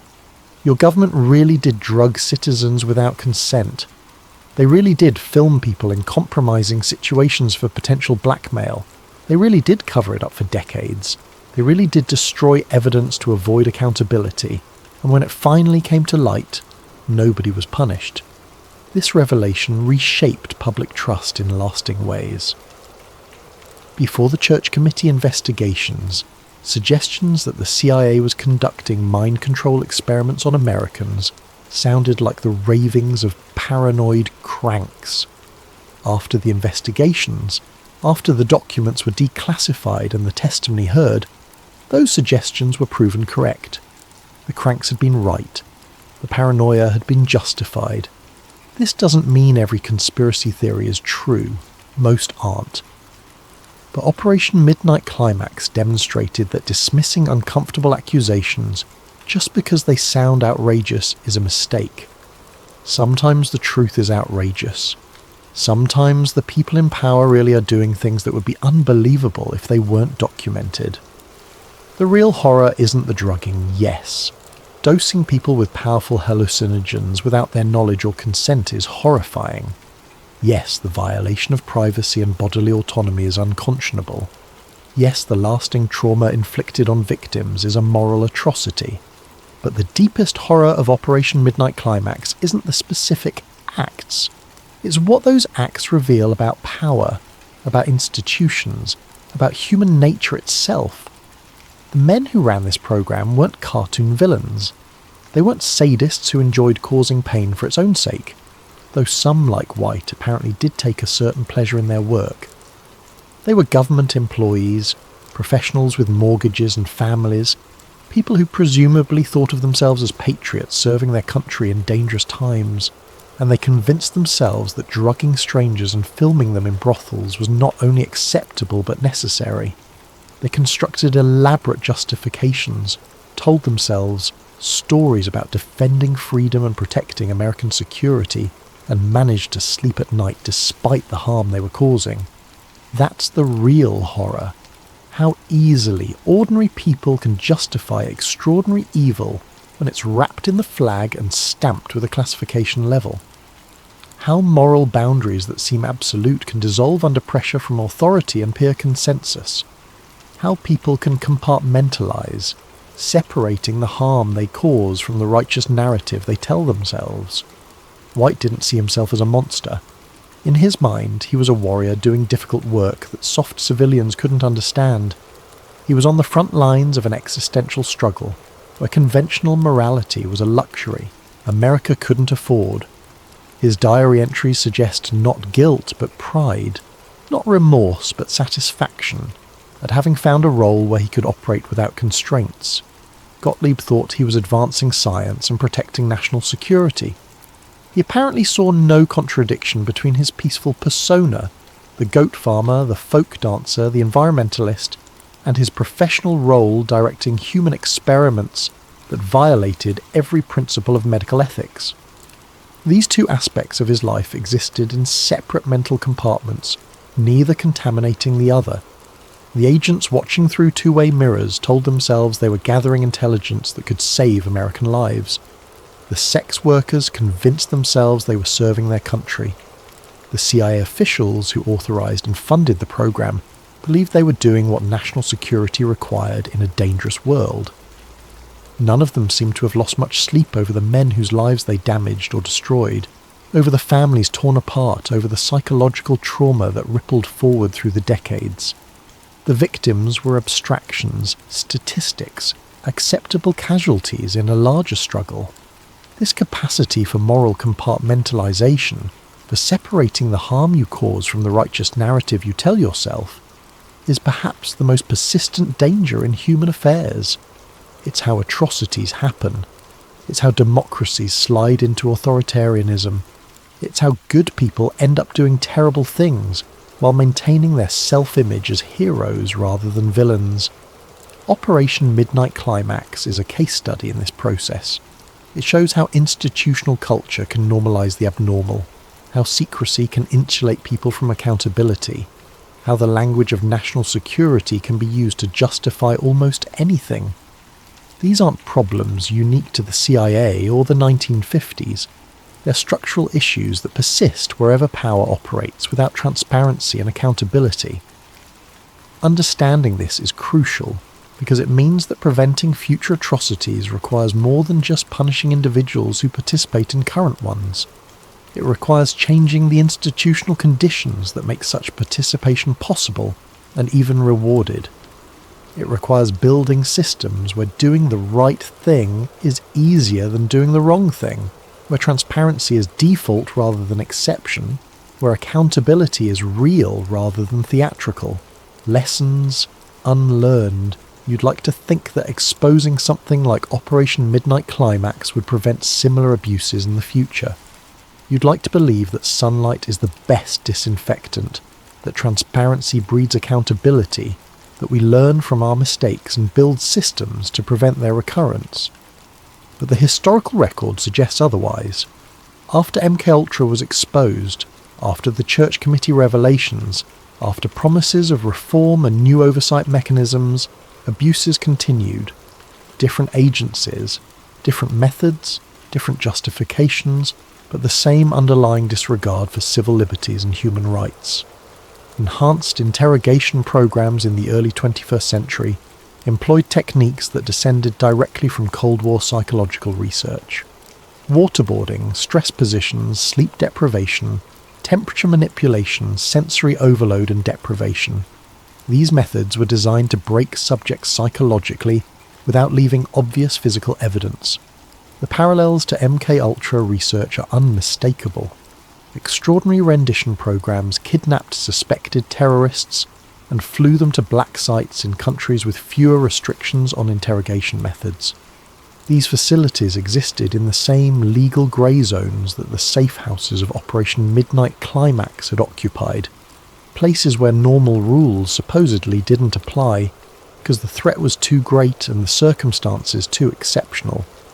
Mass surveillance programs revealed by whistleblowers showed that intelligence agencies were collecting vast amounts of data on American citizens without warrants or meaningful oversight. The justification was always the same: national security, terrorist threats, keeping Americans safe. The programs operated in secret for years, only come into light through unauthorized disclosures rather than official channels. The pattern persists because the underlying conditions haven't changed. We still have intelligence agencies that operate primarily in secret. We still have classification systems that keep most of their activities hidden from public view. We still have oversight mechanisms that are weak, compromised, or ineffective. We still have a political culture that treats national security as a conversation-ending trump card, rather than a claim that requires rigorous justification. Operation Midnight Climax wasn't an aberration. It was a symptom of deeper structural problems that remain largely unaddressed. Until we confront those problems directly, until we build institutional safeguards that actually prevent abuses rather than just investigating them decades after the fact, we'll keep seeing variations on the same theme. The human cost.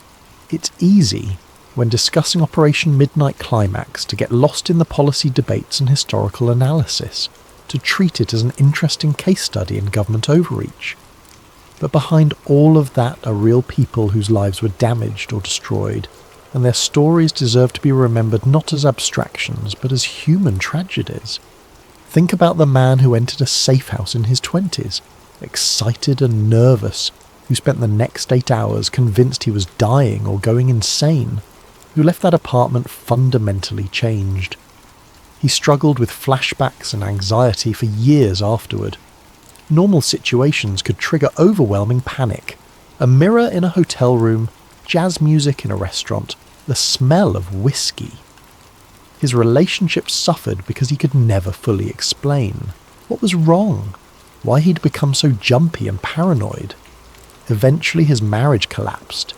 His career stalled because employers found his behaviour erratic and unreliable.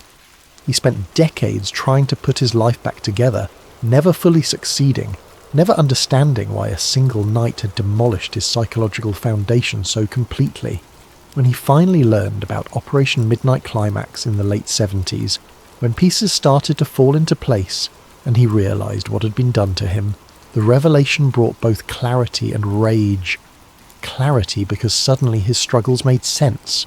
Rage because he had spent decades thinking something was wrong with him, when really something had been done to him. But by the time he learned the truth, the people responsible were beyond reach, the evidence was destroyed, and there was no practical recourse. Think about the woman who worked as an asset in the safe houses, bringing men back to the apartments, dosing their drinks, playing her role in the operation. She was told she was serving her country, doing important work. She needed the money. Her criminal record made regular employment nearly impossible. She convinced herself that the men being dosed were volunteers, that everyone involved understood what was happening. When she learned the truth years later, that the men had been unwitting victims, that no consent had been obtained, she was devastated. She'd participated in something monstrous while believing it was righteous. The guilt became crushing. She tried to find the men she'd lured to the apartments, to apologise, to explain, but she didn't know their names. They'd been anonymous to her, just faces that passed through, subjects in an experiment she didn't fully understand. She carried that guilt for the rest of her life, a burden made heavier by the knowledge that she too had been manipulated, used as a tool by people who'd lied to her about what was really happening. Think about the families of men who'd been dosed and never recovered. Wives who watched their husbands transform into strangers, becoming paranoid and erratic for no reason they could understand. Children who grew up wondering why their father was different, why he had episodes where he seemed terrified of nothing, why he couldn't hold down a job or maintain relationships.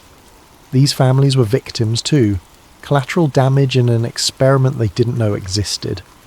Some of these families spent years and small fortunes on medical treatment and therapy, trying to help their loved ones recover from trauma whose source they couldn't identify. They watched as antipsychotics and other medications provided partial relief, but never fully restored the person they'd known. They struggled with their own questions. Was this our fault? Could we have done something different? Why is this happening to us? When the truth came out, these families had their own reckoning. The person they loved hadn't been broken by some mysterious flaw or unexplained mental illness. He'd been deliberately drugged by his own government. The trauma was inflicted, not random. But this knowledge came too late to help in most cases, and there was no one to hold accountable. These aren't abstractions. They're human beings who got caught in the machinery of a program that treated them as expendable. Their stories deserve to be remembered, not as cautionary tales or political ammunition, but as reminders of what's at stake when we allow power to operate without meaningful constraints. Where are the tapes? This question haunts researchers and survivors alike. Hundreds, if not thousands of hours of footage and audio recordings were made in those safe houses. Hidden cameras captured everything. Reel-to-reel machines preserved every word. The surveillance was comprehensive, designed to document every detail of how subjects responded to the drugs. The CIA claims all of it was destroyed in the purge of 1973, boxes of film stock incinerated, magnetic tape erased, and then physically destroyed. The claim is that nothing survived, that the complete record of what happened in those apartments went up in smoke or was reduced to confetti by industrial shredders. But people who've studied intelligence agencies for decades are deeply skeptical of this claim. The historical pattern, evident across multiple agencies and countries, is that truly sensitive material doesn't get destroyed. Information that could be used as leverage, recordings that might need to be accessed later, evidence that provides insurance against betrayal, this kind of material gets hidden, secured, kept available even when official policy calls for destruction. Think about the operational logic. If you're holding footage of prominent people in deeply compromising situations, recorded without their knowledge, potentially showing them under the influence of hallucinogenic drugs engaging in behaviour they'd never want made public, you're holding enormous leverage. Why would you destroy that? It's insurance. It's a weapon. It's power in its most concrete form. There are whispers, impossible to verify through official channels, that the tapes didn't all end up in incinerators. Some allegedly found their way into private hands, parcelled out to powerful people as mutual insurance, or traded for favours in the complex economy of secrets that characterises high-level intelligence work. The logic is grimly practical. If you have blackmail material on someone influential, you don't burn it. You secure it, document its existence to the right people, and use that implicit threat to ensure cooperation or silence.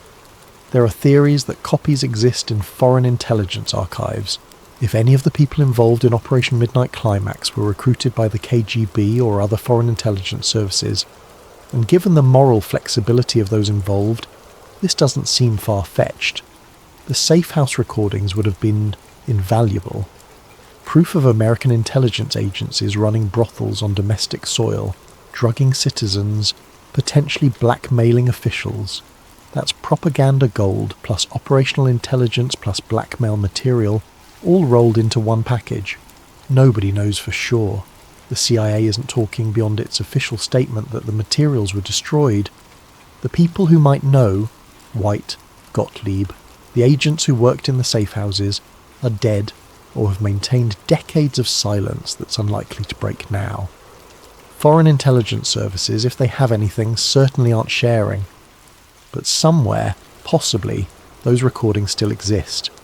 Film footage of men at their most vulnerable, recorded without consent, potentially showing prominent figures in compromising positions. Audio tapes of confessions, rambling monologues, screams of terror, all preserved on magnetic ribbon. If they do exist, they represent an enormous source of potential blackmail. Control over those tapes would mean control over the people in them, and possibly control over the political and economic landscapes those people once inhabited. Even decades later, even with many of the subjects presumably dead, the recordings could still be damaging. Public figures who've built careers on particular images could be destroyed if footage surfaced, showing them in situations that contradicted those images. Family members could be embarrassed or manipulated through threats of disclosure. The tapes are Schrödinger's blackmail material, simultaneously destroyed and extant, their status uncertain, but their potential impact enormous. It's entirely possible they were thoroughly destroyed as claimed. It's also possible they're sitting in a vault somewhere, a Pandora's box that nobody wants to open, because the consequences would be too destabilizing, too revealing of how power actually operates beneath the public facade. This uncertainty itself is troubling. The fact that we can't know for certain what happened to evidence of massive government abuse, that the official record has been deliberately obscured, that the people responsible faced no consequences and took their secrets to their graves, all of this represents a kind of ongoing crime. The cover-up continues through silence, through the destruction of records, through the death of witnesses, through the passage of time that makes accountability increasingly impossible. Final thoughts. Operation Midnight Climax stands as one of the most disturbing episodes in American intelligence history, not just for what it was, but for what it represents about power, accountability, and the gap between democratic ideals and actual practice. The program ran for close to a decade. It dosed several thousand men without their knowledge or consent. It was funded by taxpayer money and sanctioned at the highest levels of the CIA. When it finally came to light, The response was a collective shrug followed by promises to do better. Nobody faced criminal charges. Nobody was stripped of their pension or security clearance. Nobody suffered career consequences proportional to the harm they'd inflicted. That should terrify us. Not because we can change what happened, the past is fixed and unchangeable, but because the conditions that allowed Operation Midnight Climax to happen are still largely in place. Excessive secrecy, minimal meaningful oversight, institutional cultures that prize results over ethics, the conviction that intelligence professionals operating in classified environments should be trusted to police themselves, the reflexive acceptance of national security as justification for almost anything. Until we address those structural conditions, until we create systems that actually prevent abuses rather than just investigating them decades after the fact, when everyone responsible is safely beyond accountability, we remain vulnerable to the next iteration of Operation Midnight Climax, whatever form it takes. The story doesn't end with the Church Committee or the declassified documents. It doesn't end with White's death or Gottlieb's quiet retirement. It continues as long as we tolerate the conditions that made it possible, as long as we accept opacity where we should demand transparency, as long as we defer to authority instead of insisting on accountability. Operation Midnight Climax is history, but it's also a warning, still relevant, still urgent, still demanding, that we pay attention to what's done in our name behind closed doors and classification stamps. Because the men who walked into those San Francisco apartments thought they were just living their lives. They had no idea they were about to become part of a secret government experiment. They had no reason to suspect that their government would do such a thing, until it did. And that's the lesson we can't afford to forget. It can happen. It did happen. And without constant vigilance, without genuine structural reform, without a commitment to accountability that goes beyond performative outrage, it will happen again. The specific tactics will change. The technology will advance. The justifications will be adapted to contemporary threats. But the underlying dynamic, power without accountability, secrecy without oversight, institutional interests prioritized over individual rights, will remain unless we collectively decide that enough is enough and demand better.